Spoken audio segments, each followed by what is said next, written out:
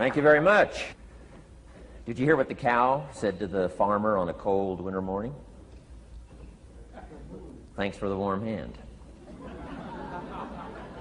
Anyway, it's going to get better, so don't panic on me. I start small.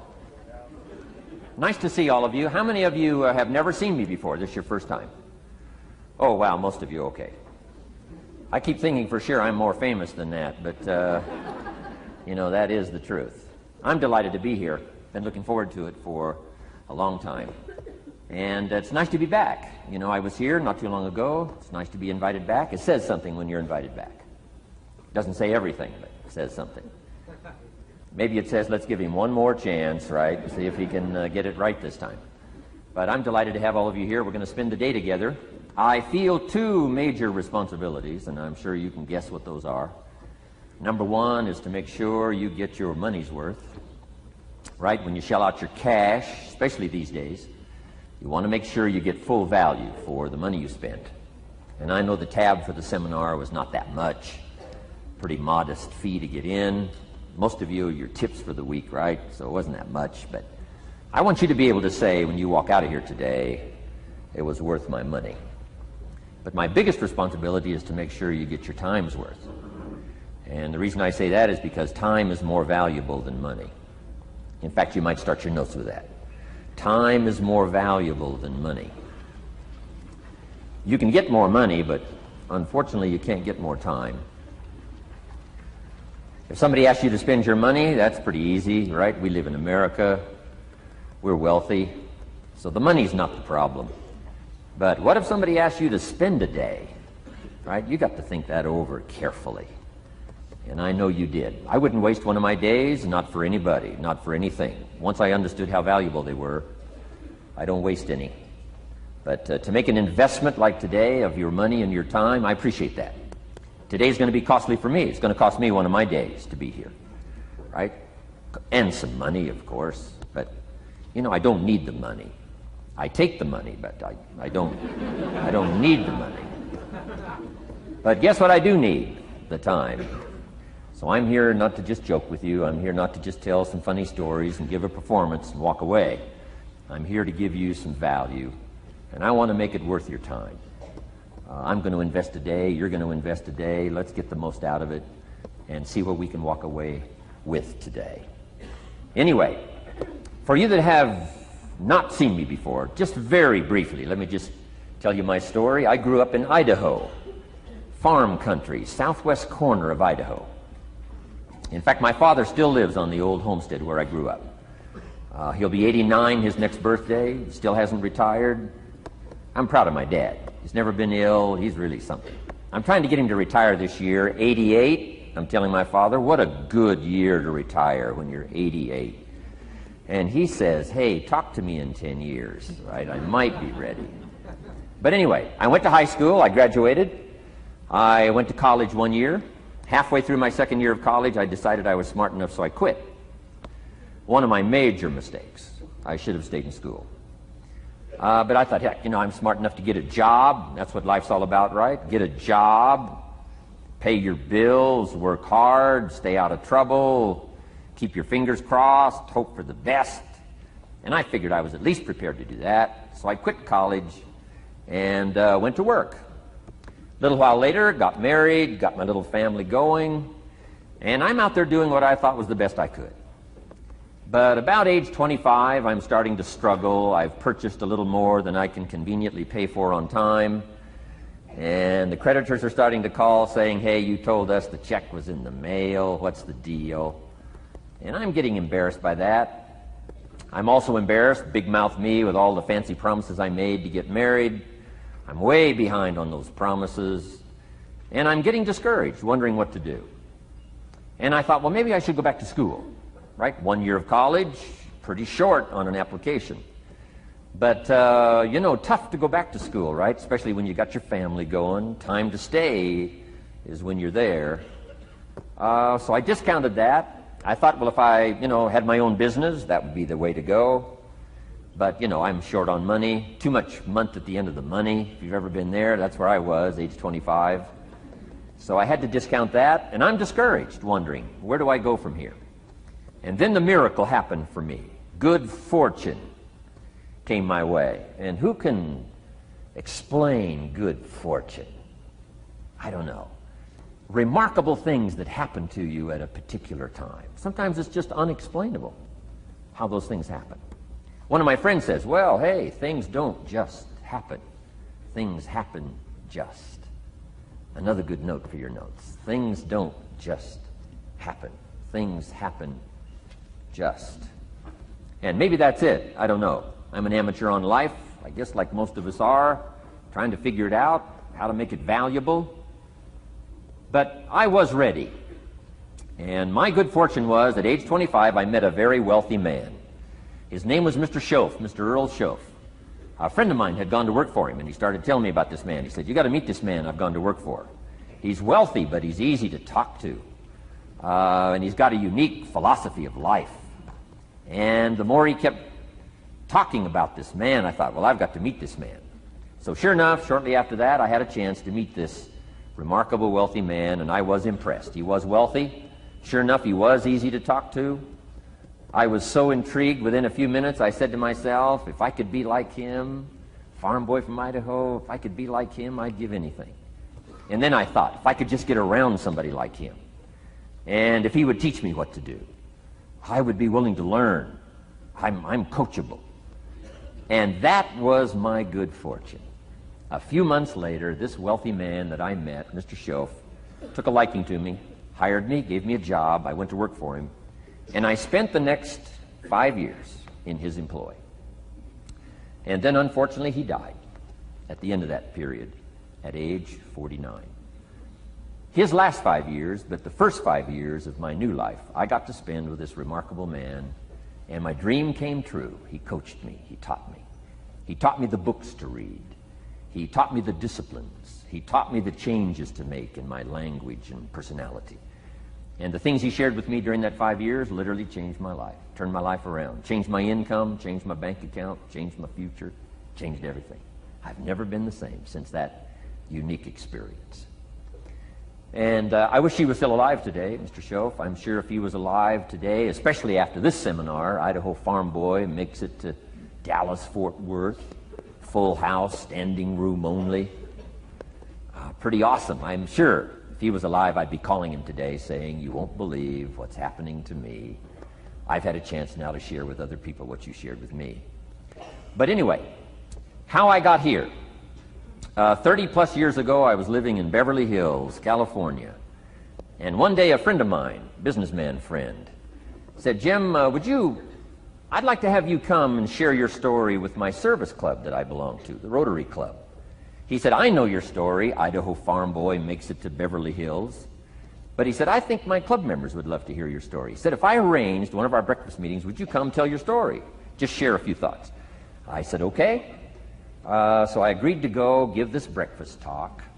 And guess what? They liked it.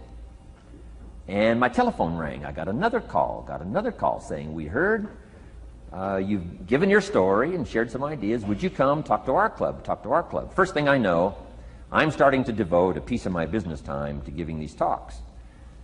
And then one day, a businessman who'd heard my talk, I think 2 or 3 times, approached me and said, would you come and share that story and some thoughts with my management and salespeople? I said, I got this little company going. And he said, if you'd come tell your story to my organization, he said, I'd be happy to pay you. And I thought, wow, wouldn't that be something? So I agreed to go do it, and I got paid. Little did I know, another fortune was waiting for me to translate my ideas into talks and speeches and seminars. Now I've written some books. It's on cassette tape, and now I get to travel around the world. Last year I was in Japan and Israel, Spain, Mexico, Australia, New Zealand, France, Germany, Canada, and now Dallas, Fort Worth. So. Idaho Farm Boy gets to travel around the world and share his story, and here I am today. Anyway, it's almost too much for me to comprehend. From where I started, raised in obscurity, in a little small farm community, and now to be here today is pretty awesome for me. So anyway, that's just a little bit about my story. My story is probably more intriguing for me than it is for you, but I wanted to hear it again, so I thought I would just, bore you with it. Anyway, I don't ask you to be impressed today. I'm the one that's impressed from where I came from to have a chance. But that's the American dream, right? Come true. Chance to start from scratch, start from obscurity, start with pennies, start with nothing, and have a chance to transform your life, change your life, set your goals, and see what you can accomplish. So anyway, that's how I got here, and I'm just delighted that this day has arrived, and I truly want to make it valuable for you. Let's go to work. Here's what I hope you'll find out of this seminar today for your notes. Here's what I hope you'll find. Number one, sincerity. Above all else today, I hope you'll find me sincere. Best place for people to start to communicate is sincerity on both sides. I'm sure you're sincere or you wouldn't be here today, right? To spend this kind of money, to spend this kind of time, roll up your sleeves today, go to work like I am, and get this message.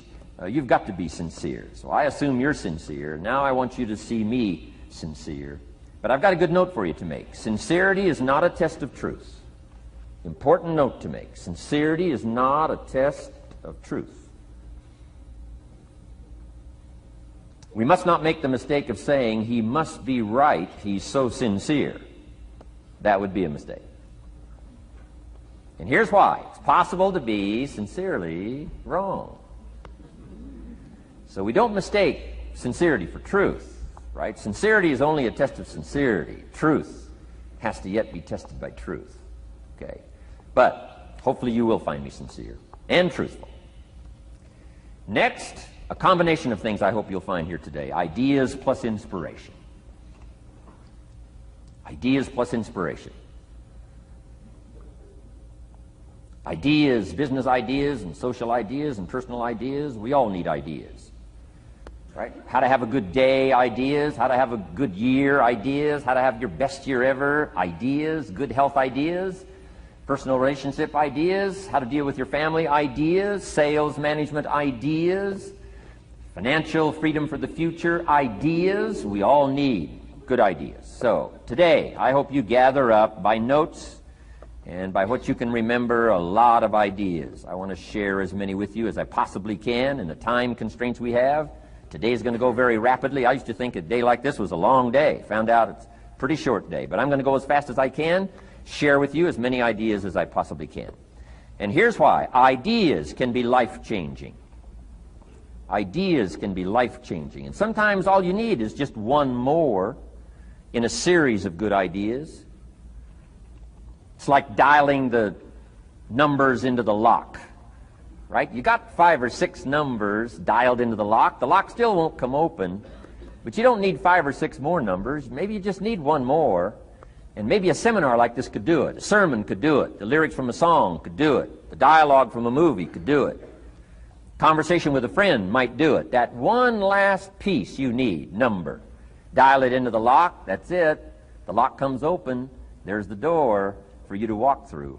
And maybe this seminar today could furnish that for you. One more idea. I know you've come with a lot already. Sometimes we get the impression, I used to have that I only had this much going for me and I needed this much. Usually not true. And I'm sure not true of this audience, where I find you today, as well dressed as you look today. As fine as you are sitting here today. It isn't that, you've got this much going for you and you need this much. I would assume you've got this much going for you, and maybe all you need is just a few more thoughts, ideas, to furnish you some ways and means to turn your life into the dream you want it to be. So, ideas. The seminar is going to be loaded with ideas. I want you to take good notes. But here's what else I hope you'll find here today, and that is inspiration. And who knows the mystery of inspiration? Why some people are inspired and some are not? You were inspired to get here. Some were not. Who knows the mystery of that? I don't know. How come you made it? The rest of them didn't make it. We don't know what that mystery is. Some people turned it down. Some people said it costs too much. Some people said it's going to take too much time. Some people are too busy, right? A lot of different excuses why some are inspired to take advantage of something that comes to town. Others pass it up. We don't know the mystery to that. Here's what I call it, mysteries of the mind. And I just leave it at that. Some things I don't try to figure out. I take the simple approach now.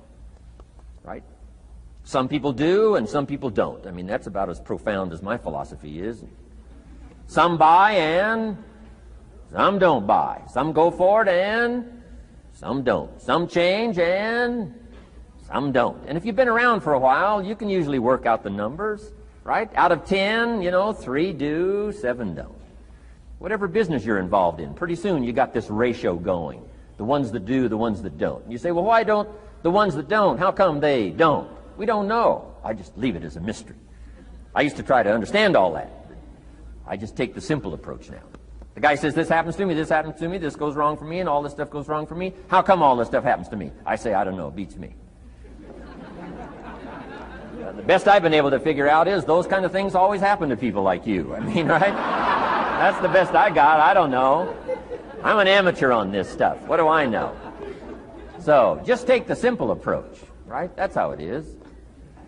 Who knows?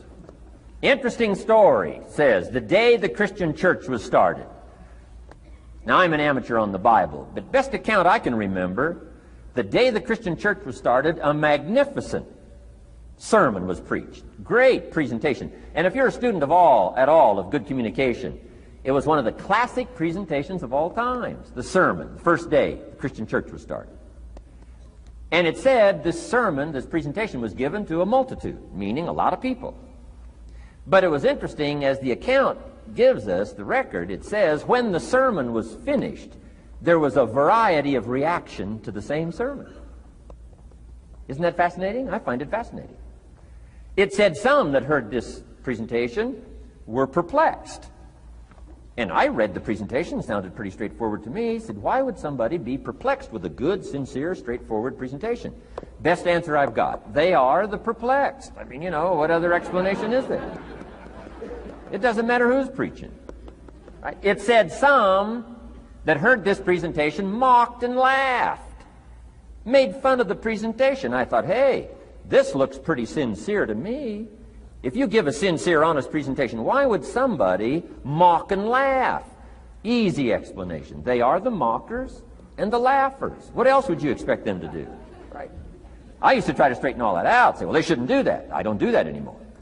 I've got peace of mind now. I can sleep like a baby, not try to straighten all this stuff out. I used to be so naive. I used to say, well, liars shouldn't lie. See, how naive can you be? Of course they're supposed to lie. That's why we call them liars. They lie. They lie. So I don't straighten this stuff out anymore. Anyway, it said some that heard this magnificent presentation didn't know what was going on. And they're usually easy to spot. They're usually saying, what's going on, right? I mean, they don't know what's going on. But interesting, right? A variety of reaction to the same sincere, honest presentation. Now, it also says, in wrapping it up, some that heard the presentation believed. And I think that's who the speaker was looking for, the believers. Interesting. Now, it said the number of believers was about 3,000. So, pretty good first day. 3,000. I've had some first days, but I never had 3,000. But anyway, 3,000 were believers. And that's, the speaker was looking for the believers out of this multitude. And that's about as close as we can come to understanding the mystery. Some believe, and some mock, and some laugh, and some are perplexed, and some don't know what's going on. And you just have to leave it that way. Why? Because that's the way it's going to be. The way to be brilliant is to find out how it's going to be and then say, here's how it should be. I mean, that's how you become brilliant. So, anyway, who knows the mystery? I call it mysteries of the mind. We don't understand. But I don't try to change it anymore. On this particular story, as far as we know, they didn't have classes after the presentation to try to de-perplex the perplexed. I mean, as far as we know, they left them perplexed. They left the mockers mocking. They let the laughers laugh. I mean, they didn't come back and try to straighten all this out. You say, well, how can you build a church? Well, make another presentation, and you'll get some believers and some mockers and some laughers and some who don't know what's going on. So that's about the best we can do. So, but I'm glad I've got the believers here today. You believed enough to shell out your cash and part with your time and some of your effort and energy, and I appreciate that. So, hopefully you'll find some inspiration here today. All right? To get the most out of today, a couple of more notes. Number one, be thankful. That's a good way to capture the most of a day like this. Be thankful for what you already have. That shouldn't be any problem in America, being thankful. Everything we need is available in America. Everybody wants to come here, right? The last time I was here, that little presentation I gave, everybody wants to come here, America. People haven't plotted and schemed the last 40 years saying if I could just get to Poland, everything would be okay. No, everybody wants to come to America. Why? Everything's available here. All the books you need, all the sermons you need, all the churches you need, all the schools you need, all the instruction you need, all the inspiration you need, all the capital you need, all the markets you need, all the challenge you need, all the information you need, all the seminars you need. Everything's available here. This is America. So number one, let's be thankful for what we already have. Thanksgiving does this. Opens up the doors, opens up the windows, opens up the channels. Thanksgiving for what you already have. I did a seminar one weekend up at the ranch, up at Clear Lake. Got a lodge up there. Nice setting, high valley, high serenity ranch. For the weekend, Friday evening, Saturday, Sunday. People drove in from around California. I got there late Friday afternoon. Everybody had pretty well already gotten there. I couldn't believe the parking lot. Continentals and Eldorados and Mercedes and Cadillacs and unbelievable. Ferrari, one Rolls Royce, unbelievable. I walked in, good-looking crowd about like this, sitting there ready for the weekend seminar. My opening remarks were, ladies and gentlemen, I think the rest of the world would find it strange that we have all come here this weekend to try to figure out how to do better. Right? I think the rest of the world would say, I don't understand. Guy in his Rolls Royce saying, I got to get to the seminar, find out how to get another one of these Rolls Royces. Unbelievable. Anyway, let's be thankful. Here's what locks up the doors and the channels to receive more: cynicism. That locks you away. That prevents you from learning more. Being a cynic about the past and the future, a cynic about the marketplace, cynical about the people, cynical about the institutions, cynical about the setup, cynical about yourself, cynical about your chances. See, that locks away all the chance for stuff to flow your way. So, good advice, I think, today. Start off, be thankful. Here's number two, listen well. That's going to be a challenge today. I understand that. Seems like most of, our life is still going on outside these four walls, right? Most of our life seems like it's out, continuing out there. Family and business and associates and market and economy and whatever else is happening in the midst of your life. And to sort of, pull your attention from what's going on out there and put it in here for just a few hours, I know is a challenge. But do the best you can, listen well. And here's the last one, take good notes. Be a good student today. Take some good notes. I've not come to entertain you. As you can tell by my opening joke, right? I would not make it in Las Vegas. So we don't have a dog and pony show today, no entertainment. But I do have some ideas. Take some good notes. Somebody showed me the other day notes that they took about 21 years ago, attending one of my seminars out in Los Angeles. He said, I still use these notes I took 21 years ago to help me in my business, relationship with my family. So I'd like to have these notes that you take today become that valuable for you. Then it would be worth me making the investment to come and spend a portion of my life, my time, my energy here. And I want this investment I'm making here today to pay off. And one of the ways it can pay off for me is for you to take good notes and then go away and use whatever makes sense. Because what I feast on coming back around is the stories out of this audience today. Sure enough, 6 weeks from now, 6 months from now, 6 years from now, somebody's going to, by phone, by letter, by personal contact, walk up to me and say, the things you shared that day got me thinking. And I started making some changes, and let me tell you what's happened to my business. Let me tell you what's happened to my sales career. Let me tell you what's happened to my relationship with my family. See, that'll make it worth it for me. Not the money, the return. Something you can't buy with money. If somebody says, thank you for touching my life and taking the time to make the investment. And that's what I'm all about. So if you'll become a good student today. And here's the last note. Don't be a follower, be a student. You'll be happy to know today we haven't come seeking disciples. We've got no movement for you to join. I'm just here to share some of my experiences, good ideas, best I can. But I think that's good advice. Don't be a follower, be a student, right? Take advice but not orders.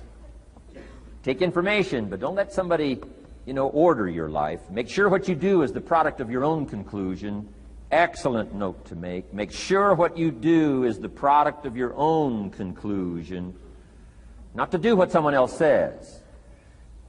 Take what someone else says, process it, think about it, ponder it. If it makes you wonder, if it makes you think, then it's valuable. Then when you go take action, make sure that the action is not what somebody told you to do. Make sure the action is the product of your own conclusion. If you'll follow just a little bit of those simple guidelines, I'm telling you, the learning process can be speedy, swift, powerful. Your learning curve can go up, and then applying it to your business, your life, your family, conversations, equities of all kinds. You'll find some progress like I did that first 5 years when I met a teacher willing to share with me, turned my life around. Progress I couldn't believe happened for me. Okay, let's get started. I want to review, I was here last time and we talked about the 5 major pieces to the life puzzle.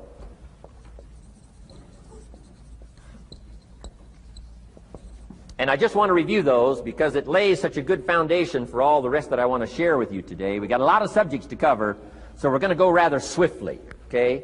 Put on your mental track shoes here and run with me today, because I'm going to deal mostly in concepts. Expect you to, fill in a lot of the details, because I got a lot to share. I want to get through it all. But let's lay this foundation again of the 5 major pieces. Happens to be the title of my latest book. But I think it is so valuable in laying a foundation. It's some of the things I learned between ages 25 and 30. The teacher who taught me so well. He dealt in these fundamentals, we call these fundamentals.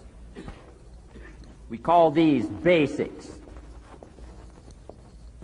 Basics for sports, fundamentals for sports, fundamentals for your business, fundamentals for the way you deal with your family, a few simple things. Few basic things that if you practice every day can make all the difference in the world, how it works out. I boiled it down to 5 major pieces to the life puzzle. Let's just review those. Number 1 is philosophy. Philosophy, as I taught the last time I was here, philosophy, in my personal opinion, is the major determining factor in how your life works out. Philosophy, the major determining factor in how your life works out. Philosophy. To form our philosophy, you got to think. You got to use your mind. You got to process ideas. And this whole process over a lifetime, starting way back here when we were children, schools that we've attended, our parents, our experiences, all this stuff that we've processed by the thinking process helps to develop our philosophy.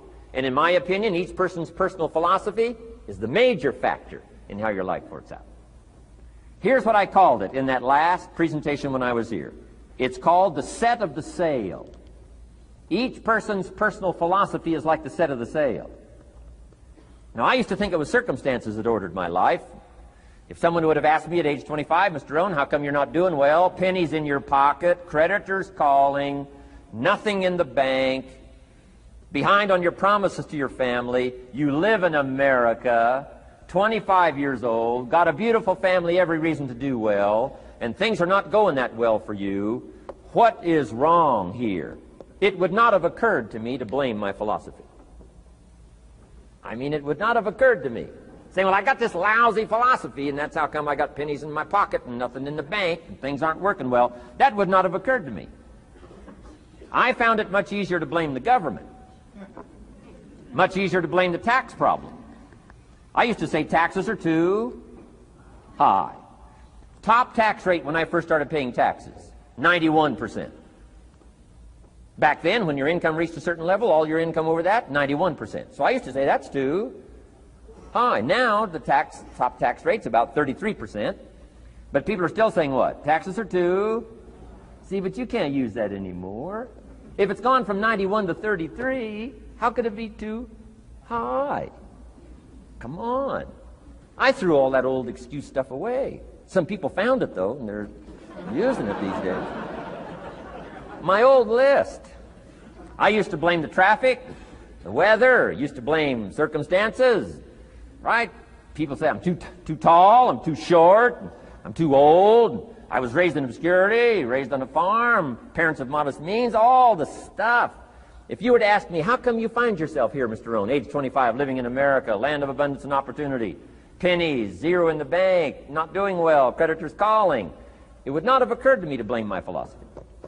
I found it easier to blame the company policy. I used to say, if this is all they pay, how do they expect you to do well? So I figured that, my future was going to be tied to what everybody else was arranging, the economy and, right, interest rates. I used to say things cost too much. That was my whole explanation, not my philosophy, until my teacher taught me better that this is where the problem was, my own personal philosophy. Here's what's exciting about each person's personal philosophy. That's what makes us different than dogs and animals and birds and cats and spiders and alligators. That's what makes us different than all of the life forms. The ability to think, the ability to use your mind, the ability to process ideas, and not just operate by instinct. In the winter, I'm telling you, the goose can only fly south. What if south doesn't look too good? Tough luck. It can only fly south. But see, human beings are not like a goose, can only fly south. I mean, you can turn around, go north, you can go east, you can go west, you can order the entire process of your own life. And we do that by the way we think. We do that by exercising our mind. We do that by processing ideas and come up with a better philosophy, a better strategy for our life, goals for the future, okay? Plans to achieve those goals. All this comes from developing our philosophy. Philosophy helps us to process what's available. Well, when we get here, we got seed, and we got soil, and we got some rain, and we've got some what? Sunshine, and we've got some seasons, and what? The miracle of life. Now, the key is, what do you do with all this stuff? How do you turn all this stuff that's available here into equity and promise and lifestyle and dreams and future possibilities? All of this that's possible now with human beings, how do you take all this stuff and turn it into this equities and values? Well, it starts with philosophy.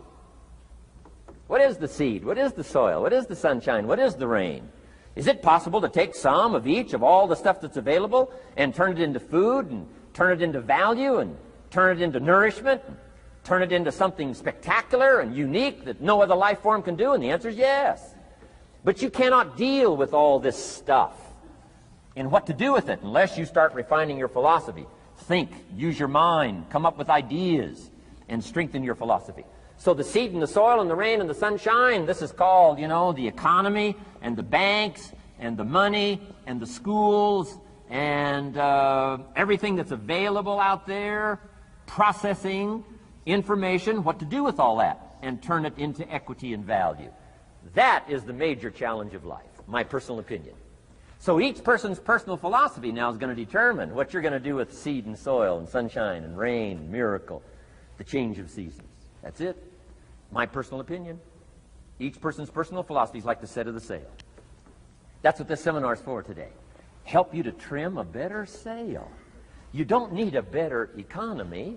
You don't need better seed and soil. In fact, when it comes to seed and soil and rain and sunshine and seasons and the miracle of life, that's all you got. Now, what if you blame this stuff? Then you're blaming all you got.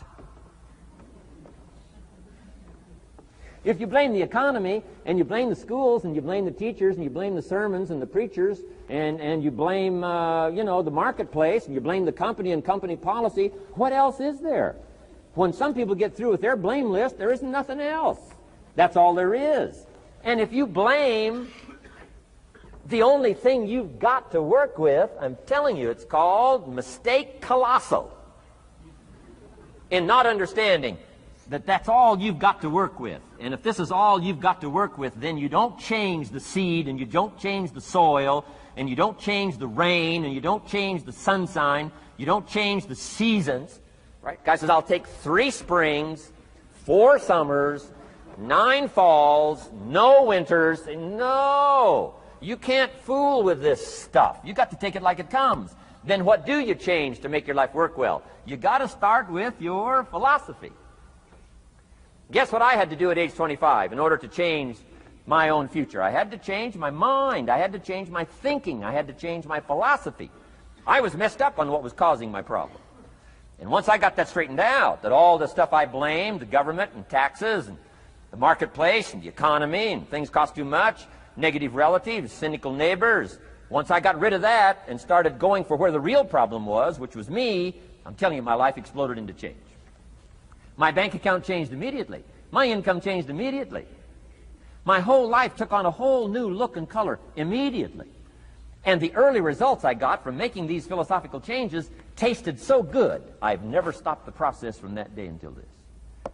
And I'm telling you, with a little consideration of the refinement of your sail, by setting a better sail, refining your philosophy, your whole life can start to change from today on. You don't have to wait till tomorrow. You don't have to wait till next month. You don't have to wait till spring. You don't have to wait till 93. You can start this whole process immediately. I recommend it.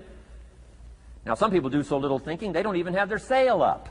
I mean, you can imagine where they're going to wind up at the end of this week, at the end of this month, at the end of this year. Now's the chance to change, process all this information. So number one is philosophy. Okay. And we dealt with all that, where we get ideas from personal experience, from other people's experiences. I don't want to get into all those details because we covered that the last time I was here. But philosophy, that's number one, my personal opinion. Each person's personal philosophy. Here's the definition of success and failure. Just make this note. Here's failure. A few errors in judgment. Repeated every day. Now, you can automatically assume, Mr. Rohn, I say, I can understand that. A few errors in judgment repeated every day. For 6 years?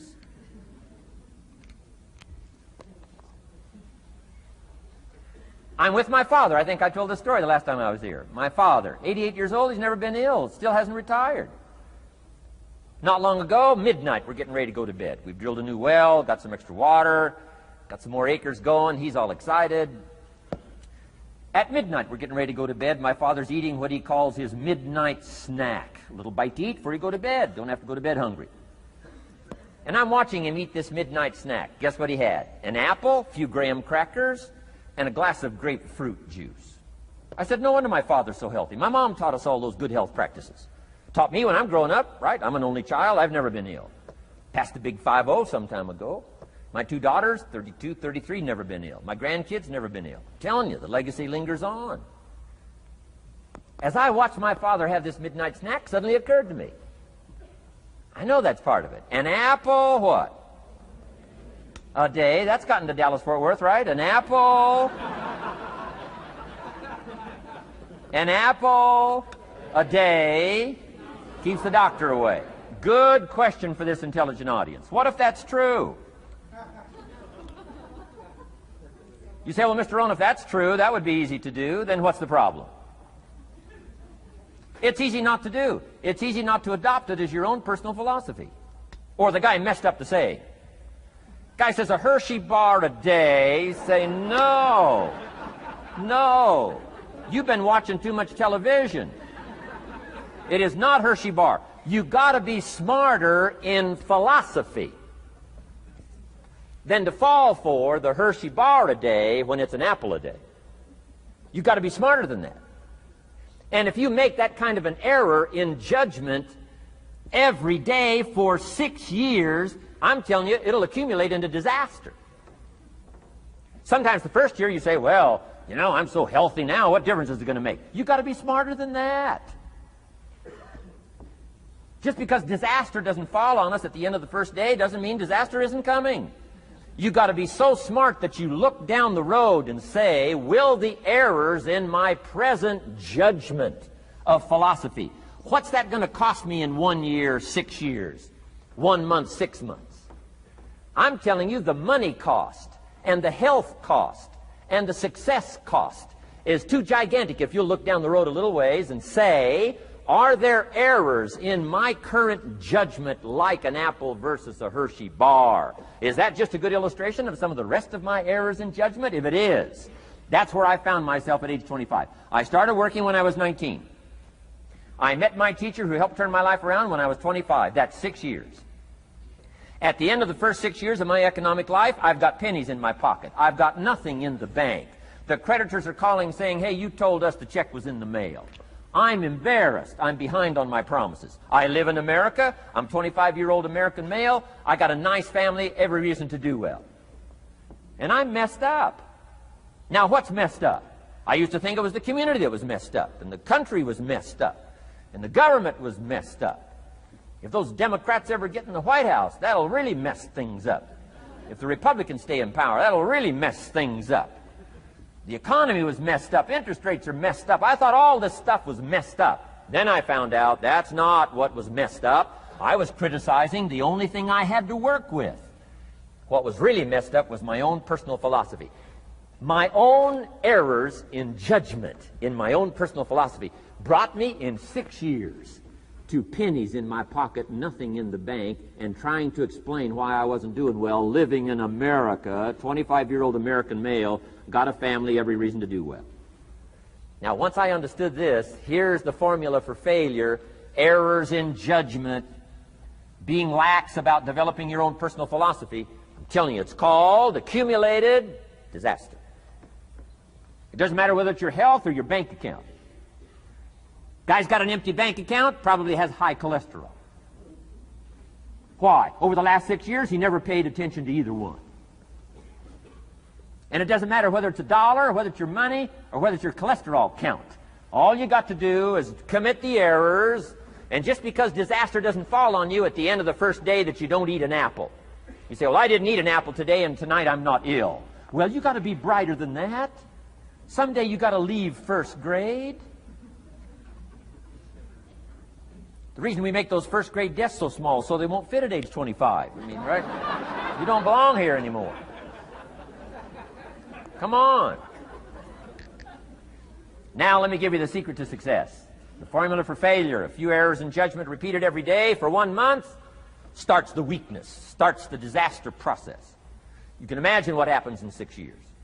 Now here's the formula for success: a few simple disciplines practiced every day. And you've started a whole new process called a whole new life. A few simple disciplines practiced every day. And if you decide today to go for the apple instead of the Hershey bar, I'm telling you, you have begun the process of turning your life around. And if you keep up that process, not only with your health habits, but with your money habits and with your communication habits, with your sales habits and management habits and every other habit that you've got, if you'll start that process, eliminate the errors and replace it with disciplines practiced, I'm telling you, you can start this process of life change immediately. After today, you don't ever have to be the same again. Only by choice. You don't have to walk out of here the same as you walked in today. Only by choice. You can start a whole new process. And you say, well, Mr. Rohn, is it that simple? Yes, it's that simple. Where else would you start but with an apple? You don't have to start with something staggering. What if you should be walking around the block for your good health and you don't? What'll that do in 6 years? I'm telling you, the word is disaster. You could and you should and you don't. Here's an even stronger word. You won't. I mean, don't might mean you're careless. Won't probably means you're stubborn. And either one's called disaster. Could, should, don't. I'm telling you, that's why at the end of 6 years, I found myself with pennies in my pocket, nothing in the bank, creditors calling. Could, should, won't. Could, should, don't is called disaster. Now, how do you change all that? The next 6 years, I got rich. The next 6 years, I became a millionaire. By the time I'm 31, I'm a millionaire. How about that? You say, well, Mr. Rohn, what happened? Well, strangely enough, during that second 6 years of my economic life, the government was about the same. I'm telling you, taxes were about the same. My negative relatives were the same. I'm telling you, the economy was about the same, and prices were about the same, and everything else was about the same. Circumstances were about the same. Then how come I got rich? How come I totally changed my life? I was not the same. Somebody says, well, what did you go to work on to do all that? I started with my philosophy. I started amending my errors by doing some better thinking, changing my mind, coming up with ideas that I didn't have before I met my teacher. And once that whole process started for me, I'm telling you, I changed my whole life. Within a 6-year period, I was never the same. And I've kept up that process all these years. One of the reasons why I'm here is to continue my craft. I don't want the day to come someday somebody says, you should have heard Jim Rohn 10 years ago when he was really terrific. Guess what I want people to say? I heard him 10 years ago, but you should hear him now. I'm telling you the man works on his craft. I'm telling you the man's done some extra reading. I'm telling you the man doesn't miss a trick. I'm telling you he's worked hard on himself. That's why he's able to deliver like he does. The same thing can happen for you as a teenager. It can happen to you as a mother, as a father, as a business person, as a salesperson, running a business. Doesn't matter. Management, wherever you find yourself. This is the process called personal change. And what I say to start with is start with your own philosophy. Your philosophy is going to determine whether or not you go for the disciplines or continue the errors that's called potential disaster. And everybody has it within their power. Well, it was so happy for me to find out at age 25, Mr. Shove said, Mr. Rohn, you don't have to change countries. But you do have to change philosophy. And if you'll change philosophy, not country, you can turn around your income, you can turn around your bank account, you can turn around your skills, you can become capable, powerful, sophisticated, healthy, influential, all the other equities that you could possibly want out of your life, using the only stuff there is and not trying to change any of this stuff. Appreciate all of this stuff with all of its ups and downs, with all of its mystery of why it works and sometimes it doesn't work. Don't challenge this. You don't have to ask for another planet. You don't have to ask for another country. Just ask for another book. Ask for another seminar. Ask for another idea. And you can start this whole process of personal life change. Now, I could spend the whole day on philosophy, because that's where it is. If I could get you intrigued with that enough to study it, enough to ponder it, to where you would pick up the commitment like I did and say, hey, as simple as an apple a day, as simple as a walk around the block, why not start right there? If you don't start there, where else are you going to start? Might as well start where it's easy, and then go to the more complicated disciplines. Because if you can't handle the simple disciplines, how can you handle the complicated ones? Okay. Key. Philosophy. Here's number 2. I got to give these now very quickly because I got too much to cover here to linger too long. Number 1, we're affected by philosophy. First major of the 5 major pieces. Number 2 is attitude. We're affected by how we feel. First, we're affected by what we know and the decisions we make. Second, we're affected by attitude. How we feel. And I gave that quick list. Let me give it to you. It's how you feel about the past. You've got to have a good attitude about the past. Use it as a school, not a club. Don't beat yourself to death with your past. Faults, failures, losses. Let the past be a school. Harsh school maybe. What else is new? Let the past be a school master to teach you. Not to threaten you, but to teach you. Okay. Next, it's how you feel about the future. Set your goals. We'll talk a little bit about that before we finish today. Goal setting. The promise of the future is an awesome force to affect your life every day. Without a future well designed, we take hesitant steps. And all you have to have is hesitant steps for 6 years. You'll be timid, driven into a corner, not boldly willing to go and take your portion, take your share. Okay? Next, it's how you feel about everybody else. Got to have a good attitude about everybody else, because it takes everybody else to make a market. One person doesn't make a family. One person doesn't make a business. One person doesn't make a corporation. One person doesn't make a community. One person doesn't make a nation.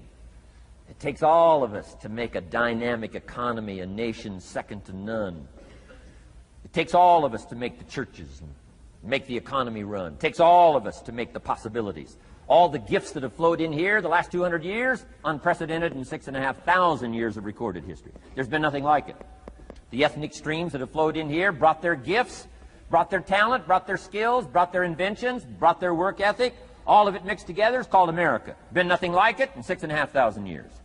And to miss the value of it by some, warped attitude about it, I'm telling you, you've missed it all. And if you have an appreciation for it all, you'll draw from it. And if you draw from all the gifts that have been blended together here for 200 years, now for your value and benefit, think of what you can do for your days, for your business, for your conversation, for your equities. You can transform it to an incredible degree. And here's the last one. It's how you feel about yourself. Understanding self-worth is the beginning of progress. Self-worth should be easy. If one of us can do it, all of us can do it. If anybody can think it, we all can think it. I can read, you can read. I can understand, you can understand. From where I came from, the few simple things I did and tried revolutionized my life in 5 years. There isn't anybody here that can't do it. Change from pennies to fortune. Change from nothing to something. Change from broke to rich. Anybody in this room can do it. If any of us can do it, we all can do it. That's the kind of value you should place on yourself. If Jim Rohn can understand it, I can understand it. If he can read, I can read. If he can find it, I can find it. If he can change, I can change. If he can get it done, I can get it done. That's the attitude about yourself. So valuable. Okay? Now, in transforming our lives, we don't start with attitude. We don't start with the inspiration here. We start with education. Somebody says, well, I expected you to just come get motivated today. Well, that probably won't do it. Somebody says, by now we should be standing on the chairs, waving a flag, singing the old gray mare. Get going here. No, that's not where you start. Life change does not start with inspiration. Life change starts with education. You've got to be educated to the point of where you might have messed up. My teacher put it in blunt, simple language. He only went to the 9th grade in school, so he put it in simple language I could understand. He said, Mr. Rohn, after 6 years living in America, healthy American male, 25 years old, been working 6 years, 1 year of college, pennies in your pocket, nothing in the bank, behind on your promises. Shoaff said, I just got one simple explanation for that. You've messed up. Now, I could understand that kind of language. Substitute a Hershey bar for an apple means you've messed up. Should walk around the block, could walk around the block, won't walk around the block. You have messed up. And all you got to go is write down through the list. Don't need some teacher to come by and tell you. Be your own best teacher saying, hey, let me make a list of some places I've messed up. Because if I let this down, that probably affects the rest. And the answer is that's true. So we don't start with inspiration. We start with education. Somebody says, well, just motivate this guy. He'll be all right. Just motivate him. Get him turned on. Probably not. If a guy's an idiot, you motivate him. Now you got a motivated idiot. No, he won't be all right. So we start with education. What's the first education? If it isn't going well and you live in America, you have messed up. You don't need to change countries. You say, well, the country's messed up. That's like cursing the soil and cursing the seed and the sunshine and the rain, which is all you got. Don't curse all you got. When you get your own planet, you can rearrange this whole deal. But this one, you got to take like it comes. So number 2 was attitude. Here was number 3, activity. This is the work part, the labor part. Taking action. And the activity is the miracle-working piece. A miracle being something we don't quite understand how it works doesn't mean it doesn't work. It means we just don't quite understand how it works. Miracles work. God says. Now, I'm an amateur on God, but here's my best analysis. God says, if you'll plant the seed, I'll make the tree. Now, that's a good arrangement. Number 1, gives God the tough end of the deal. What if you had to make the tree? That'd keep you up late at night trying to figure out, how do you make a tree?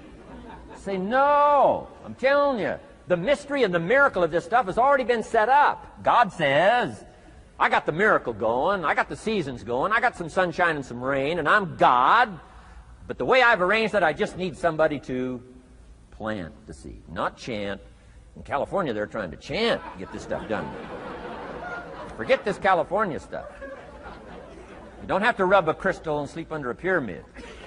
This stuff's too easy. Getting rich is too easy. Changing your life is too easy. Forget all that. Right? Massive bombard, affirmation, forget all that. My opinion. Ocean waves and seagulls? Come on, this stuff's too simple. Just simple, easy stuff. But if you neglect it, that's how it piles up year after year. But if you're willing to straighten it out, and here's one of the keys. It's called activity. It's called disciplines. Turning wisdom from your philosophy and inspiration, the strengthening of attitude and faith and courage, commitment, and all this stuff that comes from attitude. If you're willing to take these two qualities, philosophy and attitude, and invest it into activity, you can have a miracle. Anything short of that, no miracle. Wisdom doesn't perform a miracle. Attitude doesn't perform a miracle. The only thing that performs a miracle of increase called equity is called putting wisdom and attitude into discipline, into labor. And this labor now can perform a miracle. And here's the two parts to the labor. One, do what you can. Number two, do the best you can. Can't give you better advice than that. Number one, do what you can. You just got to go home and make a list after today. And here's the question to ask as you make this personal list. What am I not doing that would be easy to do? That could greatly change my health, my wealth?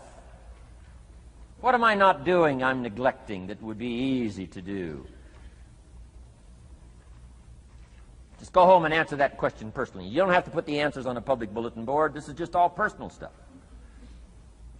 From the walk around the block to the apple to what to do with your money, which we're going to cover today. What does a child do with a dollar? We're going to cover that today.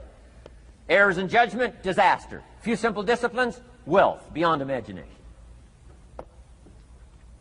And if you'll pick up the activity part, the miracle working part, plant the seed part, take care of your part.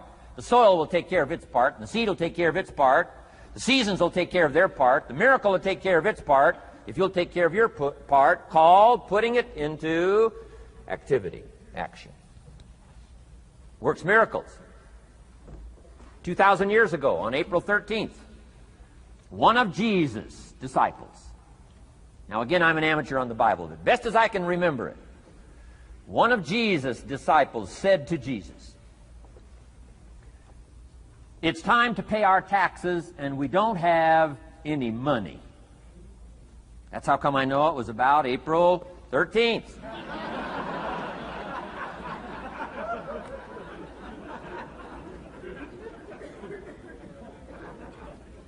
To this statement by his disciple, Jesus said, best as I can read the record, Jesus said, "No problem." Now, why could he say no problem? Well, word has it, he was a miracle worker. Word has it, if you're a good student of history, word has it, he was a miracle worker. If you handed a problem to a miracle worker, what would he be inclined to say? No problem. You got to hang out with folks like that. I belong to a small group like that. We do business around the world. You hand these guys a problem, they say no problem. What? How many books would they read to solve it? Many as it takes. How early would they get up? Early as it takes. How much information would they get? Much as they needed. So it's what? No problem. You got to hang out with folks like that. Jesus said, this will be no problem, the tax thing. He said to his disciple, it's simple. Go fishing. Wow.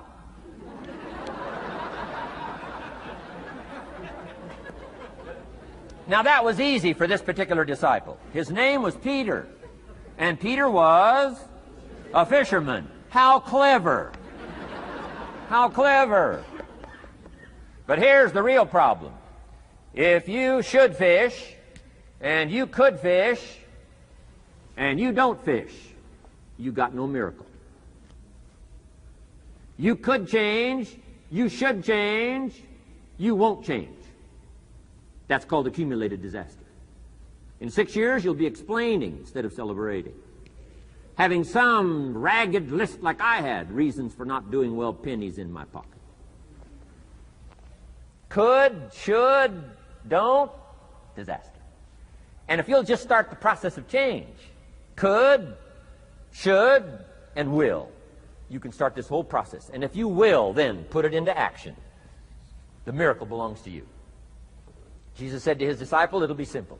Go fishing, and the first fish you catch, look in his mouth. Peter said, okay. He was used to strange things happening in this relationship. Peter goes fishing, catches the first fish, looks in his mouth. Guess what's in the fish's mouth? Coins. Peter says, wow, coins. Starts counting the value of these coins, and when he adds it up, guess how much it added up to? Exactly enough money to pay his taxes and Jesus' taxes. Which gives you Jesus' position on taxes.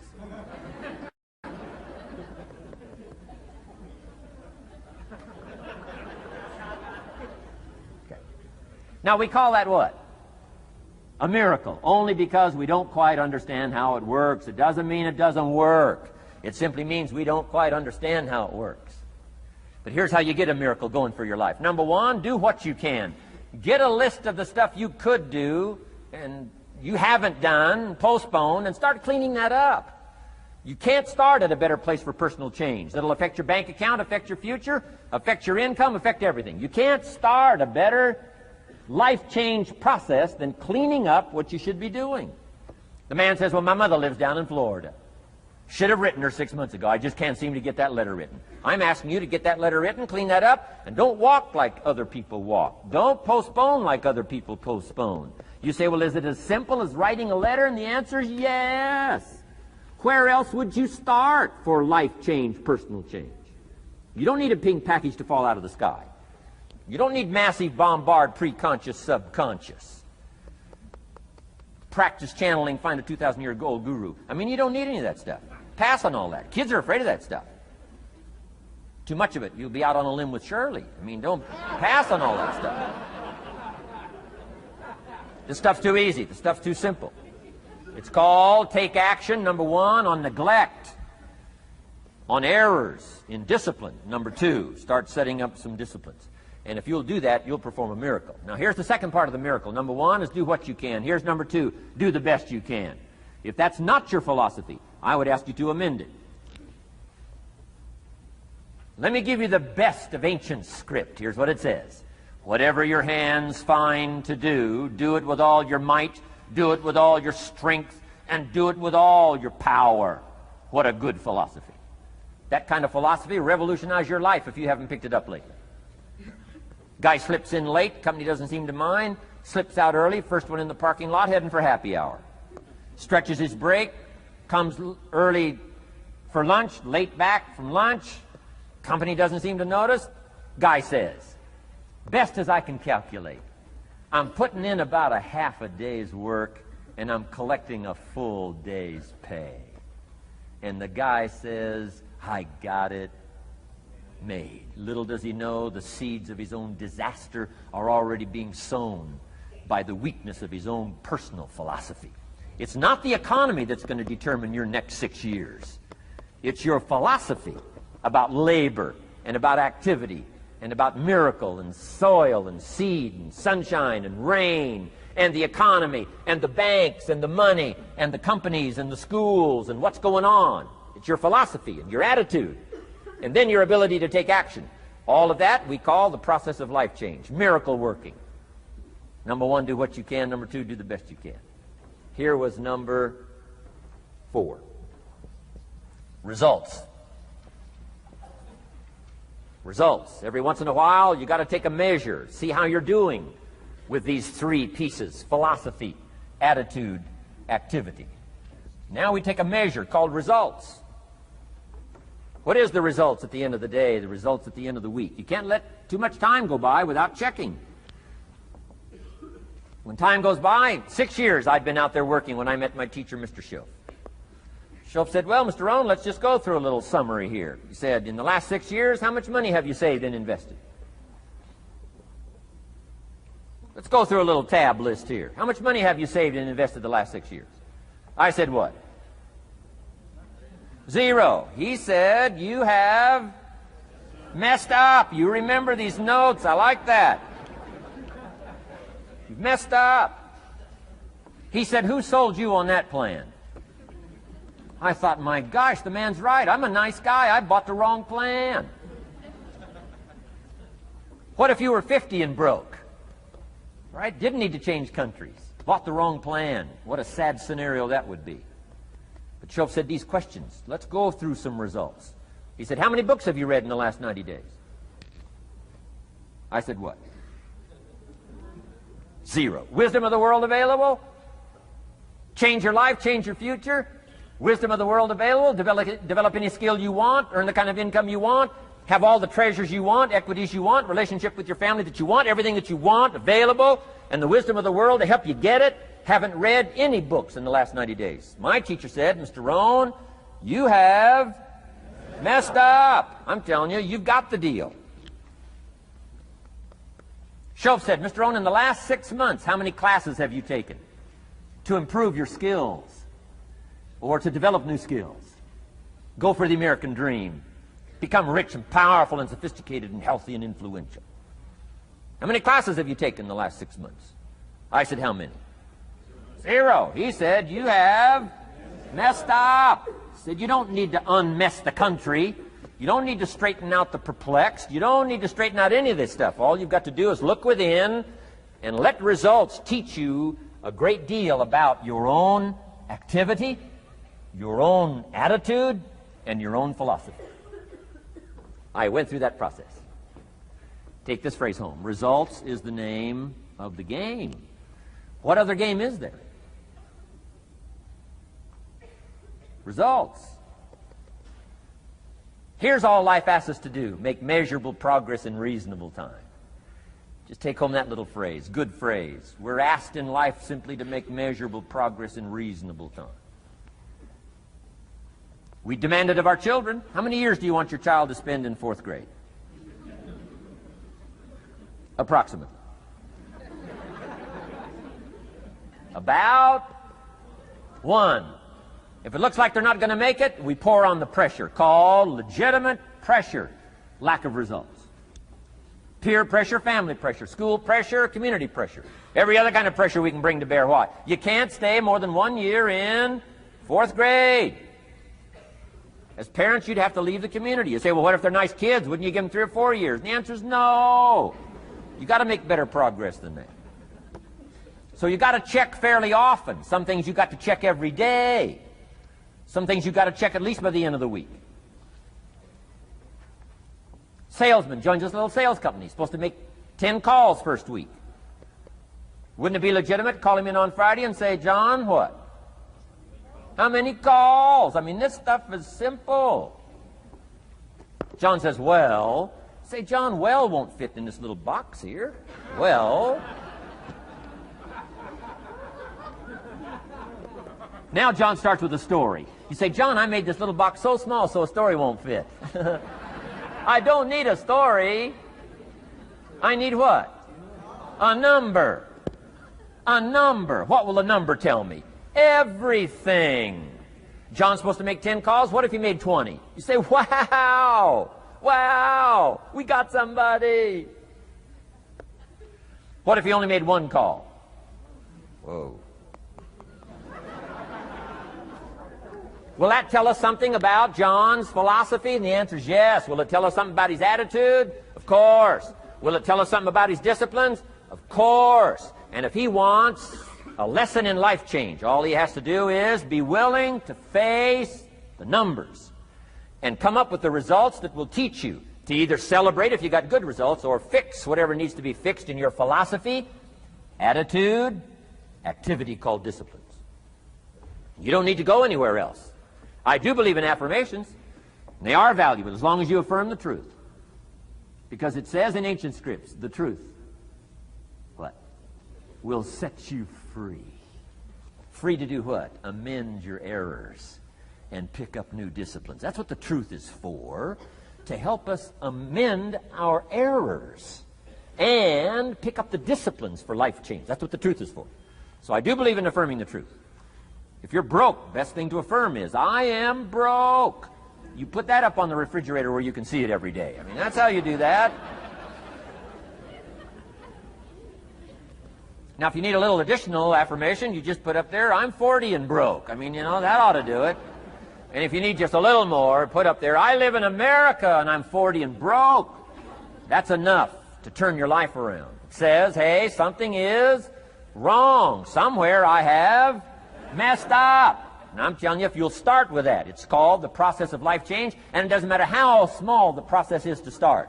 One discipline starts it, and then one discipline feeds another, and the first thing you know, you've got this whole cycle in an upward positive motion. And it's called life change. It's called income change. It's called health change. Relationship with your family change. Equities unprecedented that you can have in numbers that will stagger the imagination if you do not curse what's available and start amending what's possible to get the results that you want. I don't think I can put it in any better language. That's it. Kids can do it. Teenagers can do it. Parents can do it. Managers can do it. Right?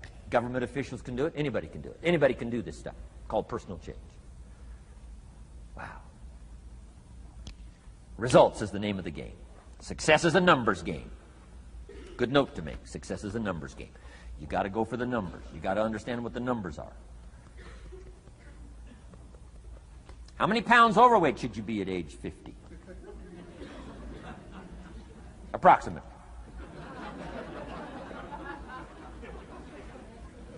John says, I got big bones. We'll give you 10 pounds. 10 pounds for big bones. Otherwise, come on, John. 20 pounds, 25 pounds. Shouldn't we turn on the caution light at work and at home? Blinking caution light. Somebody says, what's that caution light? So John's up about 20, 25 pounds. We got the blinking light going at home, got it going here at work. To remind him what? Wrong numbers. Okay? 35, 40 pounds, red light, blinking at home. Somebody says, what's that blinking red light? Say, John's up about 40 pounds.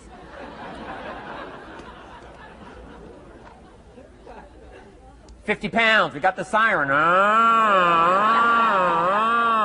What's that siren at home and at work? John's up about 50 pounds. Cholesterol, almost out of control. Come on. Success is a numbers game. I'm asking you to be mature enough to start checking your own numbers. How many books have you read in the last 90 days? Transform your life. Become cultured, powerful, sophisticated, healthy, influential, all the rest of the stuff you want. How many books? How many classes? How committed are you to taking what's available and turning it into equities unprecedented, since we live in a country that there's been no such country in the last 6,500 years? If you'll pick up that process, ladies and gentlemen, I'm telling you, it's called life change of the best order. Now, here's the last one. Number 5 is called lifestyle. Lifestyle is simply learning how to live well. The last of the 5 major pieces. Here's the ultimate challenge of life. I've worked on this, you cannot believe how hard, since age 25. And that is, after applying better philosophy, attitude, and activity, and picking now up results. What are results for? Here's my ultimate challenge on results. To fashion, good word to jot down, fashion. Fashion for yourself lifestyle, or what we call the good life. That's the ultimate challenge. To take your results, take your money, take your results, take the return, take the equities you've gathered, and now fashion for yourself a good life, like weaving a tapestry. And Mr. Schoaf gave me all kinds of examples on lifestyle. He gave me 2 phrases that helped change my life. In case you have to leave early, let me give you these 2 phrases. It'll be worth the price of coming and being here today.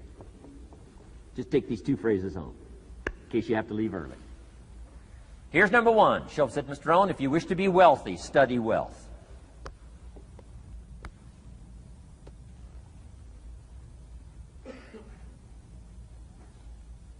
When he said that, I said, my gosh, I don't know anybody that studies wealth.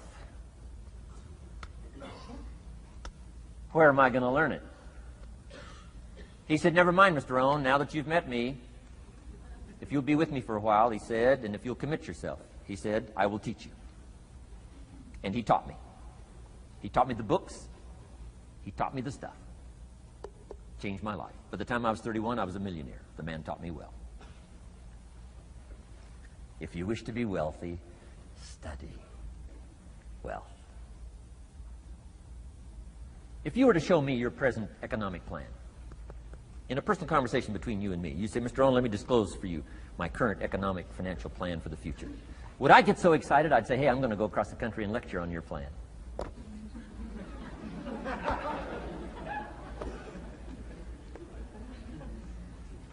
And if the answer is no, Mr. Rohn, you probably wouldn't want to go across the country and lecture on my plan. Here's my question to you. Why not? Why wouldn't you have a superior, powerful financial plan that's taking you to the places you want to go? I'm asking you, if you find yourself caught like I was at age 25, make the personal commitment today and say, I'm going to study and I'm going to change, and 5 years from now, nobody's going to be able to say, how come you don't have a superior plan living in a superior country with superior opportunity? Nobody's going to be able to say that 5 years from now of me. If you'll make that commitment, I'm telling you, this will be one of the most exciting days of your life. Not because of my seminar.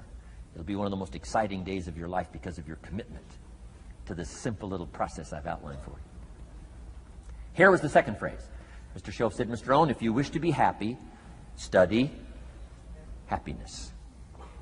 I didn't know happiness was a study. My best hope for happiness at age 25 was to just go through the day with my fingers crossed. Hoping somehow something would make me happy. Schoaf said, no, Mr. Rohn, happiness is not something you postpone. Happiness is not something off in the future. Happiness is something you design. You've got to get the word. Happiness is something you design. Happiness is a study. Happiness is a practice. Happiness is an art. It's not an accident. It's an art. And anybody that wants to can study, practice the art of happy living. Happiness is like culture. Money doesn't make you cultured, but culture is within the grasp of all of us. How much is a book on sophistication in the marketplace? $4,000? No, $40. I'm telling you, in America, everything's available. Everything's within reach. All you have to be is committed to it and make it a study. Culture is a study. Sophistication is a study. It's not an amount. It's not an account. It's a study. Money doesn't make you sophisticated and cultured. I know a guy that's rich. He's a clod. The guy's a clod. Eats with his elbow in his soup. I mean, he's just a clod. Nothing much more pitiful than a rich clod. I mean, you know, it's a sad thing to see. Money doesn't make you sophisticated. Only study and practice makes you sophisticated. Only study and practice makes you cultured. And only study and practice makes you happy. Study and practice makes you rich. Key phrase, don't be lazy in learning. 1, how to do well. Next, how to live well. Don't be lazy in learning and practicing the art of economics, practicing the art of productivity, and practicing the art of lifestyle. Schoaf taught me in such simple terms. Schoaf said, Mr. Rohn, if you're getting your shoes shined, Shoe Shine Boy's done an exceptional job. You look down, you got one of the world's all-time great shines. And you pay him. Now, you got a little change in your hand. Question pops in your mind. Should I give him 1 quarter or 2 quarters as a tip from a neat shine? Here's what Schoaf said. If 2 amounts pop in your mind, always go for the higher amount and become the higher thinking person. That helped change my life. Here's what he said. Become a 2-quarter person. Now, you can tell that was a long time ago, when a quarter was a good tip. Now it takes dollars. But just substitute 1992, dollars for quarters. Schoaf said, hey, if you are thinking 1 quarter or 2 quarters, and you say, well, no, I'll just give him 1 quarter. He said, that'll affect you the rest of the day. The rest of the day, you'll look down, see this great shine, you'll say, I got to be really cheap. 1 lousy quarter, tip from a shine. But he said, if you'll go for the 2 quarters, Schoaf said, you can't believe the extra happiness you can buy for just an extra quarter. That's called studying and practicing the art of lifestyle, which means living well. Money doesn't make you happy.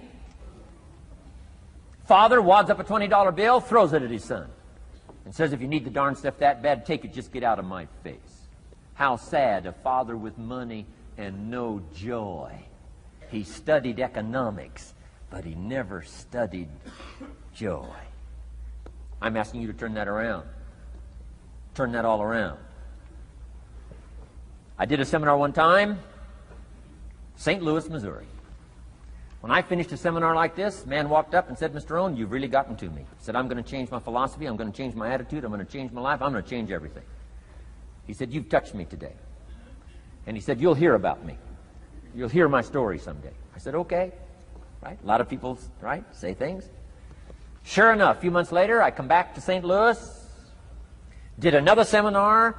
When I finished my seminar, I saw this man come walking up. I didn't remember his name, but he said, I'm sure you'll remember me as the man who said, I'm going to go make some changes. You've touched me today. I said, I do remember you. He said, I'm telling you, things are already happening for me. I cannot believe in just a matter of months. He said, one of the things I decided to change was my relationship with my family. He said, my wife and I have 2 lovely teenage daughters. Parents couldn't ask for any more beautiful, lovely daughters. And he said, I'm the only one that's given them trouble. He said, these daughters of ours have never given us any trouble. He said, I've usually been the one all these years giving all the trouble and all the static. He said, my daughters love to go to the rock concerts, and I'm always giving them trouble. They have to beg me for the money. He said, I don't want you to go. You stay out too late. Music's too loud. You're going to ruin your hearing. You won't be able to hear the rest of your life. And he said, I just get on their case. And he said, they keep begging, keep begging. Finally, when they beg long enough, I say, all right, here's the money. If you have to go that bad, just go. He said, that's how I've been up until now. But he said, after I left your seminar, I decided to change all that, called lifestyle, living well. He said, you won't believe it. Not long ago, I picked up the newspaper, and I saw an advertisement, and I knew my 2 daughters, it was one of their favorite performers, was coming to town.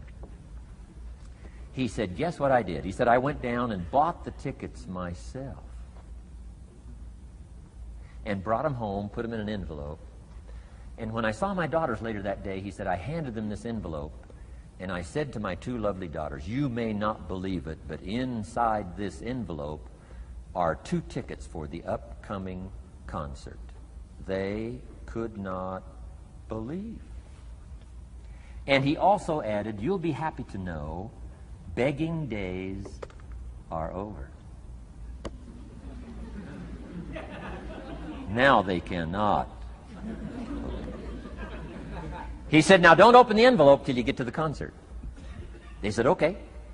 So they go to the concert, come concert time, open up the envelope, hand the tickets to the usher. He says, follow me. And he starts down front. The girls say, hey, hold it, hold it. Something must be wrong. He takes another look, says, no, nothing's wrong, follow me. 10th row, center. Now they cannot leave. 10th row, center. The only tickets they were able ever to beg for was, right, 3rd balcony, can't see. He said, I stayed up a little late that night. Sure enough, a little after midnight, my 2 daughters come bursting through the front door. One of them lands in my lap. The other one's got her arms around my neck. They're both saying, you got to be one of the all-time world's great fathers. He said, Mr. Rohn, you're right. I can't believe. Same money, different father. He said, I've started making the changes, and I decided to start with my teenagers, my girls. He said, what a difference it's making in my life. And I'm telling you, you can do that with your lifestyle. You can do it with your sales career. You can do it with your management career. You can do it with any part of your life. If you're looking for equities, unmatched. Do not curse the only thing you have. Don't complain about the only thing you have, which is seed and soil, sunshine, rain, miracle, and seasons. But start changing and processing and evaluating things like we're covering today, and this process of change will take off for you. You will not believe what can happen in such a short period.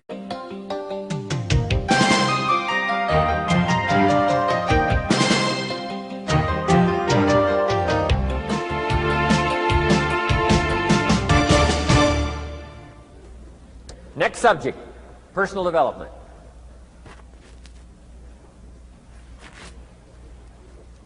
Some of the things Mr. Schoaf taught me starting at age 25, some things came quickly, some things came easily. Setting goals, that was easy. We're going to talk about that later on.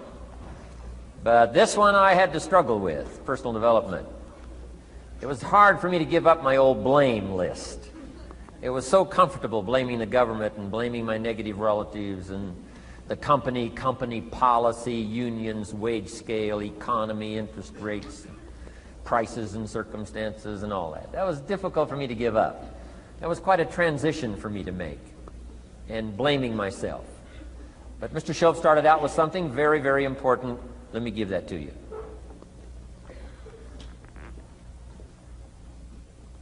He said, it's not what happens that determines the major part of your future. It's not what happens. What happens, happens to us all. He said the key is what you do about it.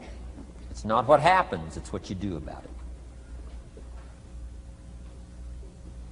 And he said if you will start that process of change, do something different the next 90 days than you did the last 90 days, like picking up the books to read. Do something different like the new health disciplines, relationship with your family, whatever it is, doesn't matter how small it is. If you'll start doing different things with the same circumstances, since we cannot change the circumstances, but we can change ourselves. We can change what we do. And then he gave me another secret to success when he said, what you have at the moment, Mr. Rohn, you've attracted by the person you've become. What you have at the moment, you've attracted by the person you've become.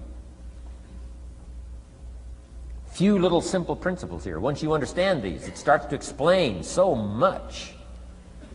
Now, sometimes it's a little tough to take, blaming yourself instead of the marketplace, taking responsibility instead of putting it off on someone else. That transition sometimes is a challenging mission. And this one was a little tough for me. He said, Mr. Rohn, you've got pennies in your pocket, you've got nothing in the bank, the creditors are calling, you're behind on your promises. And he says, here's how that occurs. You've attracted, up until now, you've attracted the things to you because of the person you've become. Now I said, well, how can I change all that? He said, very simple. If you will change, everything will change for you. You don't have to change what's outside. All you've got to change is what's inside.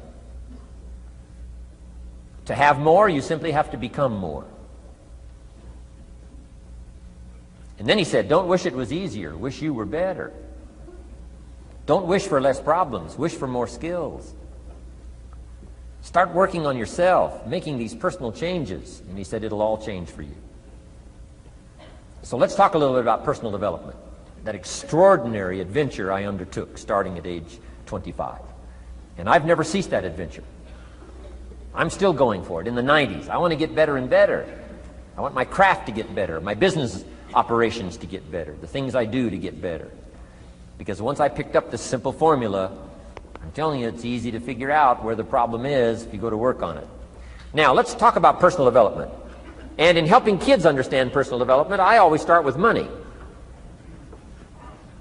Now, money's not the only place to start. Money certainly isn't the only value, but we've all got to start somewhere, and money's something you can count, right? Kids are interested in money, okay? A lot of things are a little tougher to measure, but economics is pretty easy, right? Because you can count. Okay, somebody says, how are you doing? You say, I don't know. Let's count. Now, this is not the only count. I understand that. There's a lot of other things to count. But to see if there may be some errors in your judgment and lack of disciplines in your life, we might as well start with money, because it's so easy to count. So let's just start there and see whether or not maybe we have messed up. Okay. So here's how I explain it to kids. We get paid for bringing value to the marketplace. Key to understanding economics. We get paid for bringing value to the marketplace. Marketplace is also described as reality. Reality, the marketplace. Now, it takes time. It takes time to bring value to the marketplace, but we don't get paid for time. It's very important for kids to understand, as well as adults. We don't get paid for time. Mistakenly, the man says, well, I'm making about $20 for an hour. Not true. Not true. If that was true, you could just stay home, have them send your money. No, it's not true. You don't get paid for the hour. You get paid for the value you put in the time. So we don't get paid for time, we get paid for value. Now, since that's true, here's one of the key questions of the afternoon. Is it possible to become twice as valuable and make twice as much money in the same time? Is it possible to become 3 times as valuable as you now are and make 3 times as much money in the same time? Is that possible? Of course. If you want to really emphasize something, that's a good phrase, Stuart. Of course. Of course. Okay. Now, all you have to do to earn more money in the same time is simply become more valuable. America's unique. It's a ladder to climb. Starts down here, what, about $4 an hour? Big argument last year in Congress about the starting place. Should be 5, should be 5, should be 5. Well, no, it doesn't need to be 5. Why not start with 4? It's a ladder. Right? This is not a bed. This is a ladder. This is a ladder to climb. Starts at $4. Now somebody says, well, should be 5, should be 5. Well, maybe. If you're going to stay at the bottom for the rest of your life, it probably should be 5.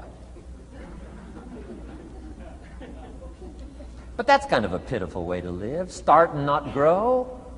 Start and not change. Start and not become more valuable. Hey, the whole scenario of life is to start, number 1, and what? Become more valuable, number 2. So America's a ladder to climb. Starts at $4 an hour, and the more valuable you become, you just keep moving up the ladder. Top income last year, what, 52 million? Guy that runs Disney? Would a company pay somebody for 1 year's work $52 million? And the answer is, of course. This is one of those of course places. Of course. If you help a company make $1 billion, would they pay you $52 million? The answer is, of course. It's chicken feed. I mean, it's not much money. Now, why that much money? Because he has become so valuable. Now, why would we pay somebody only $4 an hour? They're not very valuable to the marketplace. Now, we got to make that distinction, to the marketplace.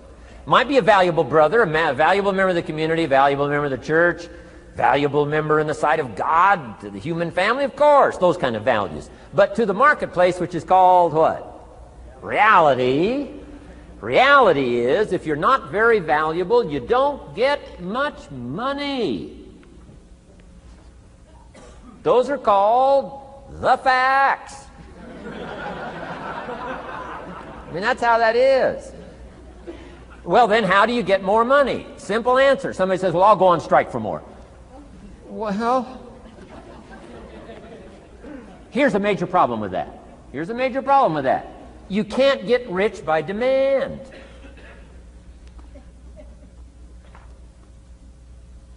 Somebody says, well, I'm waiting for a raise.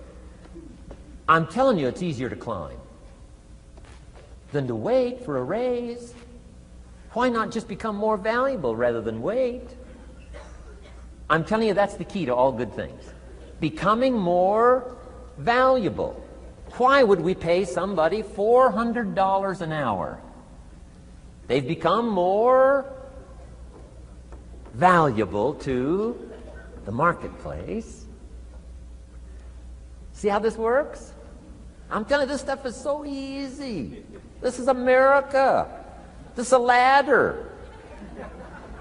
How far is it from 4 to 5? I'm telling you, it's not far. $4 to $5 an hour? If you work for McDonald's, haul out the trash, they'll pay you $5 an hour. If you whistle while you haul out the trash, they'll pay you $5 an hour. I'm telling you. You'll get an extra $1 just for a good attitude. Yay, McDonald's. Wear the hat. It's incredible. $5. And then you just keep becoming more valuable, more valuable, more valuable. I got a telephone call 5 years ago.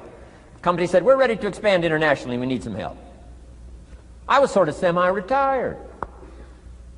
Right? Looking for the next exotic beach. They said, no, Mr. Rohn, we got a project for you. Right? We're going to expand internationally. We could use your help. Next little while, we'll add some millions to your fortune, make it worth your while. I said, okay. I thought later, isn't that interesting that they called me? My second thought was, of course they'd call me. Who else would they call? I mean, you know, I can get the job done. Now, how come I got a telephone call worth millions? I had become valuable. Now, I'm a farm boy from Idaho. I was raised in obscurity. 1 year of college, and I thought I was thoroughly educated. Made all kinds of mistakes galore. At age 25, the creditors are calling me saying, hey, you told us the check was in the mail. I got pennies in my pocket. I got nothing in the bank. I'm behind on my promises. How come I get a telephone call 5 years ago and it's worth millions? I changed. I turned my life around.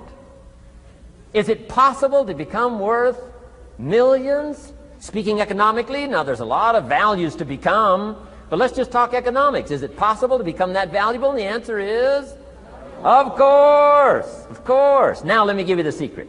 Shoaff said, here's the secret, Mr. Rohn. Learn to work harder on yourself than you do on your job. Once I got that, it turned my life around. Learn to work harder on yourself than you do on your job.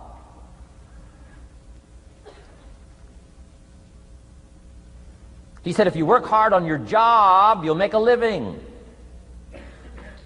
If you work hard on yourself, you can make a fortune. Wow. If you would have known me at age 25, you would have said, Jim Rohn's a hard worker. If you'd have known me, you'd have said that. I'm the guy, I don't mind coming a little bit early, staying a little bit late. I don't mind that. You'd have said, well, Jim Rohn's a hard worker. You say, well, how come he's got pennies in his pocket and nothing in the bank and behind on his promises? Well, I was a hard worker, but I was working hard on my job, not on myself. I'm telling you, if you'll learn that simple little principle and start the process today, latest tomorrow, give you tonight to think it over. And start this whole process of personal development, work on yourself, make yourself more valuable to the marketplace. I'm telling you, you can so dynamically change your income, and economics is the least of the values that you can start earning in terms of equity if you'll start working harder on yourself than you do on your job. Work hard on yourself and develop the skills. Work hard on yourself and develop the graces. All of the stuff necessary to become more valuable to the marketplace. I'm telling you, your whole life can explode into change. Promotions, no problem. Becoming more valuable to the company, I'm telling you, no problem. Money, no problem. Economics, no problem. Future, no problem. If you just go to work on the right thing. Not get things out there to change. Don't try to change the seed. Don't change the soil. Don't change the sunshine. Don't change the rain. Don't change the mix of seasons. Let the miracle of everything that's available work for you, and start working on the inside. Work on your philosophy. Work on your attitude. Work on your personality. Work on your language. Work on the gift of communication. Work on all of your abilities. And if you'll start making those personal changes, I'm telling you, everything will change for you.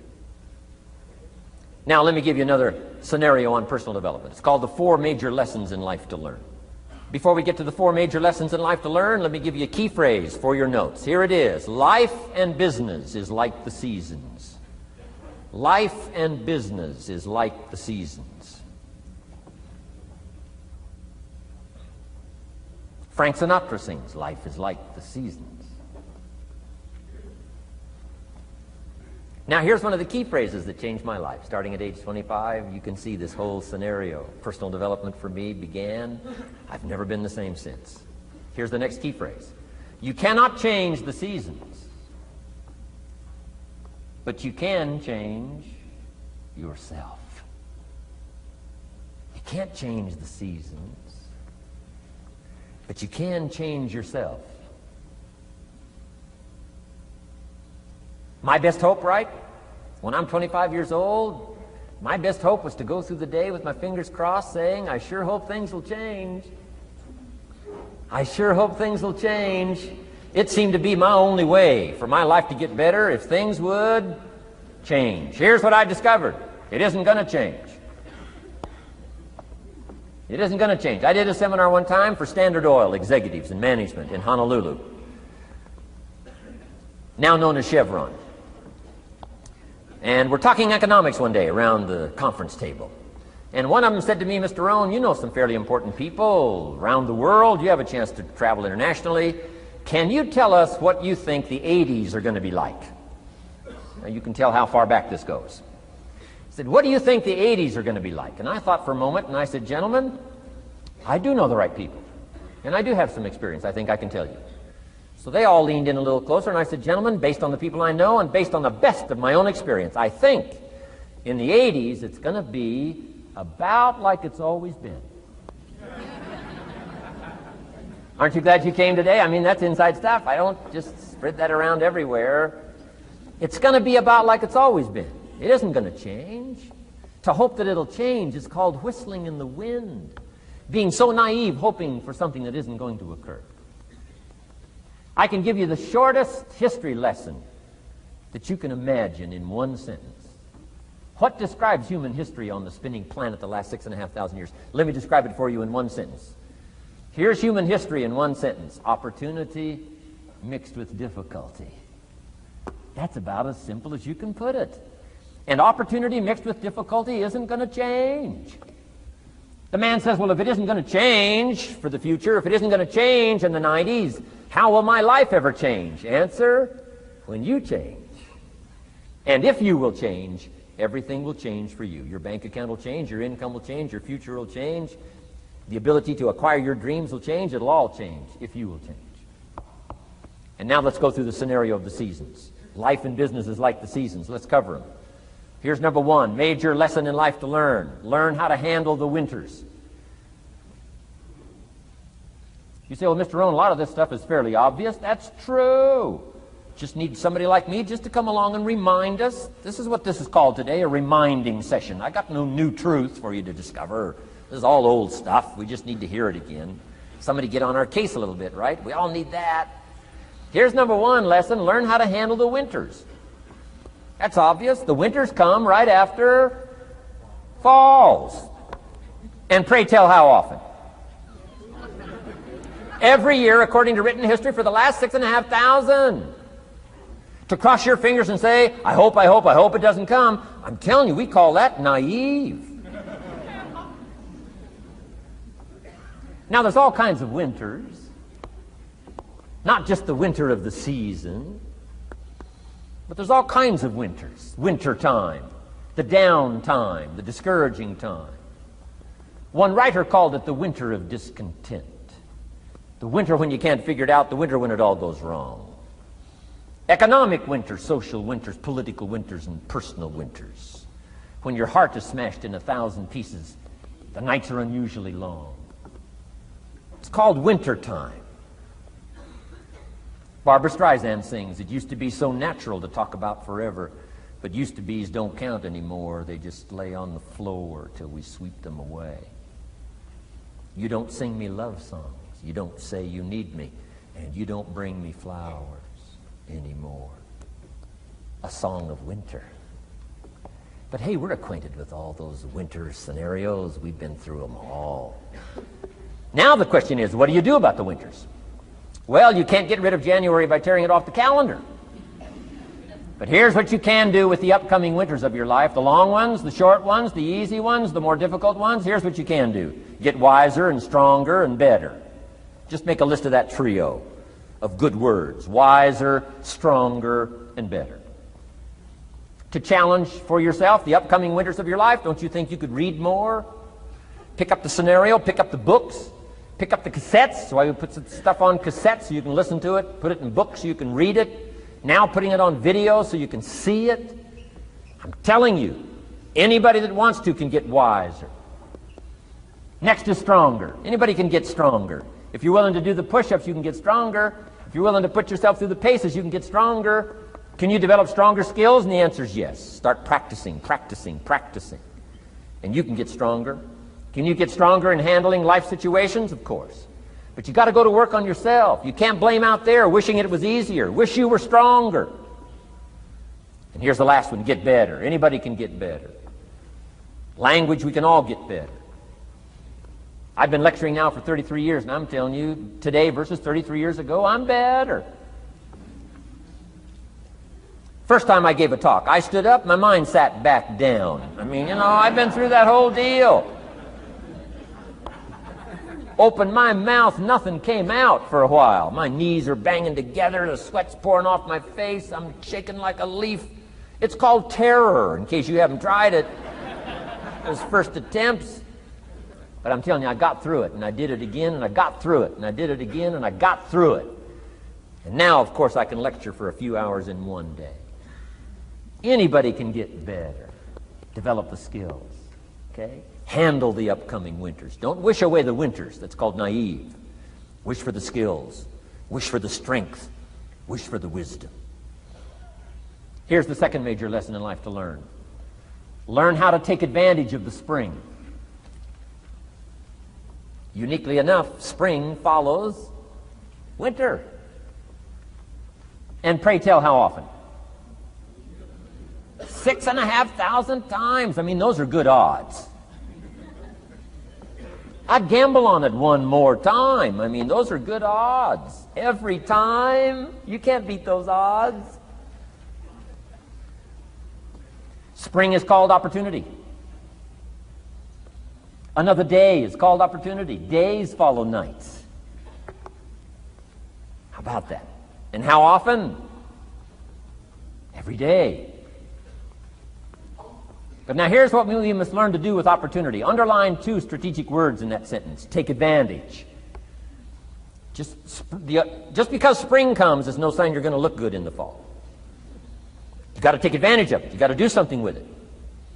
Read every book you can on what to do with your springs, what to do with your opportunities, what to do with your days, what to do with your chances. Don't miss the educational process. Don't miss the process of learning. To understand, opportunity keeps coming, but the key is taking advantage, taking advantage. Everybody in this room's got to learn to do one of two things: plant in the spring or beg in the fall. And it doesn't mean you can't become a sophisticated beggar, but you don't need the reputation. Learn to plant in the spring, take advantage. And there's an urgency here on springtime because there's just a few springs, handful of springs offered to each of us. So take advantage swiftly and quickly. Don't just let the time pass. The Beatles wrote, "Life is very short." And for John Lennon, it was extra short. For Michael Landon, it was extra short. But life is short. At the longest, it's short. So don't just let the springs pass. Take advantage. Seize the day. Seize the moment. Seize the opportunity. That's the key. Springtime. Life is fragile. Life is brief. Elton John sings, "She lived her life like a candle in the wind." It's fragile. It's brief. Whatever you're going to do, you got to get at it. Don't just let it pass away. Here's major lesson number 3. In the summer, learn how to nourish and protect. We've got 2 challenges in the summer in the personal development part of our life. And that is become capable and powerful enough in the summer and wise enough in the summer to nourish what's good and defend yourself against what's bad. Nourish and defend. The summertime is an interesting time. It holds the possibility of the promise of harvest time, but it also has the possibility of the threat. Sure enough, as soon as you've planted your garden, the busy bugs and the noxious weeds are out to take it. And let me give you another word of advice. They will take it unless you prevent it. Summertime is an interesting time. Best as I can describe summertime, you got to nourish your values like a mother. Nourish like a mother. Go after the threat to the values you've got like a father. Deal with the weeds. Kill the weeds. Nourish the garden and kill the weeds. That's called summertime. What a challenging time. Give life like a mother. Take life like a father. Summertime. You got to deal with the negative as well as the positive. Summertime is a unique, complex mix of positive and negative. Opportunity and threat. What a scenario of life itself. Opportunity and threat to the opportunity. And you got to deal with both. You got to think positive and you got to think negative. You got to handle what's ever out to threaten you. You got to learn to threaten it back. Summertime, interesting time. Nourish like a mother. Defend like a father. You got to be like your bloodstream in the summer. Red corpuscles to what? Nourish. White corpuscles to what? Fight. You got to both nourish and fight. You got to nourish and be vigilant. Okay. White corpuscles think negative. You can't just think positive. We call you naive. Somebody says, well, I've been taught to be all positive. You'll be some kind of freak. You can't be all positive. Thank God for white corpuscles that think negative all day. Guess what white corpuscles are looking for all day? Problems, infection. White corpuscles say, just show me some infection, I'll kill it. Why? It's out to kill the body. It's out to kill our chances. It's out to kill our future. Whatever threatens us, we threaten. I'm asking you to take sword to your enemies. Whatever's out to threaten your health, you got to threaten it back. Like white corpuscles. Kill what's evil. Nourish what's good. Love like a mother. Hate like a father. Father says to whatever threatens his family, take 2 or 3 more steps toward this family and threaten my family, you'll cease to exist. I'm father, I kill.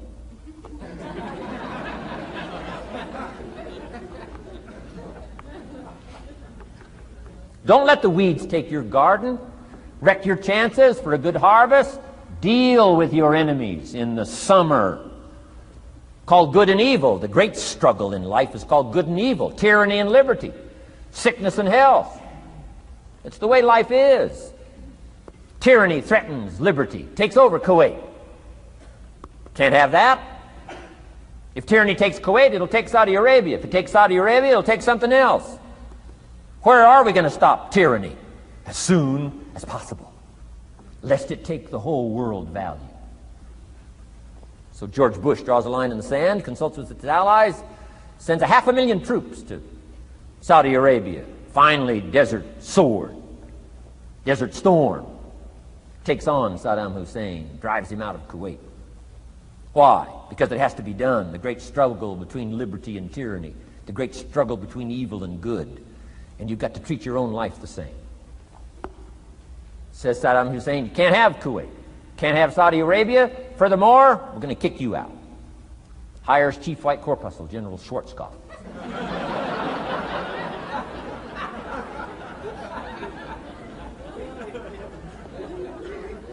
Takes care of the matter. I'm asking you in the summer, nourish like a mother. Threaten whatever threatens you like a father. Now you can also turn around the scenario, that's true. Love like a father, hate like a mother. Give life like a father, take life like a mother. You can turn the scenario around. The key is both love and hate. Single parents have got the greatest challenge. Love like a mother, hate like a father. Love like a father, hate like a mother. Nothing more dangerous than an angry mother.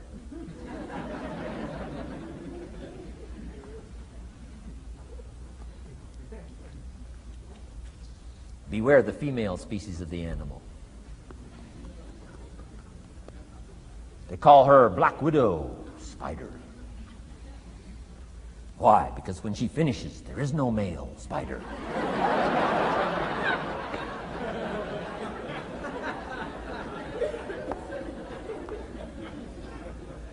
I saw this article. I was flying on an airplane up in Canada. I saw this article in one of the airplane magazines. Showed a picture of this guy with his shirt off, these claw marks down his back, teeth marks in his neck. The guy almost got killed. He was out in the woods, saw a mama bear with her little cub. Said, oh, this looks cute. Had his flash camera, went flash, flash, took a picture. Mama bear treats it unkindly, promptly chases him. Caught him, almost killed him before they got to him. Beware mama bear. So, love like a father, hate like a mother.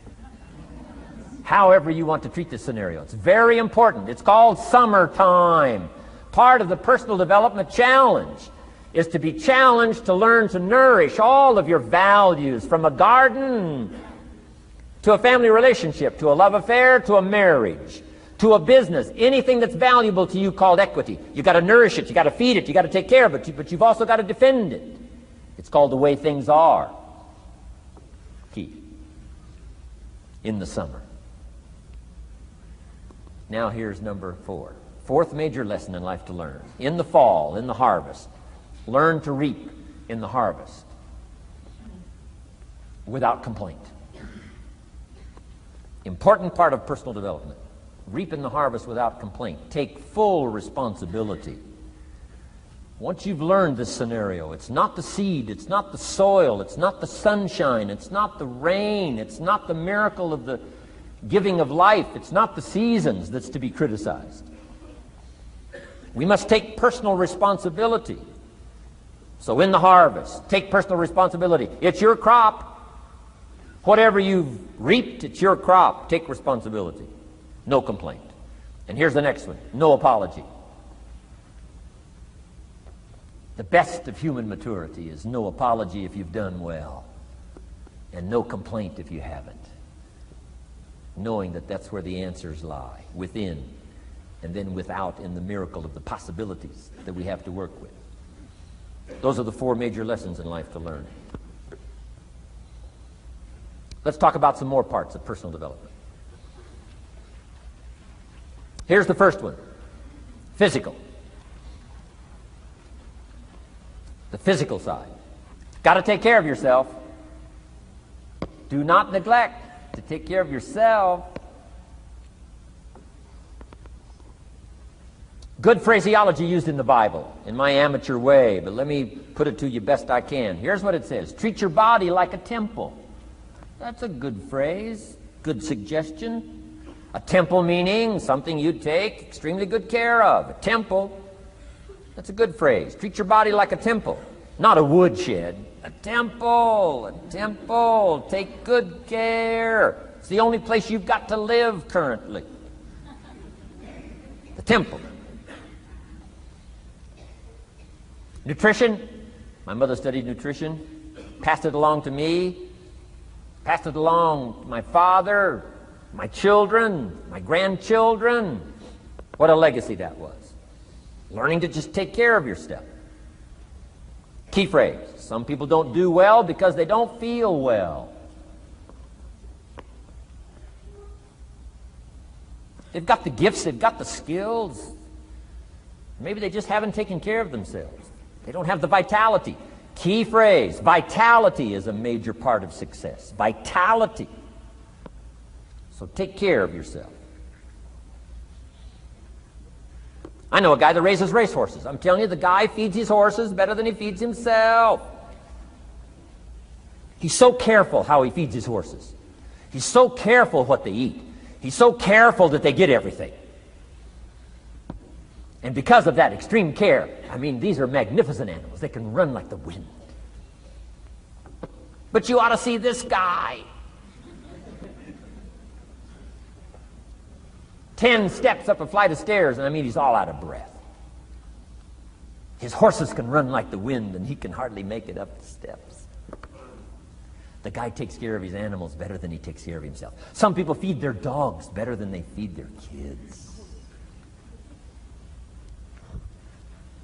Physical.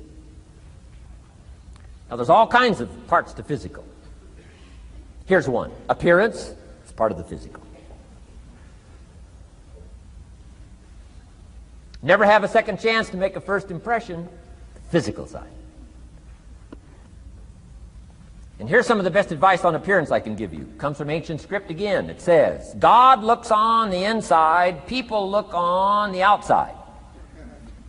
Isn't that good information? Now you say, well, people shouldn't judge you by how you look. Well, let me give you a clue. They do. They do. You can't deal in these shoulds and shouldn'ts. You'll be tipped over the rest of your life.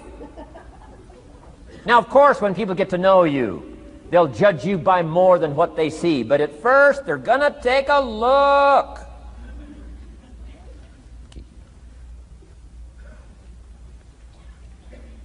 So, here's the best advice I can give you. Make sure the outside is a major reflection of what's going on inside. The physical side. A few minutes a day, stay healthy. A little bit of nourish, a little bit of study on nutrition, stay healthy. Key. Now here's the next part of personal development, the spiritual part. Now, I'm an amateur on the spiritual side. I do happen to believe that human beings are more than just an advanced life form,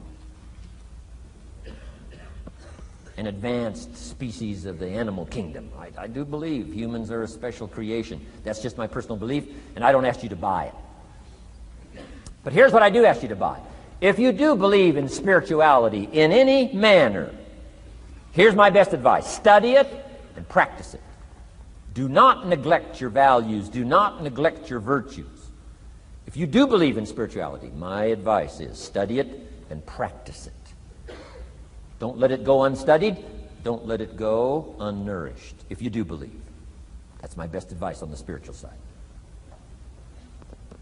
Now here's the third part. The mental side. Part of this personal development challenge is to develop mentally. Learn, study, grow, change. It's what schooling is all about. And the human development takes time, incredible amounts of time. That's why we've taken the time for this seminar. It just takes time. Some things you can't cover in a 20-minute speech. You can't cover in a little 5-minute talk. It takes time. For humans, it seems like more time than any other life form, human beings. The little wildebeest in Africa. Guess how much time it's got as soon as it's born to be able to run with the pack so it doesn't get eaten by the lions? Guess how much time it's got? A few minutes. As soon as the little wildebeest is born, tries to stand up, falls down. Its mother nudges it, gets it to stand back up, falls back down. Finally, on little shaky legs, it tries to nurse. Mother pushes it away. She moves away, so it can't nurse. Why? You can't nurse now. You've got to develop some strength now. The lions. Falls down, gets back up, tries to nurse. Mother pushes it away. No. You got to get these legs strong. How much time have we got? Not much time. Mama wildebeest says, not much time. Not hours, not days, minutes. Wow. But the human baby, wow. After 16 years, we're not sure. Right? Unbelievable amount of time it takes. So it does take time for personal development. It does take time for spiritual development, physical development. But here's also what takes time, and that's your mental development. Feeding the mind. Nourishing the mind. Some people read so little, they got rickets of the mind. They couldn't give you a good, strong argument as to their own personal beliefs. Here's one of the challenges we've got as parents, and that is to get our kids ready to debate the major life issues of the 90s. They've got to get ready to debate. We've spent this last couple of decades debating communism. Communism taught capital belongs in the hands of the state. We've been teaching, no, capital belongs in the hands of the people. Communism taught people are too dumb and stupid to know what to do with capital. You've got to take capital away from all the dumb, stupid people and give it to the all-knowing, all-wise state. And let the state run everything and let the people meekly show up for their work assignment. All glory to the state, communism taught. Kid says, well, is that right? No, all glory to the people. Let the state be the servant of its people, not the people be the servant of the state. I'm telling you, you've got to be able to pick up those ideologies. You've got to be able to pick up the philosophy. And here's the next part. You've got to be able to defend it. If you can't defend your virtues and if you can't defend your values, I'm telling you, even in the 90s, you'll fall prey to philosophies that are not in your best interest. And we've got to help our teenagers, we've got to help our kids especially to be able to debate the major life issues, the political issues and the social issues, and the religious issues and the spiritual issues and the nutritional issues and the economic issues and all of the rest of the issues that are valuable for us to build the kind of equities we want. You got to get yourself ready. And one of the ways you got to get ready is not just physical and not just spiritual. You got to get ready mentally. And this is where Shoaff went to work on me, to be ready mentally, to develop the philosophy and also be able to defend your virtues and your values. Let's go through it. You need a good library. Shoaff got me started on my library. Here's one of the books he recommended. Think and Grow Rich by Napoleon Hill. Think and Grow Rich. Shoaff said to me, doesn't that book and title intrigue you? Think and Grow Rich. Don't you have to read that book? Think and Grow Rich. I said, yes, sir. By Napoleon Hill. I went and found that book in a used bookstore. That's where I had to start. In a used bookstore. I paid less than 50 cents for it. I've still got it. It's one of the rare hardback covers. Think and Grow Rich by Napoleon Hill. Wow, Shoaff was right. Get a library started. It'll change your life. Any home over $200,000 has got a library. Why do you suppose that is? Wouldn't that make you curious? How come every home over $200,000 has got a library? Does that tell you something? Does that educate you at all? You say, well, I can't afford a $200,000 home. It doesn't matter what size home. Take your present apartment, clean out a closet, call it your library, and start acting intelligent. And start this process like I did. Start developing a library. Here's what your library needs to show, that you're a serious student of health and life, spirituality, culture, uniqueness, sophistication, economics, prosperity, productivity, sales, management, skills, values of all kinds. Let your library show you're a serious student. Don't be casual in learning.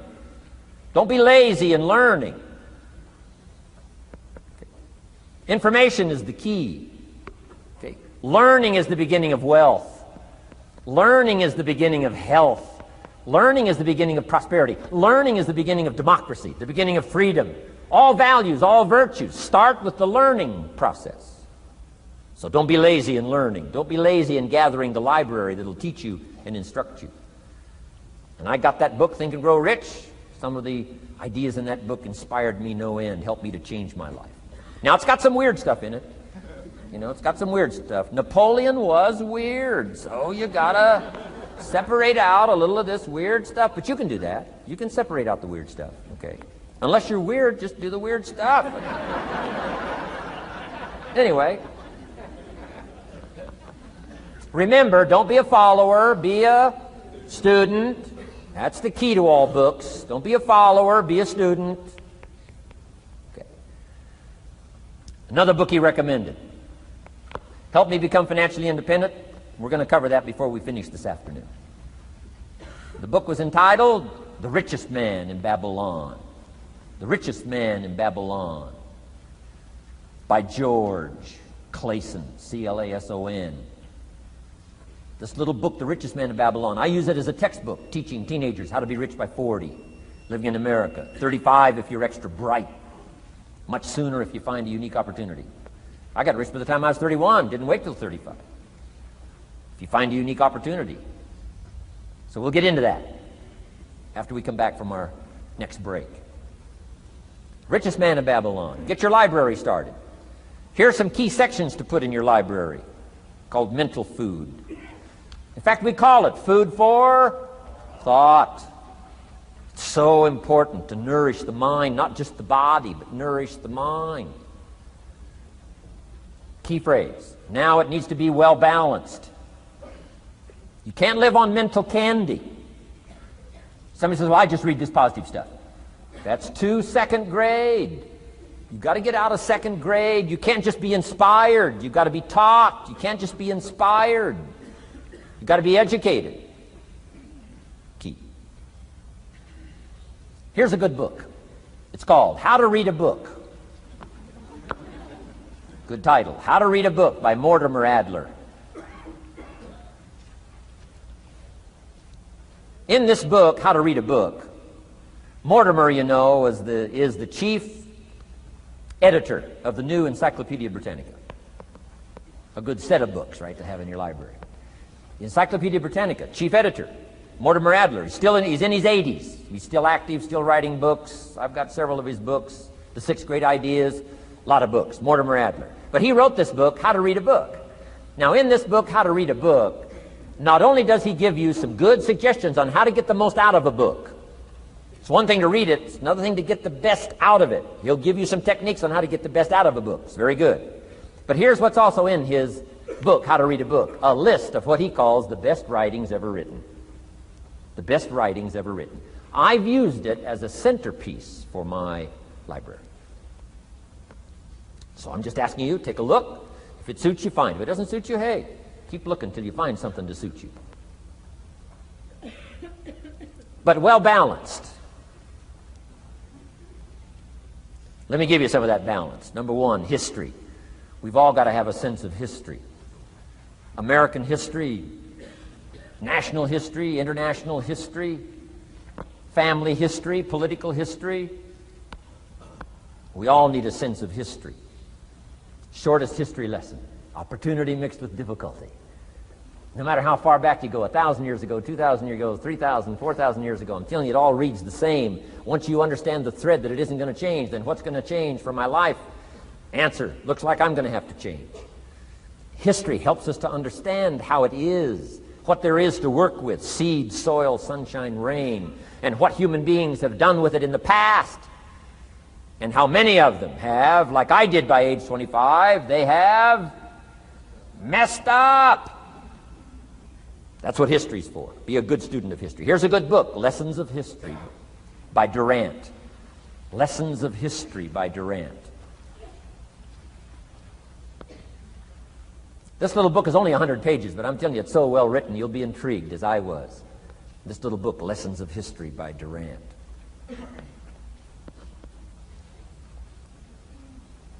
Next is philosophy. Durant also wrote a good book on philosophy.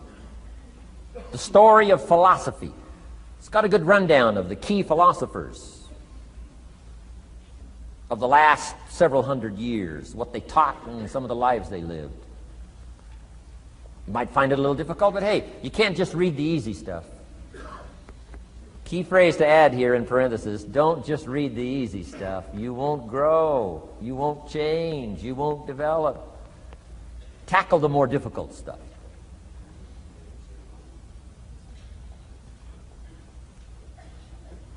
Next, novels. Novels are good.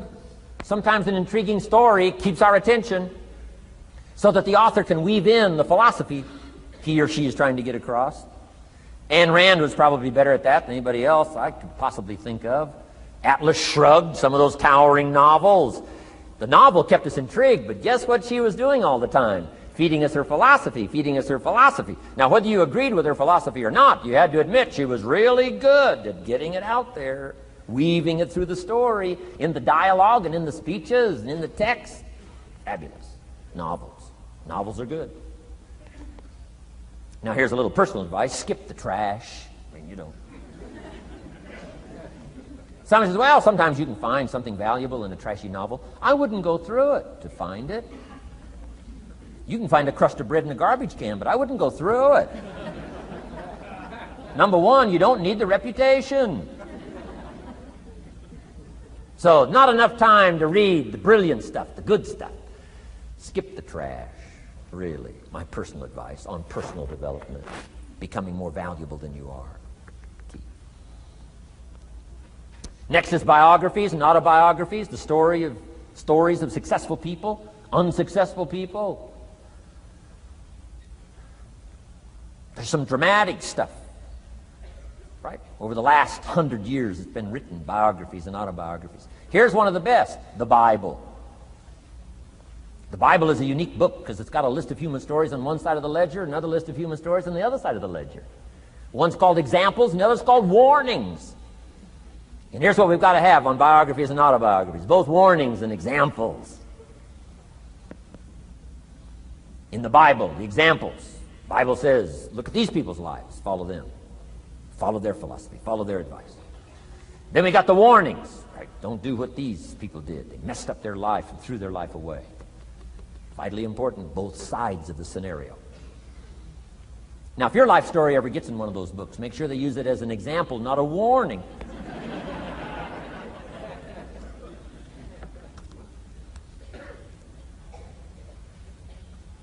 Also, we need balance, both sides, balance, good and evil, biographies, autobiographies.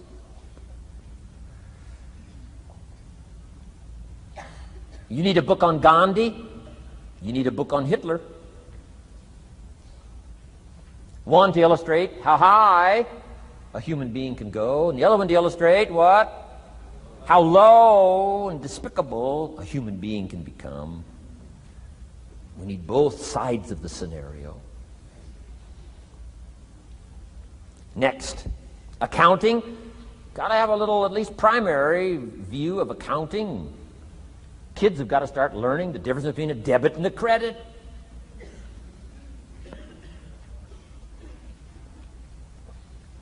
Next is law. We all need, right, a little bit.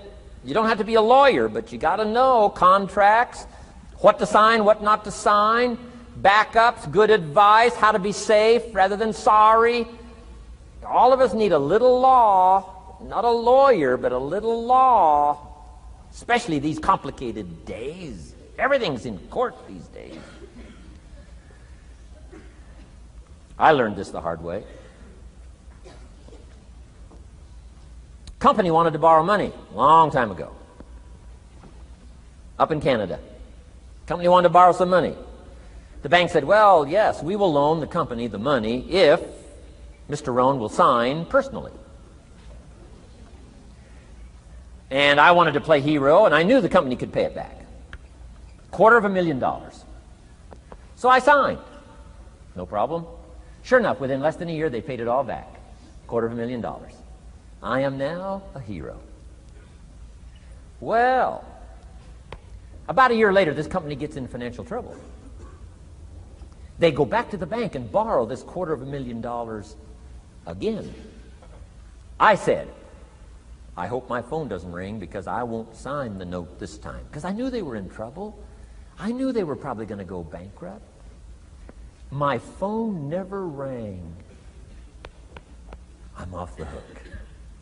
Sure enough, within less than a year, the company goes bankrupt. Can't pay.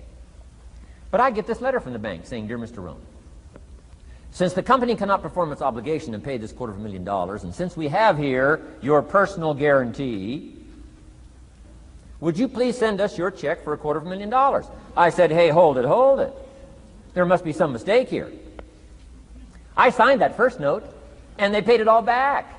I wouldn't have signed the second note. I didn't sign the second note.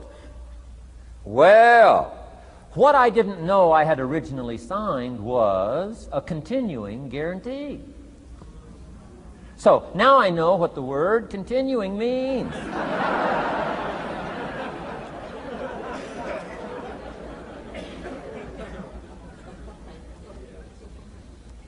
I'm asking you to study a little law, know what to sign, know how to defend yourself, right? Say, hey, we'll get back. Don't sign too quickly. I mean, there's all kinds of things here. Be a student. Don't be lazy in learning. How to defend as well as nourish. How to grow as well as take care of your enemies. You got to learn. Let your library indicate that you're a serious student about personal relationships with your family, gifts and skills, economics, and all the rest. Here's the next one. Economics. We're going to study that when we come back from our break. Economics. We're going to cover, especially for the kids today, how to become financially independent. We're going to let the adults listen. I've been teaching kids for the last 18, 19 years how to be rich by 40, 35 if you're extra bright. Most kids think they're extra bright. They go for 35. Or much sooner if you find a unique opportunity. We're going to get into that. Be a student of economics. Next, culture, sophistication. Don't leave that out of your life. culture, sophistication. Culture is part of the fabric of the nation. Culture is what makes us different than dogs and animals. Culture is what makes us different from the barbarians. Culture, sophistication.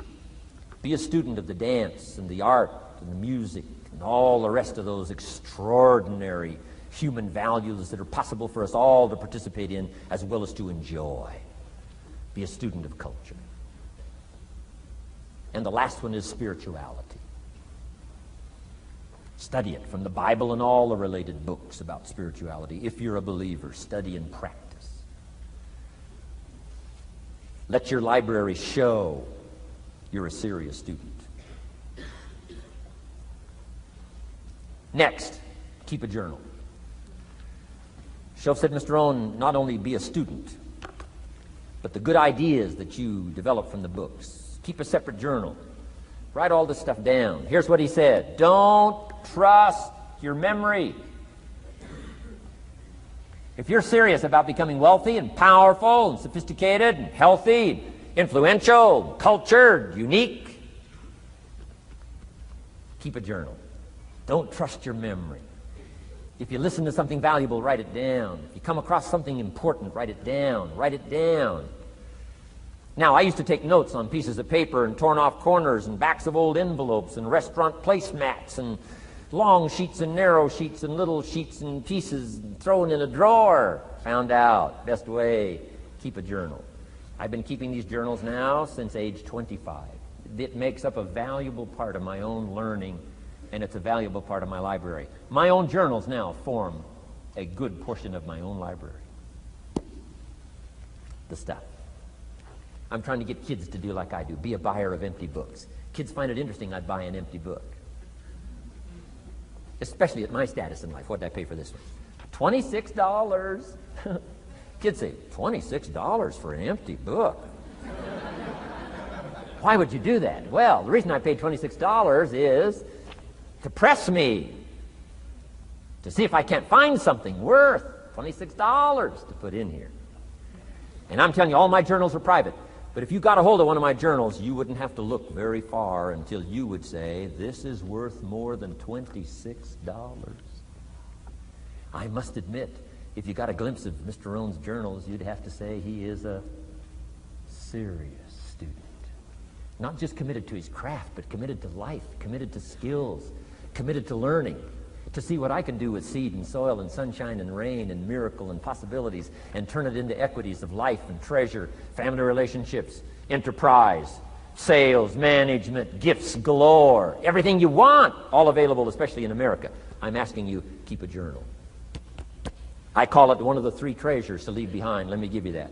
One of the three treasures to leave behind. Number one is your pictures. Take a lot of pictures. Did you ever look back, right? 2 or 3 generations, just a handful of photographs way back there. Wouldn't it be something if there was album after album, thousands of pictures to help tell the story? A picture's worth 1,000 words. Don't be lazy in capturing the event. How long does it take to capture the event? A fraction of a second. How long does it take to miss the event? A fraction of a second. Errors in judgment or disciplines. Take lots of pictures. Help tell the story. Click, click, got it. Click, click, got it. Keep. I go to Taiwan to lecture. Taipei, Taiwan. Grand Hotel. Neat place to do a weekend seminar. I got 1,000 students. Guess how many cameras? 1,000 cameras. They all bring their cameras. They wouldn't miss the event, take pictures. Takes me more time to take pictures than it does to do the lectures. Here's my new American friend. Here's my new American friend. Click, click, save it. Got it. 1,000 words, each one. What a scenario. Don't miss the pictures. When you're gone, one of the things to leave behind, the treasure in picture as well as in words. Keep. Next, your library. The library that you gathered, that taught you, that instructed you, that helped you to defend your ideals, that helped you to develop a philosophy, that helped you to become wealthy and powerful and healthy and sophisticated and unique. The library that helped you conquer some disease. The library that helped you to conquer poverty. The library that caused you to walk away from the ghetto. The library, the books that instructed you, fed your mind and fed your soul. Leave your library behind. One of the greatest gifts you can leave behind is your library. Stepping stones out of the darkness into the light. Your library. So leave your books behind. Your books will be more valuable than your couch. Your books, your books, your books. And third is your journals. The ideas that you picked up. The notes you took at seminars like this. Wherever you found an occasion to gather something valuable and put it in here so you could go back over it and go back over it. Repetition is the mother of skill. Read it one more time. Learn it one more time. See if you can digest it one more time. Let it coach you one more time. Let it teach you one more time. Let it inspire you one more time. Words are inspirational. The lyrics of a song. And not just read it once. That's why we put our stuff on cassettes so you can go through it again and again and again. If you hear a beautiful song that does something to you, you don't say, well, that's enough. Don't need to hear that again. No. Wouldn't you want to hear it again, hear it again, hear it again? Let it instruct you. Let it feed you. Let it teach you. Take you on wings of emotional journeys. Wouldn't you want to do that again? The answer is yes. That's what's so important. And here's what's important. One of the things to leave behind, that's your journals. All the stuff you took the meticulous time to gather. One of the greatest proofs that you're a serious student. Taking pictures, that's pretty easy. Buying a book at a bookstore, that's pretty easy. Here's one that's a little more challenging.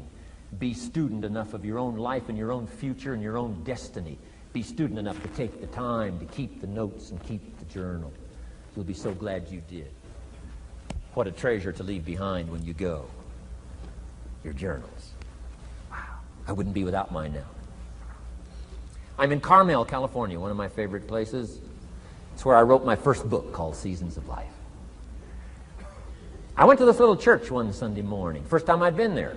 Little small church, I don't know, 150 people. Classic sermon that morning. Classic sermon. One of the best I've ever heard in all of my life. I happened to be there.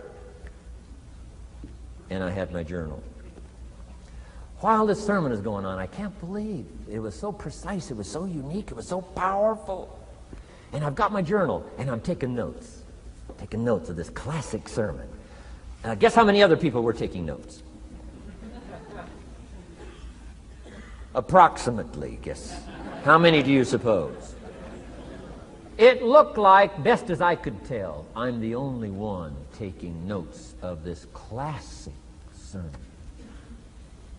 Now, since I'm a stranger there, and it's the first time I've been there, and I'm taking these notes, people started looking, who is he and what's he doing? I started feeling just a little bit uncomfortable. But I'm still writing. Now I'm feeling kind of like a spy. Right? I could hear some of them say, he's going to get out of here with some of this stuff. And I did. I'm the guy that walked away with the stuff. I'm asking you to be no less sincere and be no less committed to the advancement of your philosophy, the set of the sail. Talk about have your best year ever this year, and then get ready for next year, your very best year ever, and they'll start being the best year after year. If you'll commit yourself to some of this simple stuff called personal development, start with a walk around the block. Start with the refinement of your philosophy. Start with the teaching of your own fabulous mind, where all the answers are. I can only give you a few answers from my own experience. The rest of all the magical answers are within the confines of your own mind. But it takes the books, it takes the cassettes, it takes the videos, personal conversation, sermons, lyrics from songs, dialogue from the movie. Let your heart be stirred by words. Find ways to capture. Part of your personal development quest. Now here's the last subject on personal development just before we take our break. Isn't this good stuff? I'm telling you, this stuff changed my life. Turned me every way but loose. I've never been the same since the teacher gave me some of this simple instruction. How to go from where you are to where you want to go. How to go from what you are to what you want to become. How to go from pennies to treasure. How to go from nothing to fortune. It's all within the confines of this stuff that I've been trying to share with you. Laboring best I can. Words are clumsy when you try to in your experience. But I'm doing my best today, and I'm excited about it. Appreciate you taking all these good notes. Good students today. I appreciate that.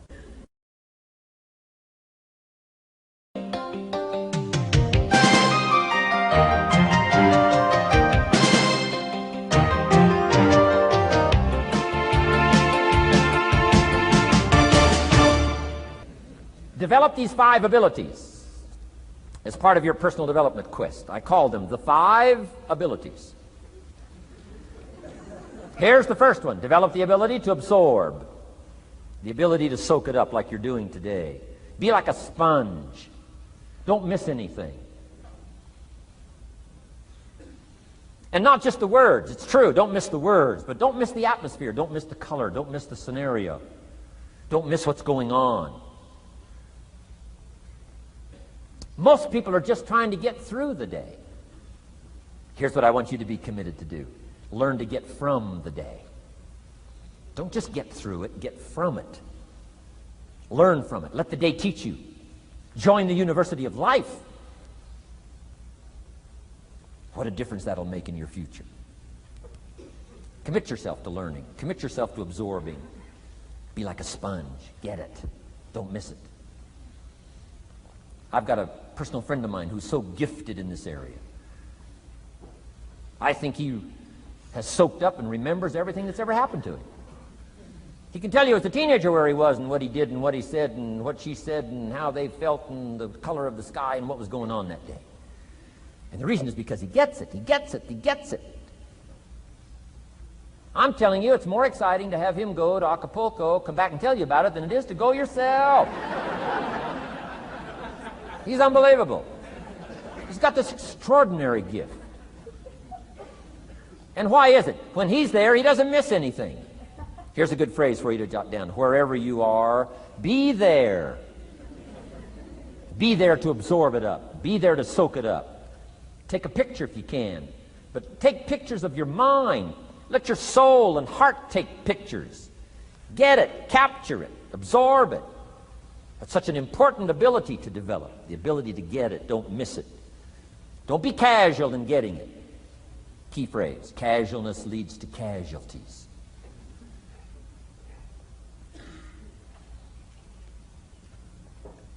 Second, learn to respond. The ability to respond means let life touch you.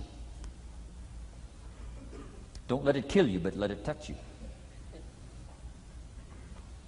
Let sad things make you sad. Let happy things make you happy. I'm telling you, give in to the emotion. Let the emotion strike you, not just the words, not just the image. Let the feeling strike you. Let the emotion strike you. Here's what's important. Our emotions need to be as educated as our intellect. Our emotions need to be educated as well as our intellect. It's important to know how to feel. It's important to know how to respond. It's important to let life in. Let it touch you.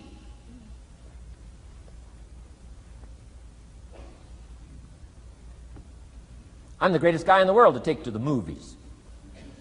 I get into a good movie. I want a good movie. Make me laugh, make me cry, scare me to death, teach me something, take me high, take me low. Just don't leave me as I was when I came in. Touch me. Do something to me. Wow.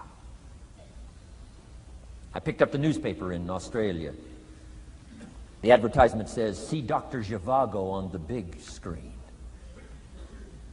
I said, my gosh, I got to go see it on the big screen. I'd seen it, 2 or 3 times before, but the big screen, I love the old theaters, right? The balconies and the chandeliers and the draperies and all the stuff, the big screen.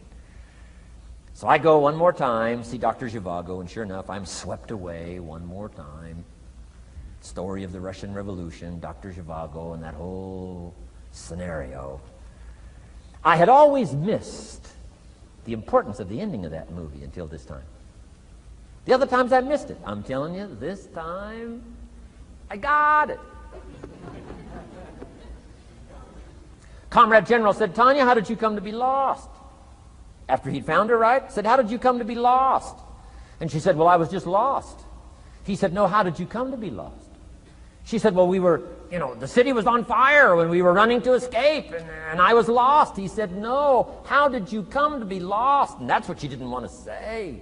He finally pressed her again, how did you come to be lost? And she said, well, while we were running through the city and it was on fire, my father let go of my hand, and I was lost. That's what she didn't want to say. Comrade General said, Tanya, that's what I've been trying to tell you. Komorowski was not your real father. He was not. I'm telling you, I've been looking all over for you, and I think I found you. This man, my relative, Dr. Zhivago, the poet. I'm telling you, he was your father. And Comrade General said, Tanya, I promise you this. If this man, your real father, had been there, I promise you, he would never have let go of your hand. And I got it. This time I got it. The other times I'm eating popcorn waiting for the movie to finish. I mean, this time I got it. I got it. I got it. I'm asking you to get it. Absorb and respond. Maybe you heard the story about the evangelist here in Texas way back in the horse and buggy days. Used to put up his tent in, these various Texas towns and hold tent revivals. And he put up his tent. One of these towns expected a big crowd to come and hear him preach. And he got there first night of the tent revival, and he walked inside the tent. It was empty. And he thought, something must be wrong. He waited till 8 o'clock. Nobody showed up. He waited till 8:15. Not a soul. Finally, 8:30. One lone cowboy wandered up on his horse, tied his horse up outside, came in, sat down on the front bench, big empty tent. So the preacher thought, well, at least I better go down and talk to the cowboy. So he goes down and talks to the cowboy, and he says, Cowboy, I don't know what to tell you. He said, I'm the preacher. And this tent was supposed to be full of people. And he said, something's gone wrong. I really don't know what to do. I'm embarrassed. And he said, I don't know what to do. And the cowboy said, well, I'm not a preacher. I'm just a cowboy, so I can't tell you what to do. But he said, I know this. If I went out to feed my cattle and only one showed up, I'd at least feed it. So the preacher said, hey, the cowboy is right. If you've got a message to share, if there's one person or 1,000, don't let your ego get in the way. You should do the best you can. So he got kind of inspired by this conversation with the cowboy, jumped up on the platform, started preaching as if the tent was full of people. And he was so inspired, he just kept going, went for an hour and 15 minutes, hour and a half. Finally, wound down and quit. Come down off the platform, talked to the cowboy again, said, well, cowboy, what did you think of my sermon? The cowboy said, well, I'm not a preacher, so I can't really tell. I'm just a cowboy. But he said, I know this. If I went out to feed my cattle and only one showed up, I'd feed it, but I wouldn't dump the whole load on it.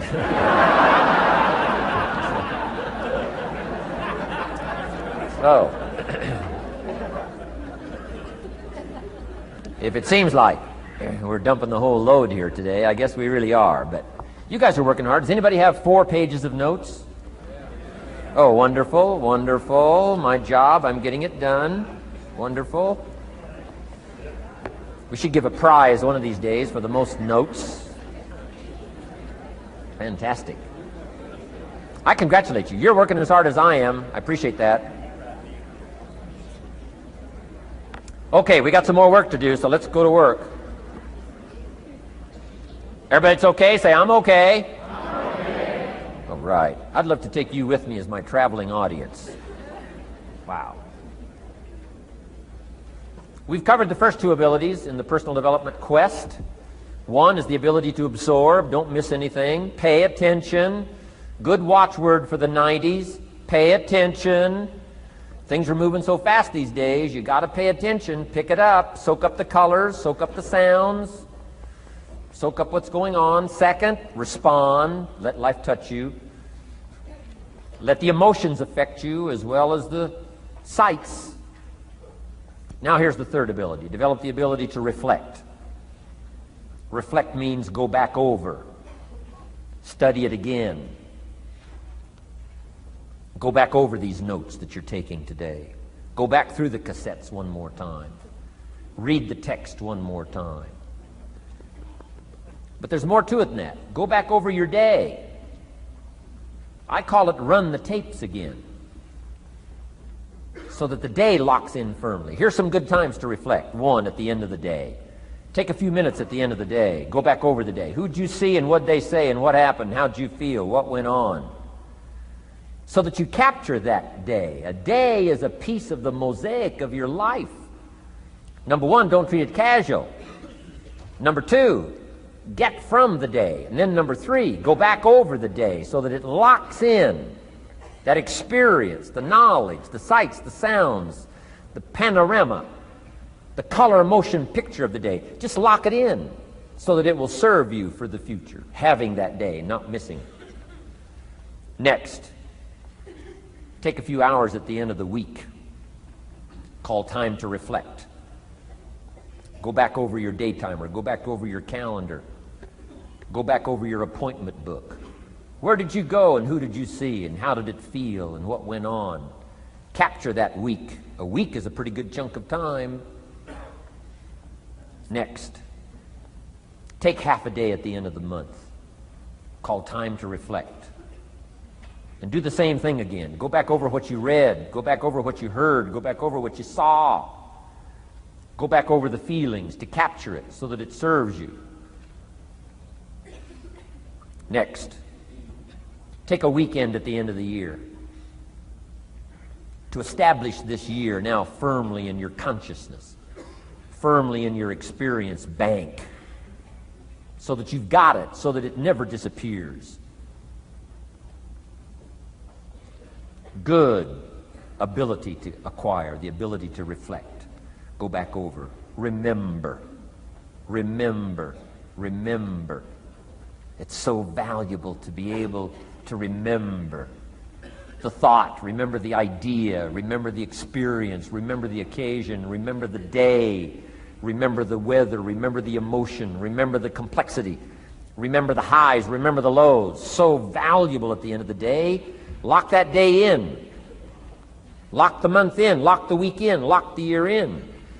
Old Testament says a unique scenario unfolded according to the law, and that was they worked 9 years, and the 10th year was a sabbatical. The 10th year, work 9, take the 10th year, and not just to relax, not just to replenish, not maybe just to get physically in shape. Change of pace, we call it in the modern society, but not just for that. I'm sure that in ancient days that sabbatical was to go over the last 9 years, what went right and what went wrong, and what worked well and what didn't work well. And how did you grow, and how did you learn, and how did you change, and what have you got now after 9 years that you didn't have at the beginning of the 9 years? See, that's so valuable, a sabbatical, some time. There's also something to be said for solitude when you reflect. Sometimes you can reflect with somebody. Husband and wife reflect on the past year, right? Parents reflect with their children on the past year. How did we do it, and how didn't we do it, and how could we improve? Colleagues can reflect with each other. But now here's one of the most important. You've got to learn to reflect with yourself. There's something to be said for solitude. There's something to be said for taking those occasions to shut out the world and shut out everything else for a while. I've got a motorhome. That's how I do it. With my motorcycle on the back. And I head for the mountains and ride the Jeep trails, where there's very few human beings on the Jeep trails, or out in the desert somewhere. It's called my time to get away. When you live a very public life, you treasure solitude. A chance to reflect, go back over my life, go back over my skills, go back over my experiences. Alone. There are some things you need to do alone. Ponder, think, wonder, read, study, Absorb, soak in, see if you can't become better this year than you were last year, better the next 9 than you were the first 9. Solitude. There's even a more modern advice that says, go to the closet for time of meditation, time of prayer. Go to the closet. Closet meaning what? Away. And there's even a graphic description of the away. It said, enter into your closet and what? Got some students here, I'm sure. What? Close the door. For what? Just to shut out everything. Life is experience, experience, experience, and touching and seeing and looking and doing and acting and disciplines and all the stuff. But sometimes, this is where this reflecting is so important, to shut the door. To shut the door and wonder. Prayer, contemplation, thinking, and let things move in to your consciousness and awareness that no other way can it be done. Right? Flying down the freeway, I'm telling you, it's difficult to get through. So many things to do, it's difficult to get through. But times of solitude, times to reflect. So this is so valuable, learn to reflect. Now here's why it's important to reflect.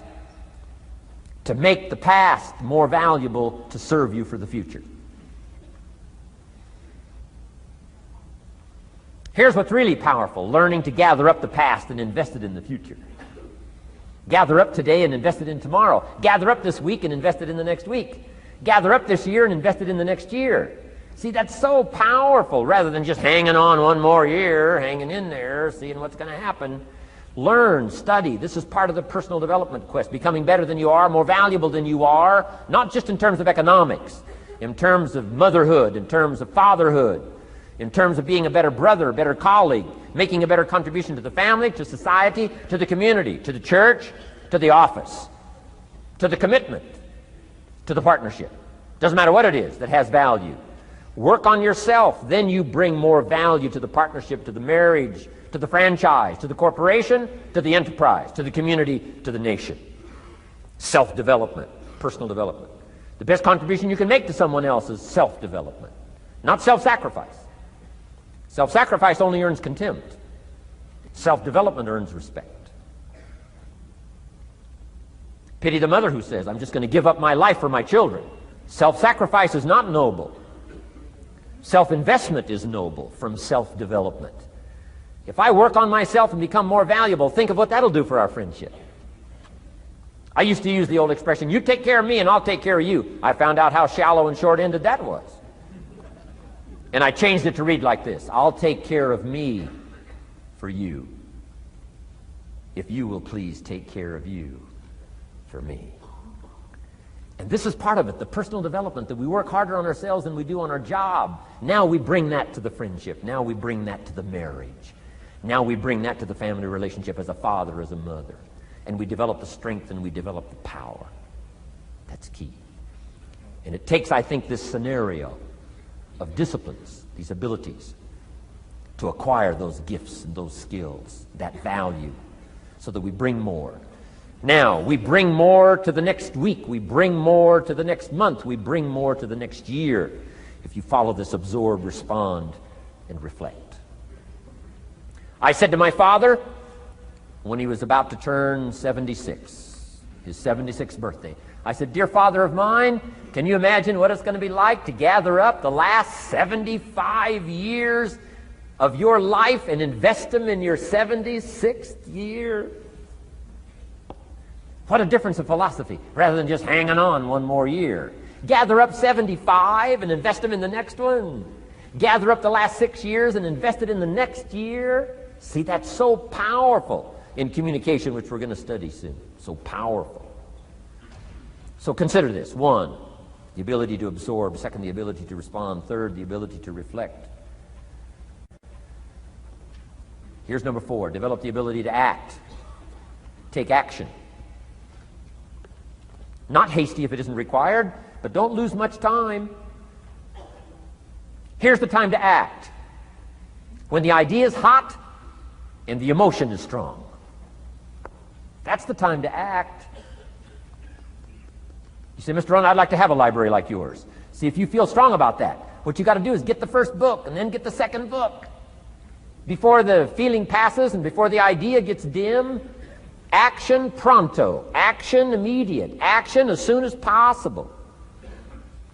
Because if you don't, here's what happens. We call it the law of diminishing intent. We intend to when the idea strikes us. We intend to when the emotion is high. But now if you don't translate that into action fairly soon, now the intent starts to diminish. And a month from now it's cold. A year from now, can't be found. So act. Set up a discipline when the emotions are high and the idea is strong and clear and powerful. That's the time to set up the discipline. Somebody talks about good health and you're stirred. Says, right, I need to get a book on nutrition. Get the book before the idea passes and before the emotion gets cold. Go for the book. Start the library. Start the process. Fall on the floor. Do some push-ups. Action. Got to take action. Otherwise, the wisdom is wasted. Otherwise, the emotion soon passes. Unless you put it into a disciplined activity. Capture it. Disciplines is called how to capture the emotion and how to capture the wisdom and translate it into equity. Disciplines. Now, here's what's important about disciplines. All disciplines affect each other. In fact, here's a good philosophical phrase. Everything affects everything else. Nothing stands alone. Don't be naive in saying, well, this doesn't matter. I'm telling you, everything matters. There are some things that matter more than others, but there isn't anything that doesn't matter. Okay. We all pity the man who says, well, this is the only place I let down. Not true. Key to take home. Every letdown affects the rest of your performance. Every letdown affects the rest. This is part of the educational process on personal development. If you don't take the walk around the block, you probably won't do the apple a day. If you don't do the apple a day, you probably won't start building your library. If you don't build your library, you probably won't keep a journal, and you won't take pictures, and then you won't do this, you won't do wise things with your money, won't do wise things with your time, won't do wise things with your possibilities and relationships, and the first thing you know, 6 years of that accumulated, and we say you have messed up. So the whole key to reversing that process now is to start picking up these disciplines. Now here's the positive side. Every new discipline affects the rest of your disciplines. Every new one affects the rest. That's why action is so important. The least action, the smallest action. Take it. Because when you start accomplishing and the value starts to return from that one action, it'll inspire you to do the next one and the next one and the next one. You start walking around the block, it'll inspire you to get an apple. Get an apple, it'll inspire you to get a book. Get a book, it'll inspire you to get a journal. Get a journal, it'll inspire you to grow, develop some skills. All disciplines affect each other. Every lack affects the rest. Every new affects the rest. The key is to diminish the lack and set up the new. And you've started a whole new life process. Key. Also, one more thought on discipline. Here's the greatest value of discipline. Self-worth. Self-esteem. People are teaching self-esteem these days, but they don't connect it to disciplines. The least lack of discipline, and it starts to erode our psyche. One of the greatest temptations is to just ease up a little bit. Right? The slightest lack of doing your best starts to erode the psyche. Instead of doing your best, doing just a little less than your best. Sure enough. You say, well, it's just going to affect my sales. No, it's going to affect your consciousness. It's going to affect your philosophy. Now you've begun in the slightest way to affect your own philosophy. Here's the problem with the least neglect. Neglect starts as an infection. And if you don't take care of it, it becomes a disease. And one neglect leads to another. And the worst of all, when neglect starts, it diminishes our self-worth, our self-confidence, our self-value. You say, well, how can I get back my self-respect? I'm telling you, you don't have to go to 29 classes. All you have to do is start the smallest discipline that now corresponds to your own philosophy, like I should, and I could, and I will. No longer will I let neglect stack up on me so that I will have the sorry scenario 6 years from now, giving some excuse instead of celebrating my progress. That's the key to discipline. Okay? Let's get kids involved in the least of disciplines. One more, and then one more, and then another one, and then another one, and then some more. And the first thing you know, you're starting to weave the tapestry of a disciplined life into which you can pour more wisdom and more attitude and more strong feeling, more faith and more courage. Now you've got something, a vessel in which to put it. And now the equities start to flow. And the early return, I'm telling you, if you'll start this process, the early return will have you so excited. You'll commit yourself to this strategy for the rest of your life. You'll never go back to the old ways. Join a new crowd. Join a new group. The disciplines to do it. Take action. I recommended the last time I was here the little book, Richest Man in Babylon, and I said I've lectured now to over 3 million people in the last 33 years, and I've recommended this little book to almost all of them, I think. Guess how many have actually gone and got this little book? Answer, very few. My best guess is 10%. Such an easy thing to do. In that last seminar, right, I suggested this little book, number one, is easy to find. Number two, it's easy to buy. The most you can pay for it, $6, $7, $8. You can borrow that from your kids. And number three, it's easy to read. It's in story form. That's why I use it for teenagers, teaching them how to be rich by 40, 35, if you're extra bright, much sooner, if you find a unique opportunity. But if it's easy to find and easy to buy, and if it's easy to read, why wouldn't everybody go get it? We don't know. What do you know? You don't know. I don't know. Nobody knows. Here's how profound it is. Some do and some don't. Now here's the numbers. About 10% do. 90% don't or won't. And we don't know the mystery of that. And I'm telling you, 10 years from now, those numbers will still be the same. 10% will, 90% won't. The numbers don't change. Only the faces change. You're looking at one of the faces. I used to belong to the 90% who couldn't be bothered even if it was easy. Guess how many people have a library card? Wisdom of the world available. Transform your life in any value amount you want. By the way, how much is a library card in Texas? Free. Here's what free is. Easy. I mean, it can't be any easier than free. Somebody says, well, would you bring it by? Well, no. At least you got to go get it. No.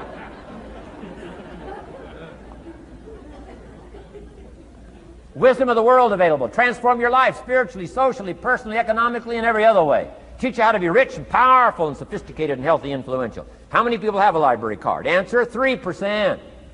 95, 97% couldn't be bothered.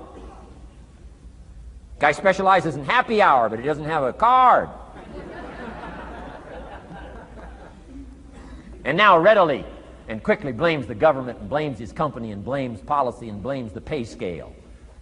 When if he only knew, if he joined the 3%, here's my advice to you today. Walk away from the 97%. Don't talk like they talk. Don't act like they act. Don't go where they go. Don't specialize in what they specialize in. Throw away the blame list they cling to. Start you a new life. You say, well, is it as simple as getting a library card and join the 3%? And the answer is, of course. Of course. That's how easy this stuff is. This is so easy. It's so simple. It's not complex. You don't need a 2,000-year-old guru. You don't need multi-track affirmations. I'm telling you, don't. Affirmation without discipline is the beginning of delusion. Key. Don't let somebody sweep you into some contrary way to nature itself says, unless you labor.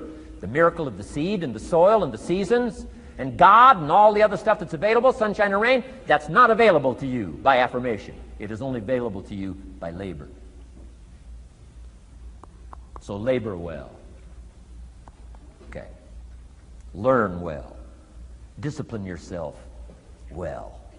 And you can have all the treasures you want. This stuff's easy and simple. It's not ocean waves and seagulls. You don't have to move to Sedona where all the force fields come together in Arizona.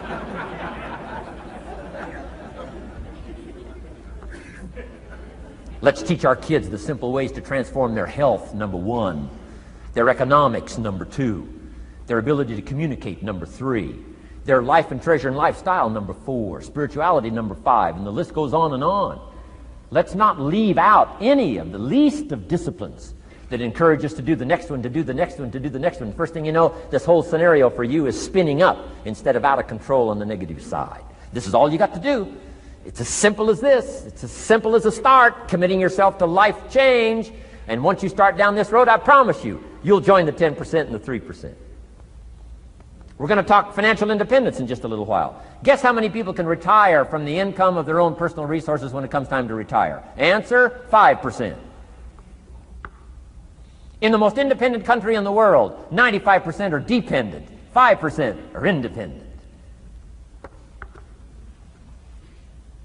Take charge of your own retirement. I'm telling you, if you take charge of your own retirement through personal development and all these skills we've taught today, plus what's coming up, financial independence, I'm telling you, take charge of your own retirement, you can multiply it at least by 5, maybe by 10, maybe by 20, maybe by 100. Let the government take care of it, some company take care of it, you got to divide by 5. Take charge of your own life, take charge of your own day, take charge of your own conversation, take charge of your own family, take charge of your own possibilities. And learn these skills, develop this kind of strategy, and I'm telling you, life will open up for you. Join the 3%. Join the 10%. Join the 5%. Walk away from the 95%. In our Leadership Weekend we teach, find out what poor people read and don't read it.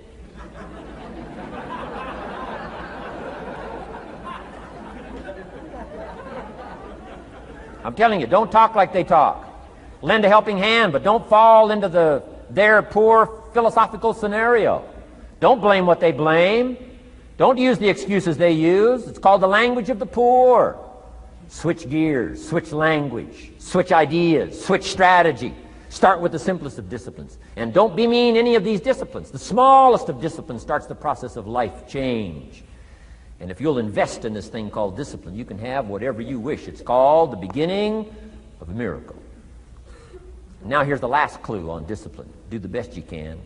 We covered earlier, but here's a good scenario for the do the best you can. I've got a good question for you. Is the best you can do all you can do? And the answer is no. Strangely enough. If we all fell on the floor right now and did as many push-ups as we possibly could,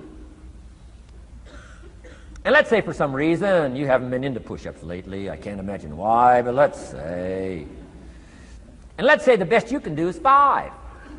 And you look up at the rest of us and say, hey, 5 is the best I can do. We can tell by the look on your face that's probably true. 5 is the best you can do. Now, is 5 all you can do? The answer is no. If you rest a little, you can do 5 more. Wow. And if you rest a little, you can do 5 more. And if you rest a little, you can do 15 more. How did we get from 5 to 15? It's a miracle.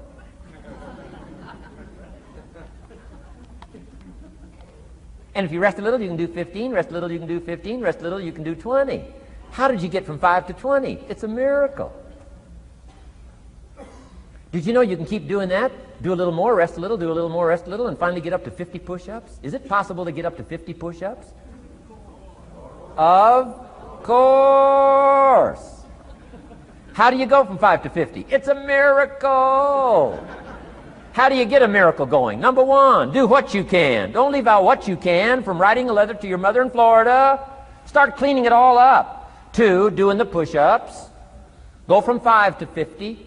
It's a miracle. Number 1, do what you can. Number 2, do the best you can. Here's number 3, rest very little.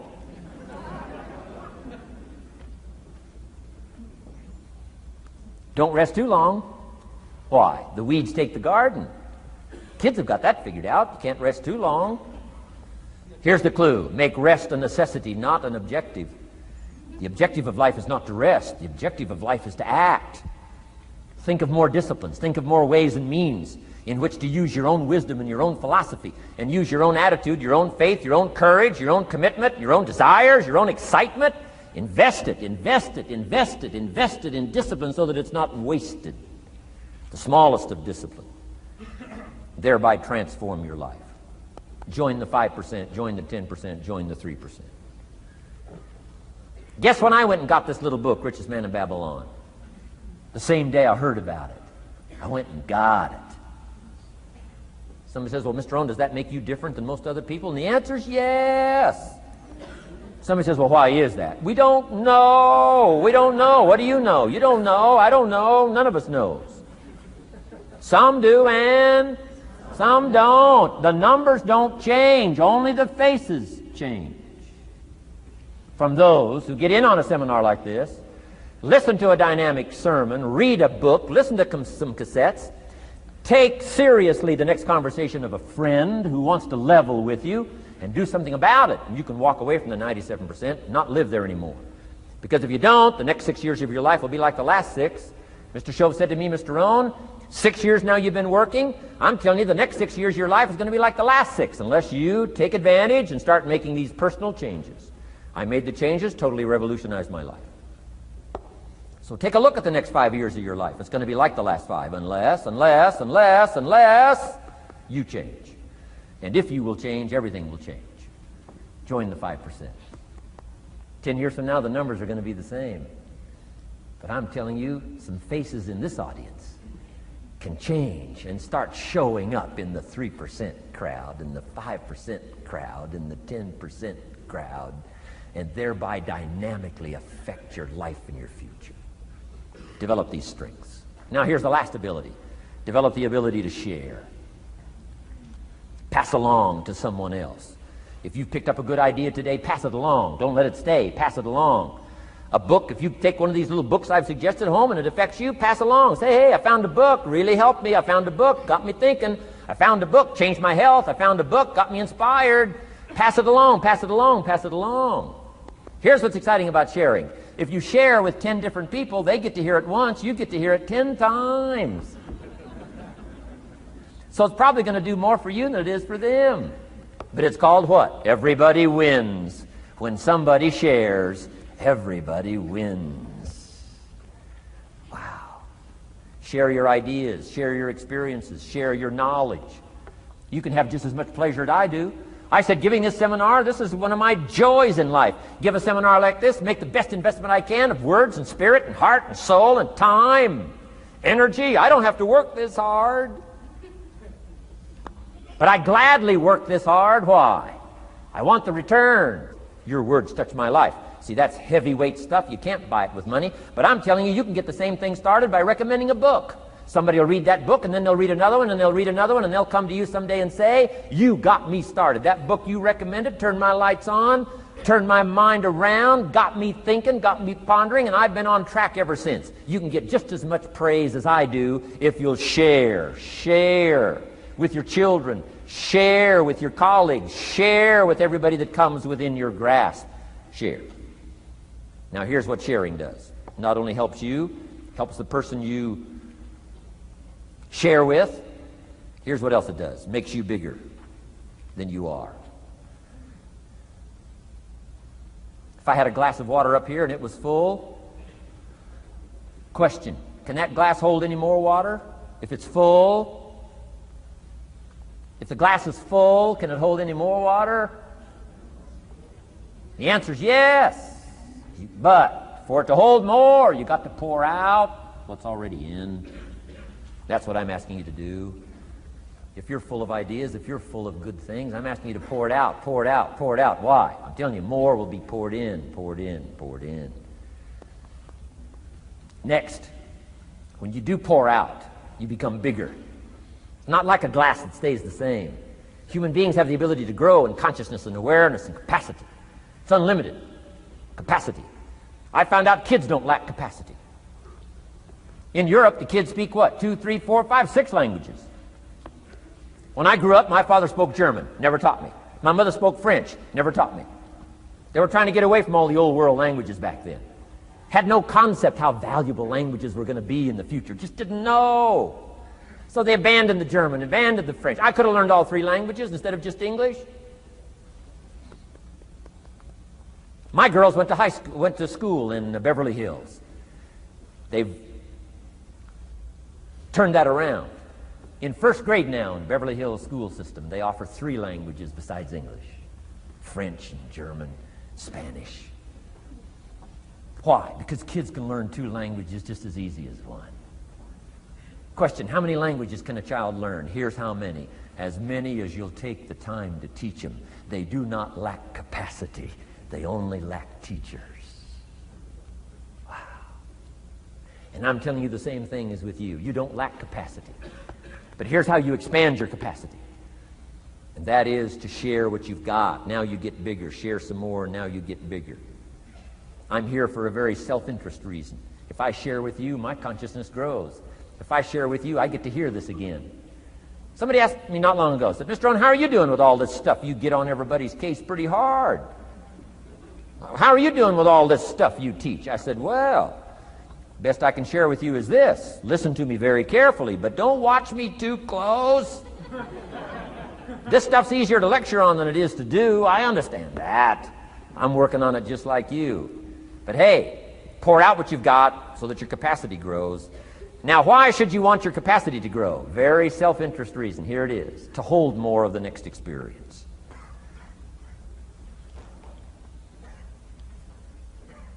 You mean to tell me that sitting in this audience, some people will get more out of it than others? And the answer is yes. If you haven't been into expanding your own capacity lately, you might not get much from this seminar. But if you've been into expanding your capacity, and you've been sharing, and you've been doing all this stuff, I'm telling you, no telling what all this could mean to you today, this chance to grow, change, develop, absorb, take in. I'm asking you to expand and grow so you can hold more of the next experience. Some people can't be very happy. You could pour happiness out on the whole world. Some people can't be very happy. Why? They're not big enough. If you're small, you don't get much. Small in comprehension, small in the ability to think and wonder, small in appreciation, no matter how much is poured out. Prosperity can be poured out on the whole country. Some people don't get much. Why? They're too small in their thinking, too small in their ability to share, have not expanded to their full capacity. Don't be like that. Now, some people aren't going to get much because they've got their cup turned upside down. You couldn't put anything in. Learn to share. It's a glorious, glorious experience. Okay, enough on personal development. Let's cover now setting goals. Let me show you something that turned me every way but loose. I've never been the same since I found out about it. Learning how to set goals.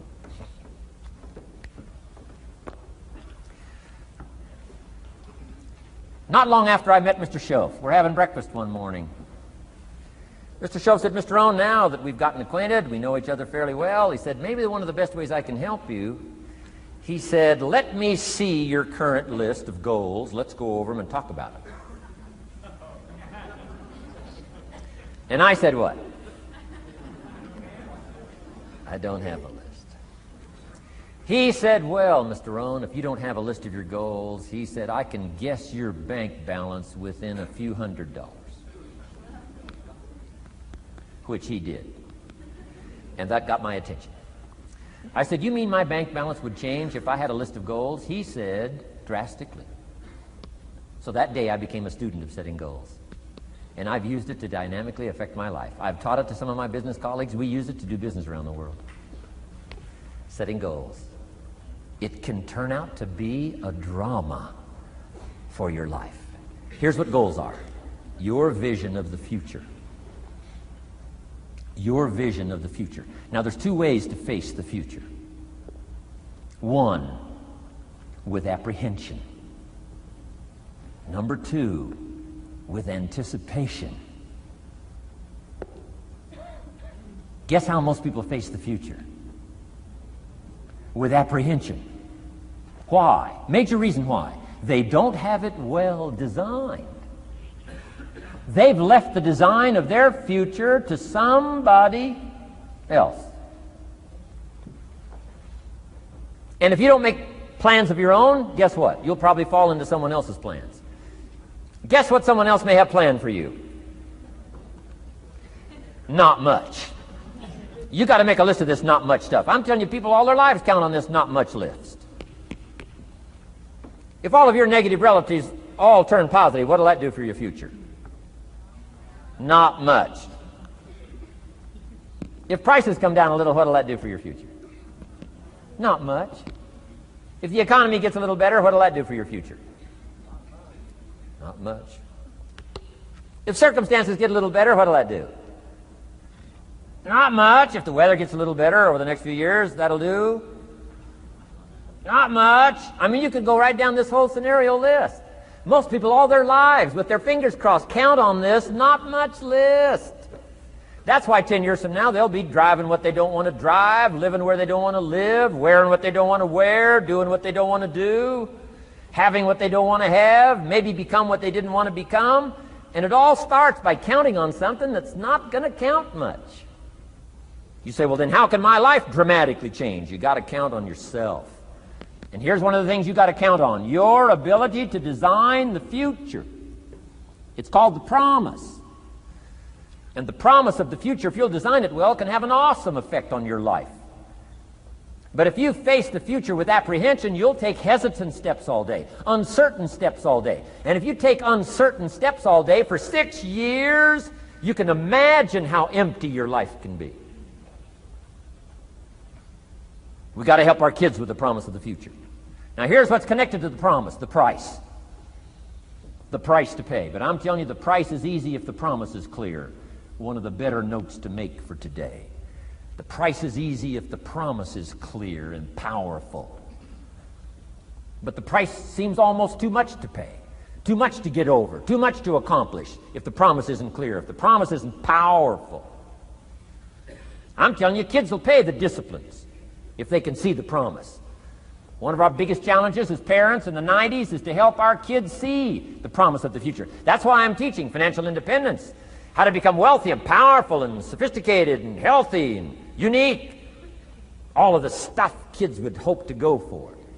It's all possible. This is America. That's the promise of the future. The price, a few simple disciplines practiced every day. And I'm telling you, the kids will pay the price of the simple disciplines if they can see the promise of the future. But if they can't see, they don't want to pay. And the same is true of all of us. We will pay the most extraordinary disciplines if we can see the promise of the future, called setting goals. So I'm asking you to get a handle on the future. I'm asking you not to leave it to anyone else. Don't leave it to the company. Company's got their own goals. I'm asking you to set your own goals, your personal goals. Income goals and financial goals and health goals and spiritual goals and where do you want to go and what do you want to do and what do you want to see and what do you want to be. That's it. Promise of the future. Design your own future. It's within your hands and your capacity to do so. Here's how simple now goal setting is. It's not mysterious. You don't have to anchor, you don't have to focus, you don't have to visualize, none of that stuff. Here's how simple goal setting is. Changed my life. Decide what you want and write it down. I mean, that's how profound this stuff is. Decide what you want and write it down. Make a list. Where do you want to go? What do you want to do? What do you want to see? What do you want to be? What do you want to have? What do you want to share? What projects would you like to support? What would you like to be known for? What skills would you like to learn? Some extraordinary things you'd like to do, ordinary things you'd like to do, right? Silly little things you'd like to do, very important things you'd like to do. Decide on all that stuff and write it down, write it down, write it down. That's how simple this stuff is. And it's your own private list. If it's really private, you know, on your list, put some stuff in code where nobody can understand it if this list fell into unfriendly hands. Okay. And simple things, whatever. Foolish things, doesn't matter. It's your list. I had a little revenge on my first list. Budget finance, who used to harass me. I got 2 or 3 payments behind. This one guy called incessantly. Said, we're going to come get your car, drag it rear end up down the street in front of your neighbors. Put me down something fierce. When I met Shof, got my life straightened out, one of the first things on one of my lists was budget finance. And when I finally got the money, I needed a little drama in my life. Finally got the money to pay him off. I put it in small bills in a big briefcase. Walked into the budget finance office on Wilshire Boulevard in Los Angeles. The guy who harassed me so often, his desk was about 3 back. I opened the door, walked in, right up to his desk, stood right in front of him, never said a word. He said, well, what are you doing here? Didn't say a word. I opened up this briefcase, dumped this pile of money all over his desk. I said, count it. It's all there. I'll never be back. Turned around, walked out, slammed the door. Now that might not be noble, but you got to try it at least one time. Pay off with a little drama.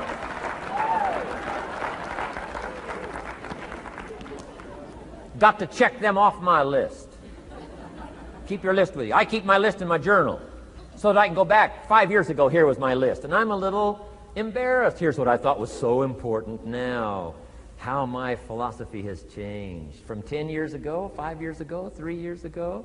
Here's my old list. Here's my new list. Here's what's valuable to me now. Here's what I want my life to be now. Here's where I want to go, what I want to do, what I want to see. Keep your lists of goals so that it shows your growth, shows your ability to change and grow. Your philosophy grows and expands what's valuable. Setting goals. It doesn't matter how small, foolish it is. Put it on your list. My Japanese friend, Toro Ikeda, put on his first list, a Caucasian gardener. He wanted. Thought that was good.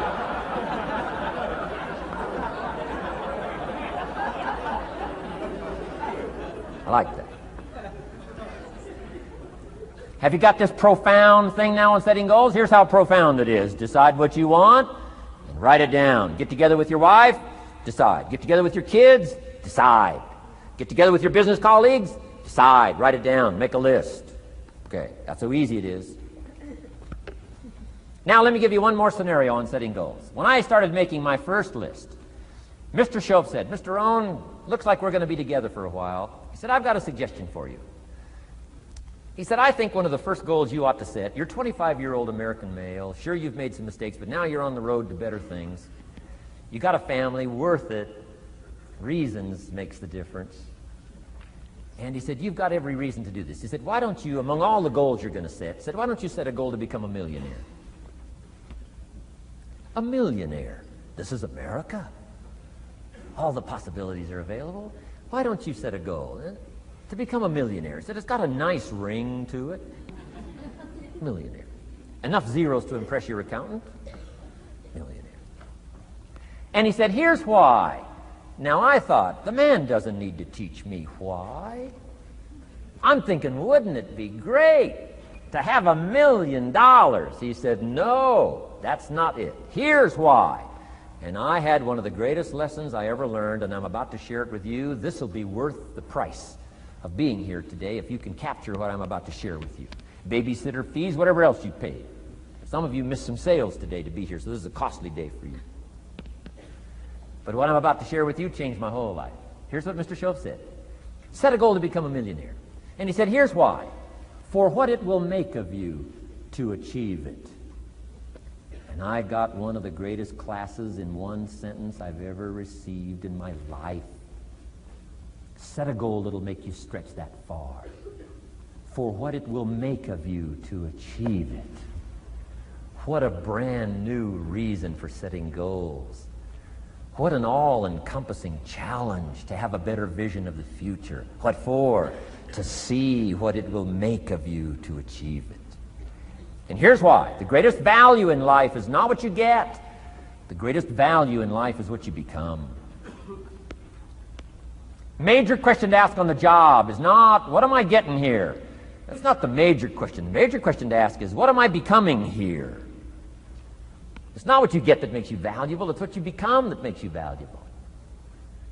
So Shoaff said, set a goal to become a millionaire. For what it will make of you to achieve it.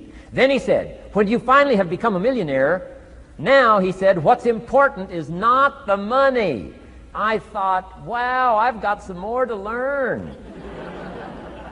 He said, no, Mr. Rohn, I'm telling you honestly, you could just give the money away. Now, I did better than that, right? I told you. I lost it all. I'm rich by the time I'm 31. I'm a millionaire. I'm broke by the time I'm 33. So I didn't have to give it all away. I lost it all. Foolish mistakes I made. I'm a farm boy from Idaho. That early money drove me bonkers. I used to say, how many colors does it come in? I'll buy them all. I I went crazy over that first money. I just went crazy. And then I made that one foolish mistake, right? Continuing guarantee. I mean, I'm so naive off the farm. I don't know what continuing means. And a few other mistakes. And by the time I'm 33, I'm broke. Now I've made and lost millions since then.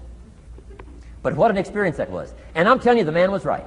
When I finally was broke at age 33, guess what I discovered? My money did not mean that much. It represented only a fraction of all my assets. Shoaff said, once you become a millionaire, Mr. Rohn, you could give all the money away. Because he says, what's important is not the money. What's important is the person you've become.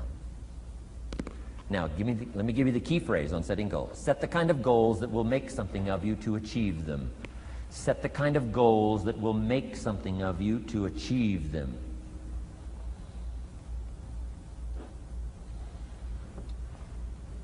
Always keep that in mind. What will this make of me?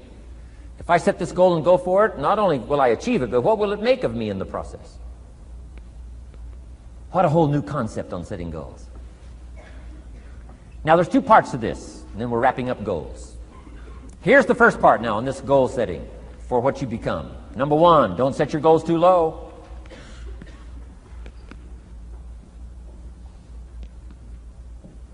Interesting, we teach in leadership. You'll find it on the cassettes. Don't join an easy crowd. You won't grow. Go where the expectations are high. Go where the demands are high. Go where the pressure's on to perform, to grow, to change, to develop, to read, to study, to develop skills. I belong to a small group. We do business around the world. You cannot believe the expectations at that level. What we expect of each other in terms of excellence. Far beyond average. Why? So that we can each grow, so that we can receive from the group, we can contribute to the group. Something unprecedented. It's called living at the summit. Go where the demands are high. Go where the expectations are strong, so that it'll provoke you, push you, urgently insist that you not remain the same for the next couple of years, the next 5 years, that you'll grow and change. So don't set your goals too low. The guy says, well, I don't need much. Well, then you don't need to become much.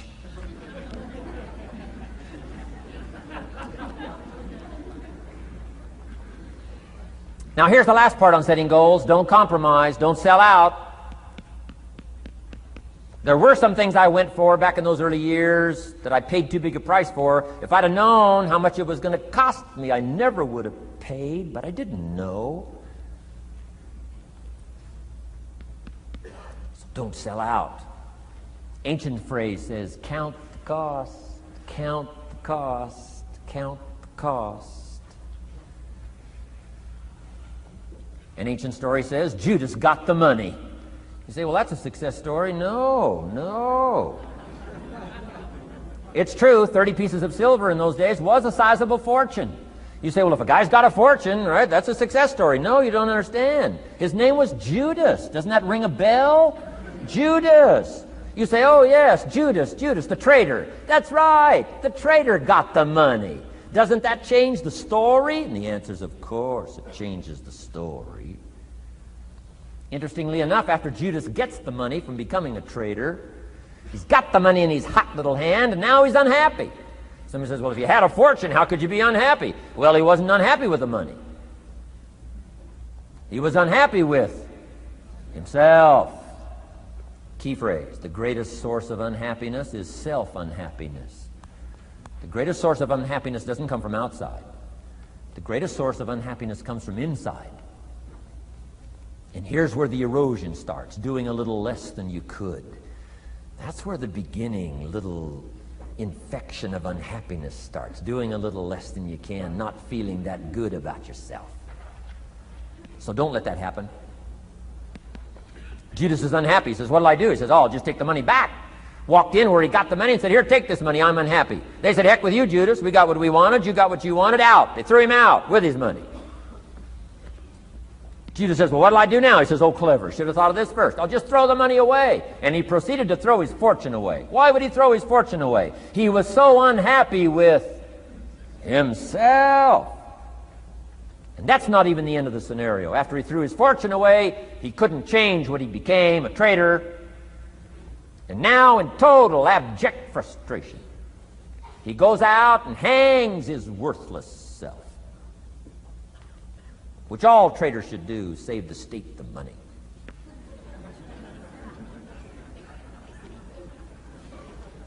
Why such a tragic end? Because he was so unhappy with himself. He sold out. He sold out. He paid too big a price. Ancient script sums it all up and said, what if you gained the whole world and it cost you your soul? Too big a price to pay if you got the whole world. Don't sell out. Don't compromise your values. Don't compromise your virtues. Don't compromise your philosophy. Key. Here's the key word, beware. If Judas could speak back, he'd probably say beware. Two good words from ancient script. One, behold, the positive word. Behold the possibilities, behold the opportunity.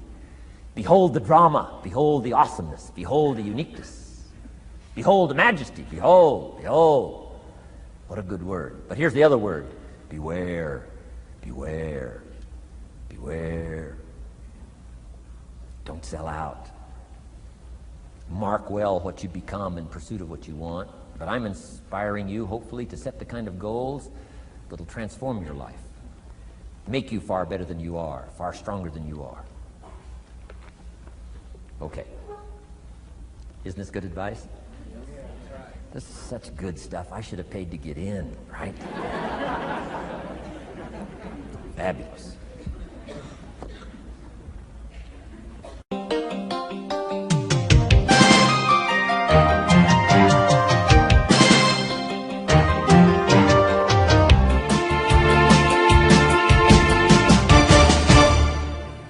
What should a child do with $1?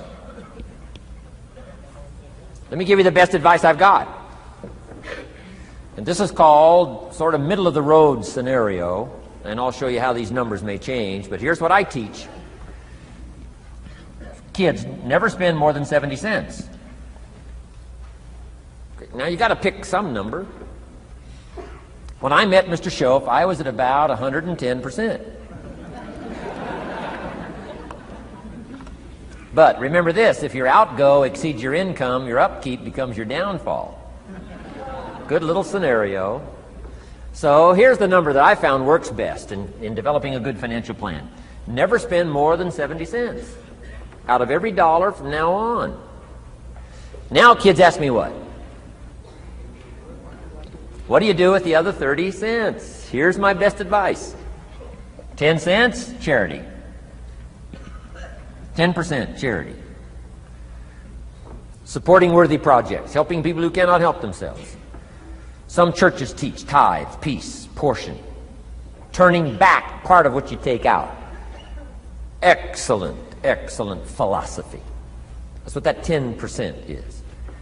And nothing teaches children responsibility and character better than generosity.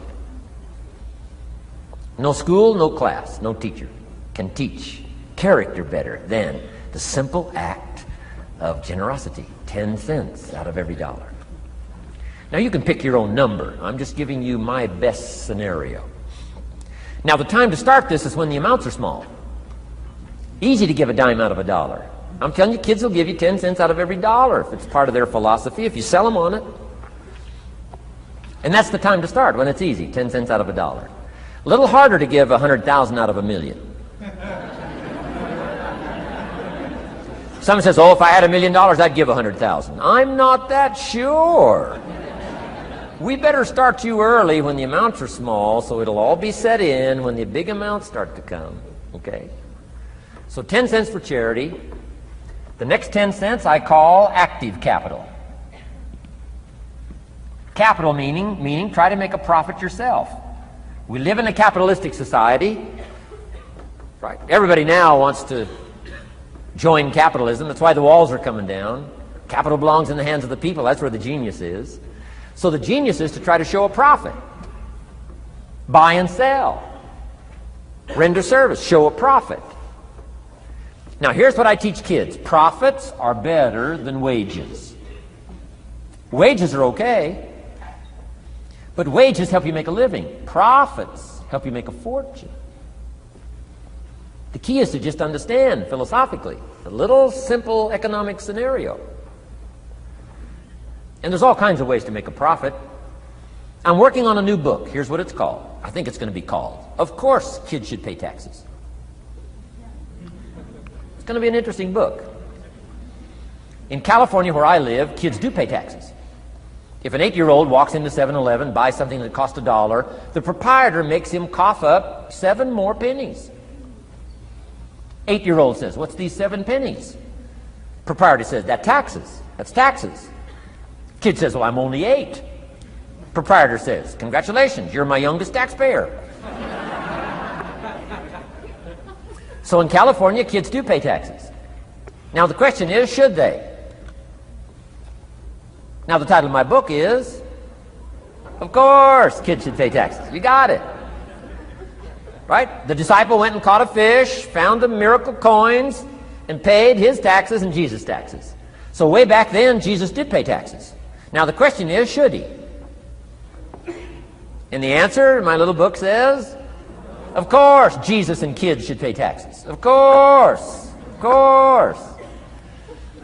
If an 8-year-old wants to ride his bicycle on the sidewalk instead of in the mud, you have to pay taxes. Things cost money. Got to pay taxes. Aircraft carriers keep tyranny over there instead of over here. Aircraft carriers cost money. It's expensive to run this whole show. We can't use used missiles. I mean, you know, it's expensive to run the whole deal. Of course, everybody has to pay. Now, active capital means try your best to show a profit. Now, there's many ways to show a profit, not just money. Touch something, leave it better than you found it. That's a profit. Some profits are intangible, some profits are tangible. Long before Earth Day, for all sophisticated people, it was very proper when you left your hotel room to turn out the lights. All educated people. Why? Leave a profit. It's so easy to flip the switch and leave a profit. Some say, well, the hotel gets the profit. What do you care? All you need to become is a person who leaves a profit. Wow. I talked to a man who runs a whole string of apartments. He said, guess what? Most people, when they rent an apartment, leave it, what? Trashed, worse than they found it. What kind of a reputation would that be? Whatever you touch turns to trash. Whatever you touch gets dirty. Nothing you touch gets better. See, that's a poor philosophy. No wonder it leads to poverty, small lives. As one writer said, living lives of quiet desperation. This is where it all begins. Failure to leave a profit when you can, turn out the lights, doesn't matter what it is. Become profit-minded. Profits are better than wages because profit has the potential to make a fortune. Wages has the potential to make a living. So I teach kids, take part of your wages. If you earn the money, take part of it for charity and part of it to see if you can't make a profit. And there's all kinds of ways. My book's going to be full of all kinds of ways kids can make money. I teach kids how to have 2 bicycles, one to ride and one to rent. I mean, you know, it doesn't take long to get into business. You don't have to be a genius. Halfway bright, you can start showing a profit. Now, here's the next 10 cents called passive capital. Meaning, let somebody else use the capital, you provide it, you're passive, they're active. And let them pay you interest. Profits and interest. Unique way to make a fortune. In fact, there's a Bible philosophy. I teach teenagers this Bible philosophy. Here's what it teaches. The borrower is servant to the lender. Wow. So where is the power position? Not a spender, a lender. And if I've taught teenagers well, if you ask them, among some of the things you want to be, you know, when you grow up, you know, as years pile on, what would you like to be? I'm telling you, among some of the things that they would like to be, if they've sat in on my classes or gotten some of my material, they will say, I want to be one of them lenders. Powerful position. Let somebody else use your capital. Some projects require more capital than any one person has. So we've got capital pools, whether you put it in a financial institution or whatever, right? Earn an interest, earn a profit, right? Buy a car and sell it for more than you paid for it. Why? Because you leave it better than you found it. Touch something and leave a profit. Okay? It's not just wrapped up in money and economics. This helps to teach all other scenarios of life on profit and capital and expenditures, what to do with your time and what to do with your life, and as well as what to do with your money. Okay? Now this little scenario I call the ideal. Now here's what's important: to set up the ideal and work toward it. Because at first you may not be able to do these numbers. Some people are in such desperate situation currently, they got to go 97, 1, 1, and 1. I mean, you know, I had to start there. Start with pennies. And remember, it's not the amount that counts. Mr. Schoaf gave me the clear situation. Here it is. It's not the amount that counts, it's the plan that counts. When I met Mr. Schoaf, I'm 25 years old. I said to him, if I had more money, I'd have a better plan. He said, no, Mr. Rohn, if you had a better plan, you'd have more money. 6 years? 6 years? In America, 6 years? Come on, it's not the money, it's not the amount, it's the plan that counts. So set up an ideal plan like this. Now you can rearrange this and modify it to suit yourself. I'm just giving you here as an example. So set up the ideal and then start making progress toward it. Okay. Because finally these numbers are going to change if you move on up into the higher area, right? The people I work with around the world couldn't spend 70 cents out of every dollar. Would be obscene. That'd be too much. So these numbers are bound to change. I don't know what mine are. Probably 20% up here. A lot larger numbers down here. Okay? So these numbers can change. I'm just offering you a good sample philosophy. Remember, philosophy is the set of the sail. The economy is not the set of the sail for you. For you, the set of the sail is your own philosophy, your own thinking, your own plan, your own concept. Don't borrow somebody else's plan. Don't borrow somebody else's concept. Don't borrow the concept, you know, spend all you can, cross your fingers and hope for the best. Don't borrow that. Develop your own philosophy, and I'm telling you, it'll lead you to unique places. Now, the rest of a lot of this is on the cassette tapes, but let me just give you 2 or 3 more pieces of the scenario here. Then I want to talk about communications, and then we're going to wrap it up. Okay. Here's 2 or 3 more parts to financial independence. Number 1, keep strict accounts. This is the best of disciplines. Keep strict accounts.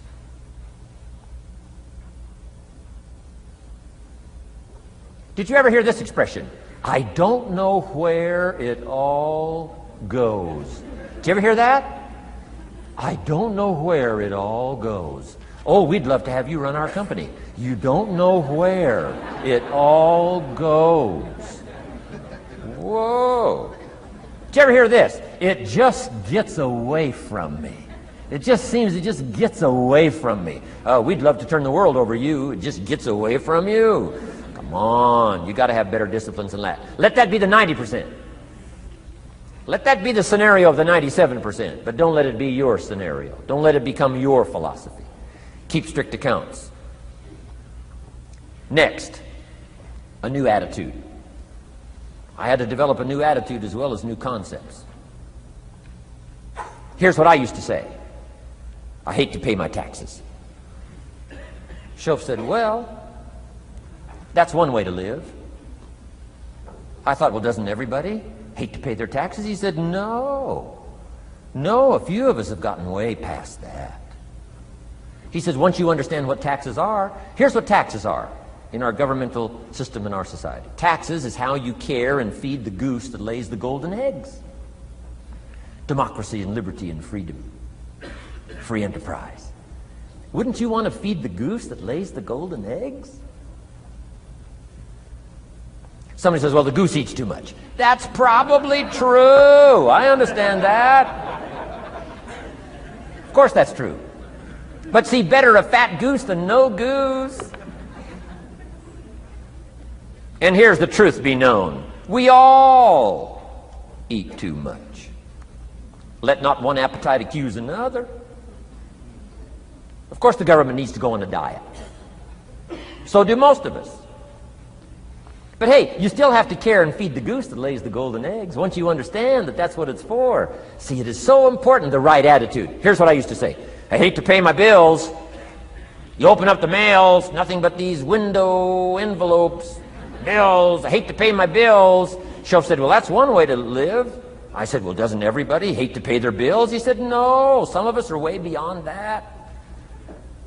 I said, is it possible to love to pay your bills? He said, yes. Reduce your liabilities? Increase your assets? Wouldn't you love to do that? So start a whole new attitude here. Next time you pay $100 on an account, put a little note in there and say, with great delight, I send you this $100. I mean, they don't get many letters like that. Reduce my liabilities, increase my assets. My picture's changing. My picture's improving. I love to pay my bills. Keep the money in circulation. Pay my taxes. Feed the goose that lays the golden eggs. It's a matter of attitude. And here's the last on attitude. Everybody must pay. Of course, life is called opportunity, but life is called price. But we must all pay. We must all share. One of the classic stories of all time from ancient Bible script says, Jesus one day and his disciples were standing by the church treasury, synagogue treasury, watching people as they came by and put their offering in the treasury.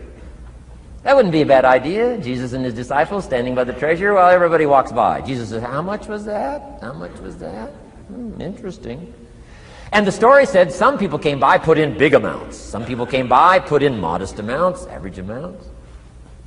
And the story says, then a little lady comes by and puts in 2 pennies in the treasury. Jesus says to his disciples, look at that. Look at that. His disciples said, 2 pennies, 2 pennies. What's 2 pennies? Jesus said, no, you don't understand. She gave more than everybody else. They said, 2 pennies is more than everybody else? He said, yes. Because I'm certain that her 2 pennies represented most of what she had. And if you give most of what you have, then you've given the most. Wow. What a lesson to learn. It's not the amount. It's what it represents of your life that counts. Now let me give you the wisdom of the scenario that did not occur. And this is the greatest of wisdom. And in my own particular, peculiar brilliance, I have the ability to record for you what was not recorded in the scenario of the story. Here's what did not occur, which may teach us one of the greatest of the wise things that was taught in this scenario. Here's what did not occur in the scenario. Jesus did not reach into the treasury and get this little lady's 2 pennies and run after her and say, here, little lady, my disciples and I have decided that you're so pitiful and you're so poor that we've decided to give you back your 2 pennies. I'm telling you, that did not occur. If it would have occurred, she would have been what? Insulted. She would have rightfully said, I know my 2 pennies aren't much, but it represented most of what I had. And would you insult me by not letting me contribute what I wanted to contribute, even if it's only 2 pennies? I'm telling you that did not occur. Here's part of the wisdom of the story that was not recorded. Jesus left her pennies in the treasury, meaning everybody has to pay, even if it's only pennies. That's the key. And whether you start with pennies or whether you start with dollars or whether you start with nothing, remember, part of the scenario is to spend, of course. Part of the scenario is to invest, and part of the scenario is to show a profit, and part of the scenario is to help take care of people who can't take care of themselves. If you'll set up your own philosophy, I'm not asking you to buy my philosophy. I'm not asking you to adopt my numbers. I'm only wanting to provoke you to think, for you to come up with a splendid economic philosophy that's got you up early and got you up late, has got you thinking and pondering ways to use your resources and turn it into the dreams you want for the future. And that's my little story on financial independence. Okay. Here's the next to the last subject, communication. How to affect other people with words. I've got just a little 4-point program here for you to consider The whole expanded version now, 3 days, right? 3 days of all this is in that package that you're taking home. So this is called an abbreviated version of all the rest, this one day, video day. 4 steps to good communication. Here's number 1, first of all, words can work miracles. That's why communication is so important. Words can work miracles. Words are powerful. Words are almost godlike. In fact, ancient script says the Word was God. God was the Word. Wow, words and God. I said to my Israeli audience last year, in the beginning, the story of creation is unique. It says, in the beginning, Jehovah God spoke and said what? We've got some students here, I'm sure. In the beginning, Jehovah God spoke and said what? Let there be light. And what? There was light. Wow! Wow! It looks like words create light. Is that possible? I'm telling you it's possible. Humans can get pretty close. What if somebody can't possibly see how they could do well, how they could become successful, how they could transform their lives and their health, their future and their finances, spiritually and every other way?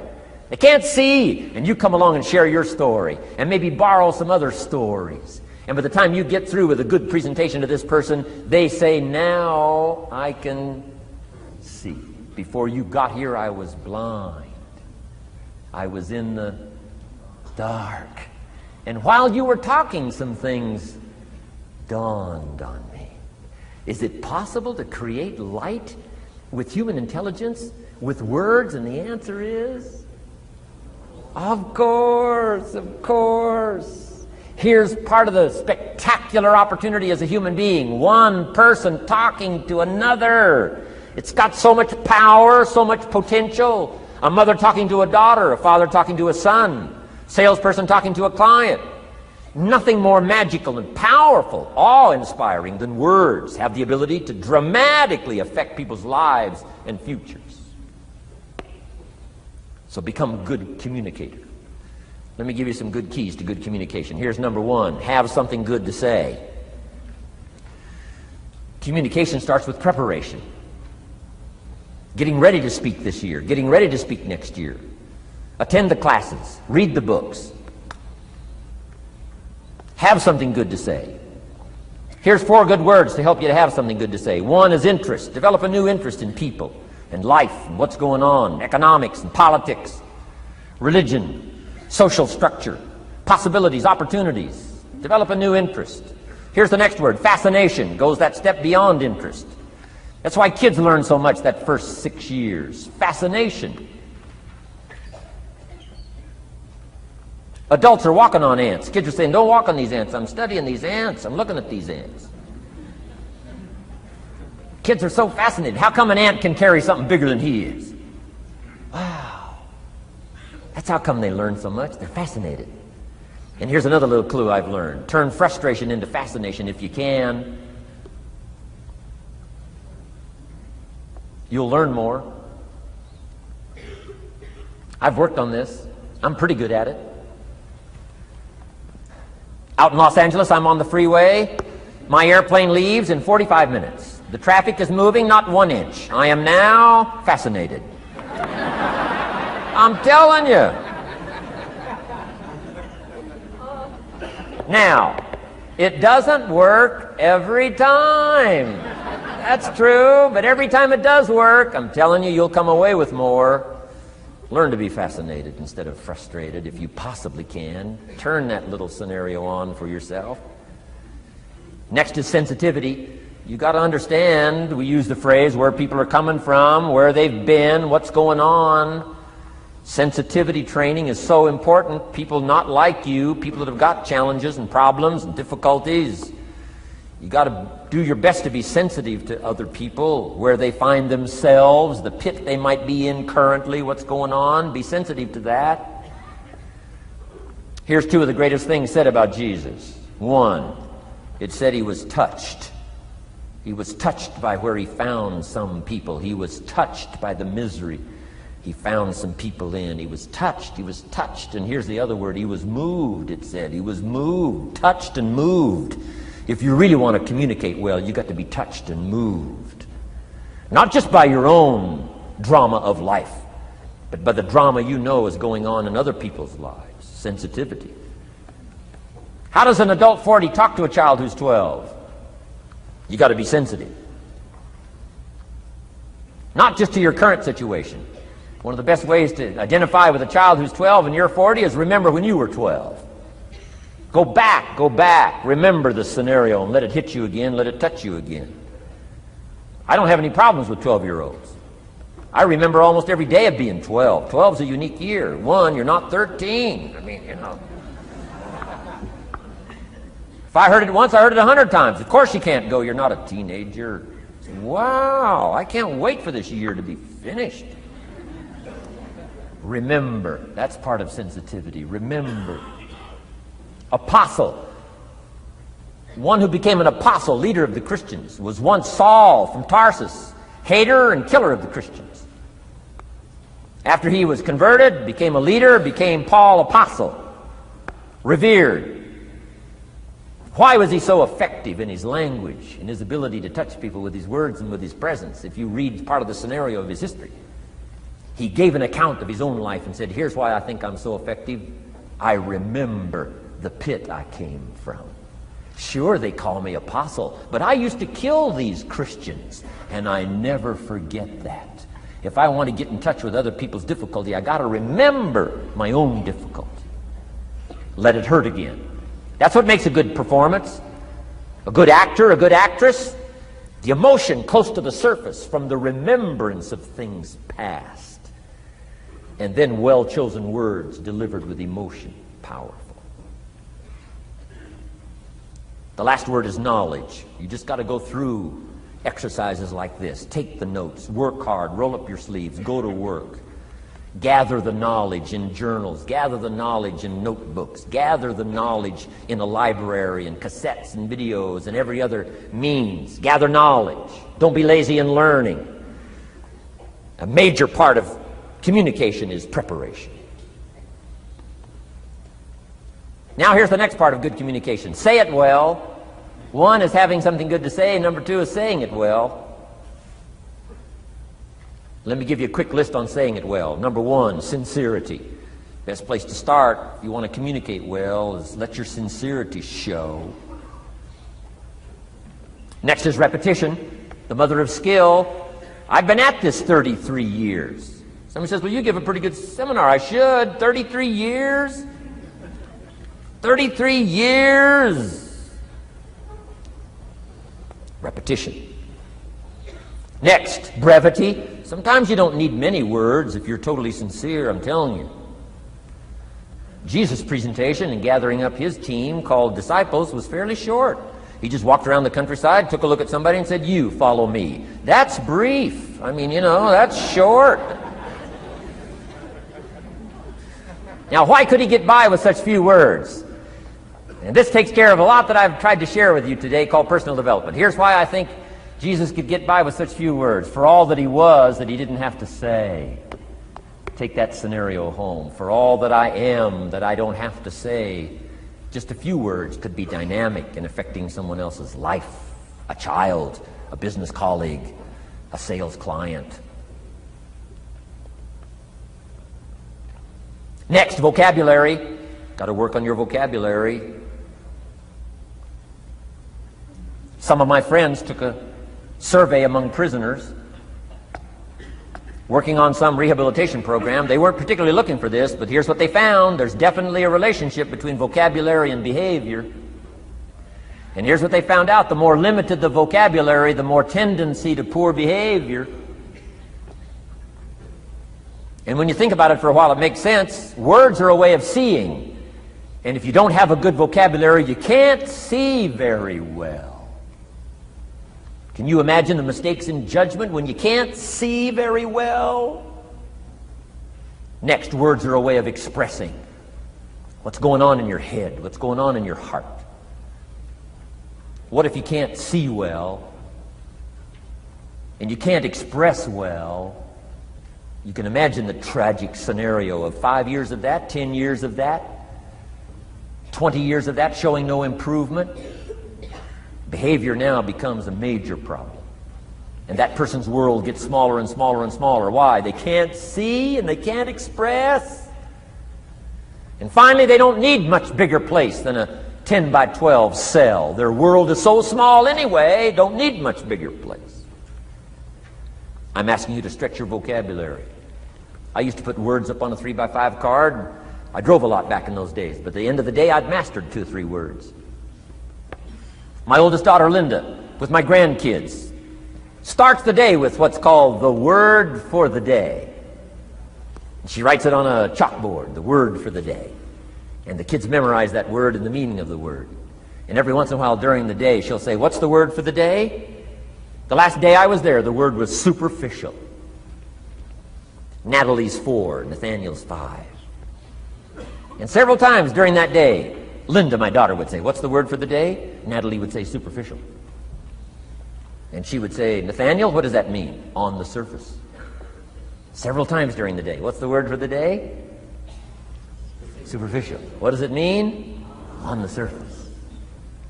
If you were to ask my grandkids, "The last time Grandpa was here, what was the word for the day?"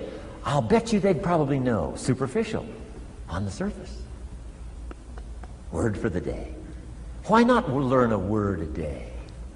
Why not add to your vocabulary so you can see more, see better, and express better? Put out in words what's in your heart, what's in your soul, what's in your mind. It's important. So say it well. Here's number 3. Number 1 was have something good to say. Number 2, say it well. Here's number 3. Read your audience. These are just simple concepts now. You've got to add some of the details, but that's what I'm mainly good for, is concepts. Read your audience. If you're talking to a child, you've got to study the face of the child. You've got to study a little body language. You've got to study what's going on so you'll know whether to shift gears, come on a little stronger, ease off a little, might be too strong, search for another illustration, soft, strong. A lot of that is dictated by reading your audience. When I first started lecturing, I had some challenges here. I was so absorbed in my notes, lecturing like this. I'm telling you, in those early days, the audience could have left and I'd have kept right on going. I didn't know what was going on down here. I didn't know what was going on over here. I didn't have any idea what was happening over here, whether I should come on a little stronger, ease back. I didn't know. I couldn't read my audience. So, read your audience. A prospect, read. Now let me give you some ways to read. Number 1, by what you see. Body language tells us some things. How to shift gears, whether to go on, whether to stop. If you're talking to somebody and they're leaning toward the door, that means you gotta hurry, right? They're not gonna be here long.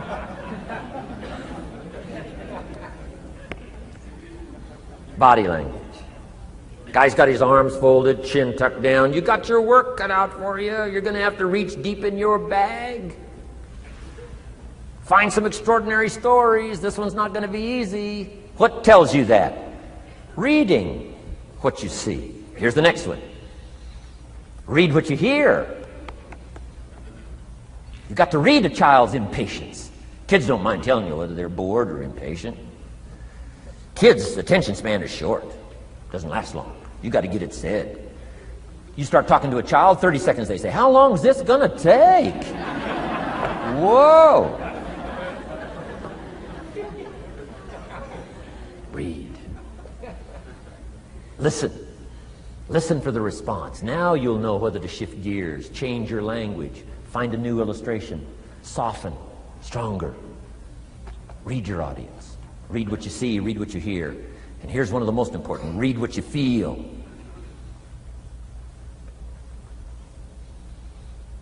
Now, women are probably better at this than men when it comes to picking up emotional signals. Men, they can see, and men, they can hear. But it takes a little training for a man to pick up those emotional signals that are so important so you don't say the wrong stuff. Because it's so easy to make a mistake in language. What if you meant to say to someone you care about? What if you meant to say, "What's troubling you?" And instead you said, "What's wrong with you?"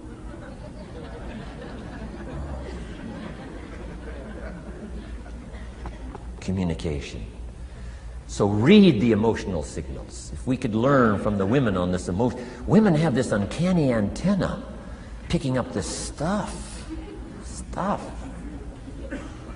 Woman says, doesn't feel right. I mean, what does that mean? It doesn't feel right. It doesn't feel right. Whoa. Women have got it though. Seems to be built in. Especially danger. Women pick it up quicker than men. It's built in, I think. Way back, right? Man was the provider, mama was the protector at home. So she picked up this scenario of danger, I think, these signals. But they are good. In the middle of the night, mama wakes up. The baby cries, mama wakes up. Papa sleeps. The faintest cry, mama's awake. Or she nudges her husband and says, go look, something isn't right. He says, what do you mean it isn't right? She says, no, go look. He said, hey, everything's okay. She says, go look. He says, okay. And he gets out of bed, goes downstairs. The front door is open. How did she know that? We don't know. I mean, she just knows. She just knows.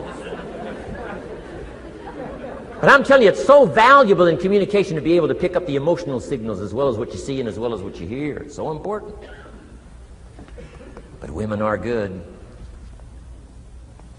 Ancient scenario says this: there are shepherds and there are sheep and there are wolves. What a good life scenario. But it doesn't stop there.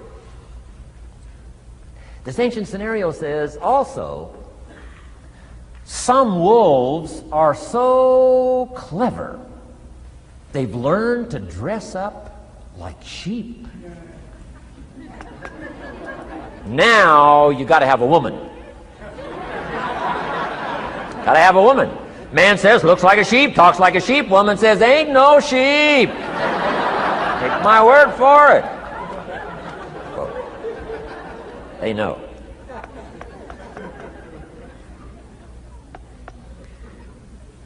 Read.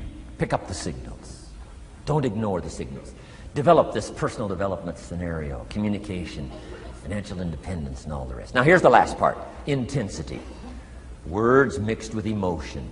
Words mixed with hate. Words mixed with love. Words mixed with faith. Words mixed with courage. That's what's powerful. Words have a certain effect, but words loaded with emotion have an incredible effect.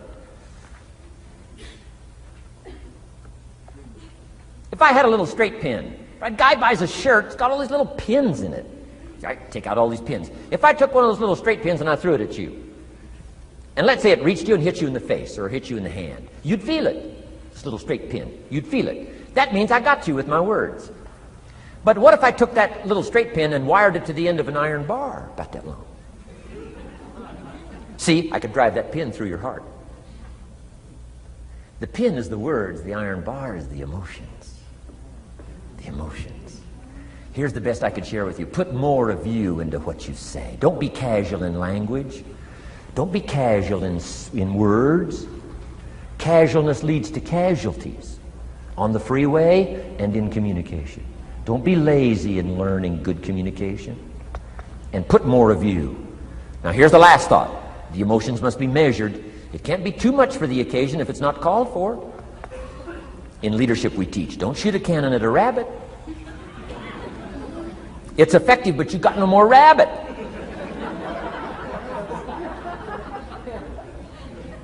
So here's some of the most powerful scenario in communication. Here it is. Well-chosen words mixed with measured emotion. The basis of affecting people with good communication. Well-chosen words mixed with measured emotion. And one last point on communication. The more you care, the stronger you can be. The more you care as a mother, the stronger you can be with your children. The more you care as a father, the stronger you can be. The more you care as a leader, the stronger you can be. In helping to solve problems, getting on somebody's case, the more you care. But you gotta care. I don't mind a minister consigning my soul to hell fire for my sinful ways, I don't mind that. If he believes it, I don't mind him consigning my soul to hellfire for my sinful ways, as long as he does it with tears and not with joy. If you're going to preach a message on hellfire and consign people to hell's fire, you got to cry and sob your way through a sermon on hellfire. We would all dismiss as a performance a dry-eyed sermon on hellfire. You can't legitimately preach hellfire unless your heart breaks. Otherwise, it's a performance. Otherwise, we could all dismiss it. Why? The heart's not there. There are some conversations that don't make sense unless they're accompanied by tears. It doesn't mean anything unless it's accompanied by a broken heart. Learn measured emotions. Remember, draw from well-chosen words, expanded vocabulary. Be interested and fascinated. Pull all this together. I'm telling you, your ability to touch other people will grow day by day, week by week, month by month, year by year. Here's my last subject. It comes in two parts. First is the negative part. And I got just a couple of tips for you on negative. There wouldn't be positive without negative. It's part of the life scenario. Ancient script says it best. There's a time to laugh. And once you've learned to laugh, just keep on laughing. No. Just get another positive book. No. There's a time to laugh, what? And a time to cry. And you've got to become so sophisticated and so well educated that you don't laugh when it's time to cry. And you've also got to learn to cry well. How are you going to identify with some people if you don't cry with them?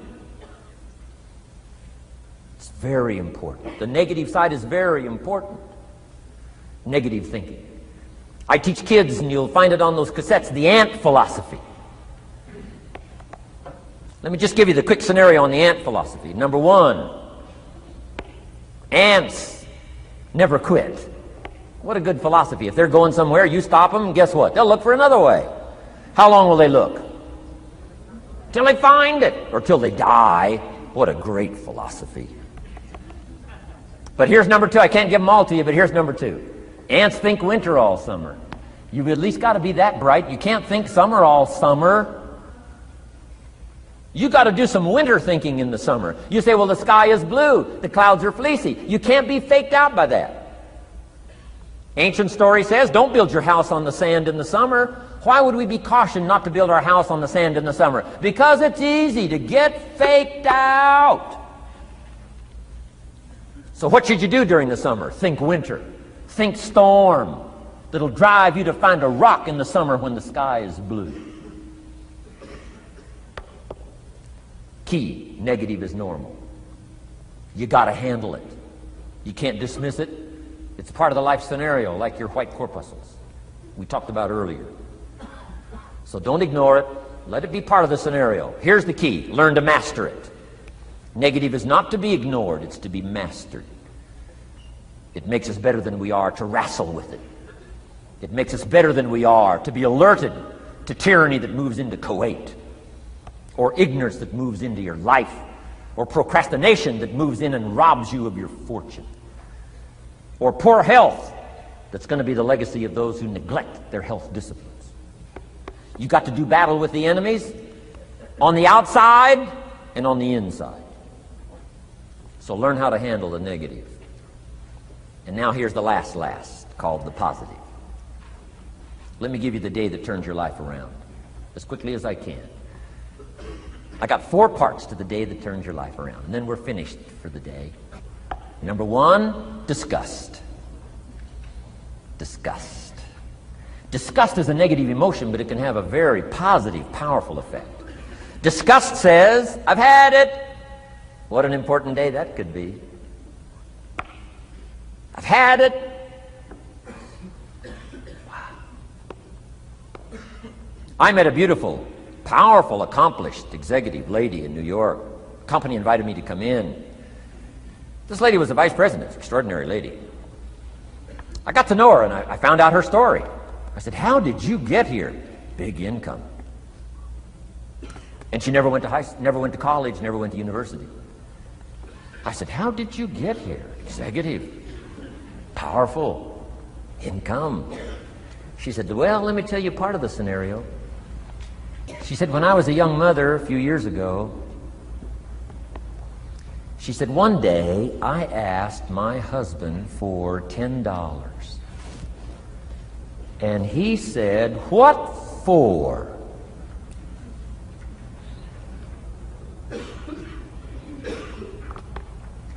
She said, before that day was over, I decided I would never, ever ask again. She said, I started studying opportunity, found it, took the classes, put myself through the schools, did the scenario. Now I'm vice president. I make a lot of money. And she said, I kept my promise. I've never, ever had to ask again. It's called a life-changing day. The day you say, enough is enough. Now, if you can add an act to your disgust, it helps. A man takes a shotgun to his car, blows out every window, destroys every tire, puts 100 rounds in it, and says, I've driven this embarrassing thing for the last time. And then he saves it. He saves it. And later when somebody says, how did you become rich and powerful? He says, let me show you this car. One day I'd had it up to here, I blew it to smithereens. Enough is enough. Powerful. Here's the last three. Next is decision.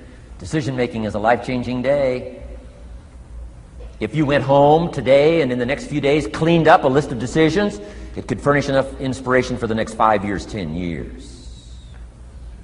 What an inspiring day, the day you can bring yourself to decide. And here's the third one, desire, wanting to bad enough. Who knows the mystery of that? We don't know. But here's something I do know. Sometimes desire waits for a trigger, waits for something to happen. Who knows what the happening may be? A song, the lyrics, a movie, the dialogue, a seminar, a sermon, a book, an experience, confrontation with an enemy, a conversation with a friend who finally levels with you.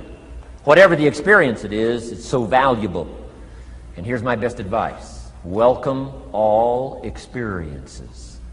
You never know which one is going to turn everything on. Don't put up the walls. The same wall that keeps out disappointment keeps out happiness. Take down the walls. Go for the experience. Let it teach you. And here's the last one. Resolve. Resolve says I will. Two of the most powerful words in the language. Benjamin Disraeli said, nothing can resist a human will that will stake its existence on its purpose. Shortly put, I'll do it or die. Best definition of resolve I got from a little junior high girl, Foster City, California. I'm going through some words one day. I got to this one and I asked the kids, who can tell me what resolve means? Some didn't know, some tried. Interesting. The last one was the best. Little girl about 3 rows back, she said, I think I know, Mr. Rohn. I said, what? She said, I think resolve means promising yourself you will never give up. I said, that's the best I've ever heard. She's probably giving seminars somewhere today, right? I mean, that's the best I've heard. I asked the kids, how long should a baby try to learn how to walk? How long would you give your average baby? Before you say, hey, enough's enough. No. Any mother in the world would say, you're crazy. My baby is going to keep trying what? Until. What a magic word. I want you to write it down. Until. Promise yourself you'll read the books until your skills change. You'll go to seminars until you get a handle on it. You'll listen to it until it makes sense. You'll go for it until you understand it. You'll practice it until you develop the skill. Never give up until. However long that is, step by step, piece by piece, book by book, word by word, apple by apple, walk around the block, go for it. Don't miss the chance to grow. and resolve that you'll pay the price until you learn, change, grow, become. Then you'll discover some of life's best treasures when you pay that price. Now here's my last word to you. As leaders in the community, I'm sure you are. Parents, the greatest challenge of leadership is parenting. Whether you're in sales or management, wherever I found you today, I want to give you, from my heart to you, what I wished you would do from this seminar today. And if I've inspired you to do this part here, among all the other things I've talked about, I would have considered it worthwhile to leave my family, fly away from my home, drop down into Fort Worth, Dallas, and spend one of my very precious days with you. If I can accomplish this, it'll all be worthwhile. It comes in two parts, and here it is. One, learn to help people with their lives, not just their jobs. Learn to help people with their lives, not just their skills on the job. Touch people with a book, touch people with a poem, touch people with some words. Don't fail to say something that could be meaningful. Help people with their lives, help them set their goals. Help them with their dreams, help them with the future, help them with errors, help them with mistakes. Help people. Help your kids not just get along, not just hang in there, not just try to hold the family together. Try to build lives with communication, build lives with setting goals. Help your kids with their lives, not just their homework, their lives. And here's my last one for you personally, because I'm probably one of the best examples of this standing before you in this auditorium today. Here it is. Ancient script says, if you work on your gifts, they will make room for you. If you work on your gifts, they will make room for you. Wow. Look where my gifts have brought me today, to this room. A chance to invest in this many lives.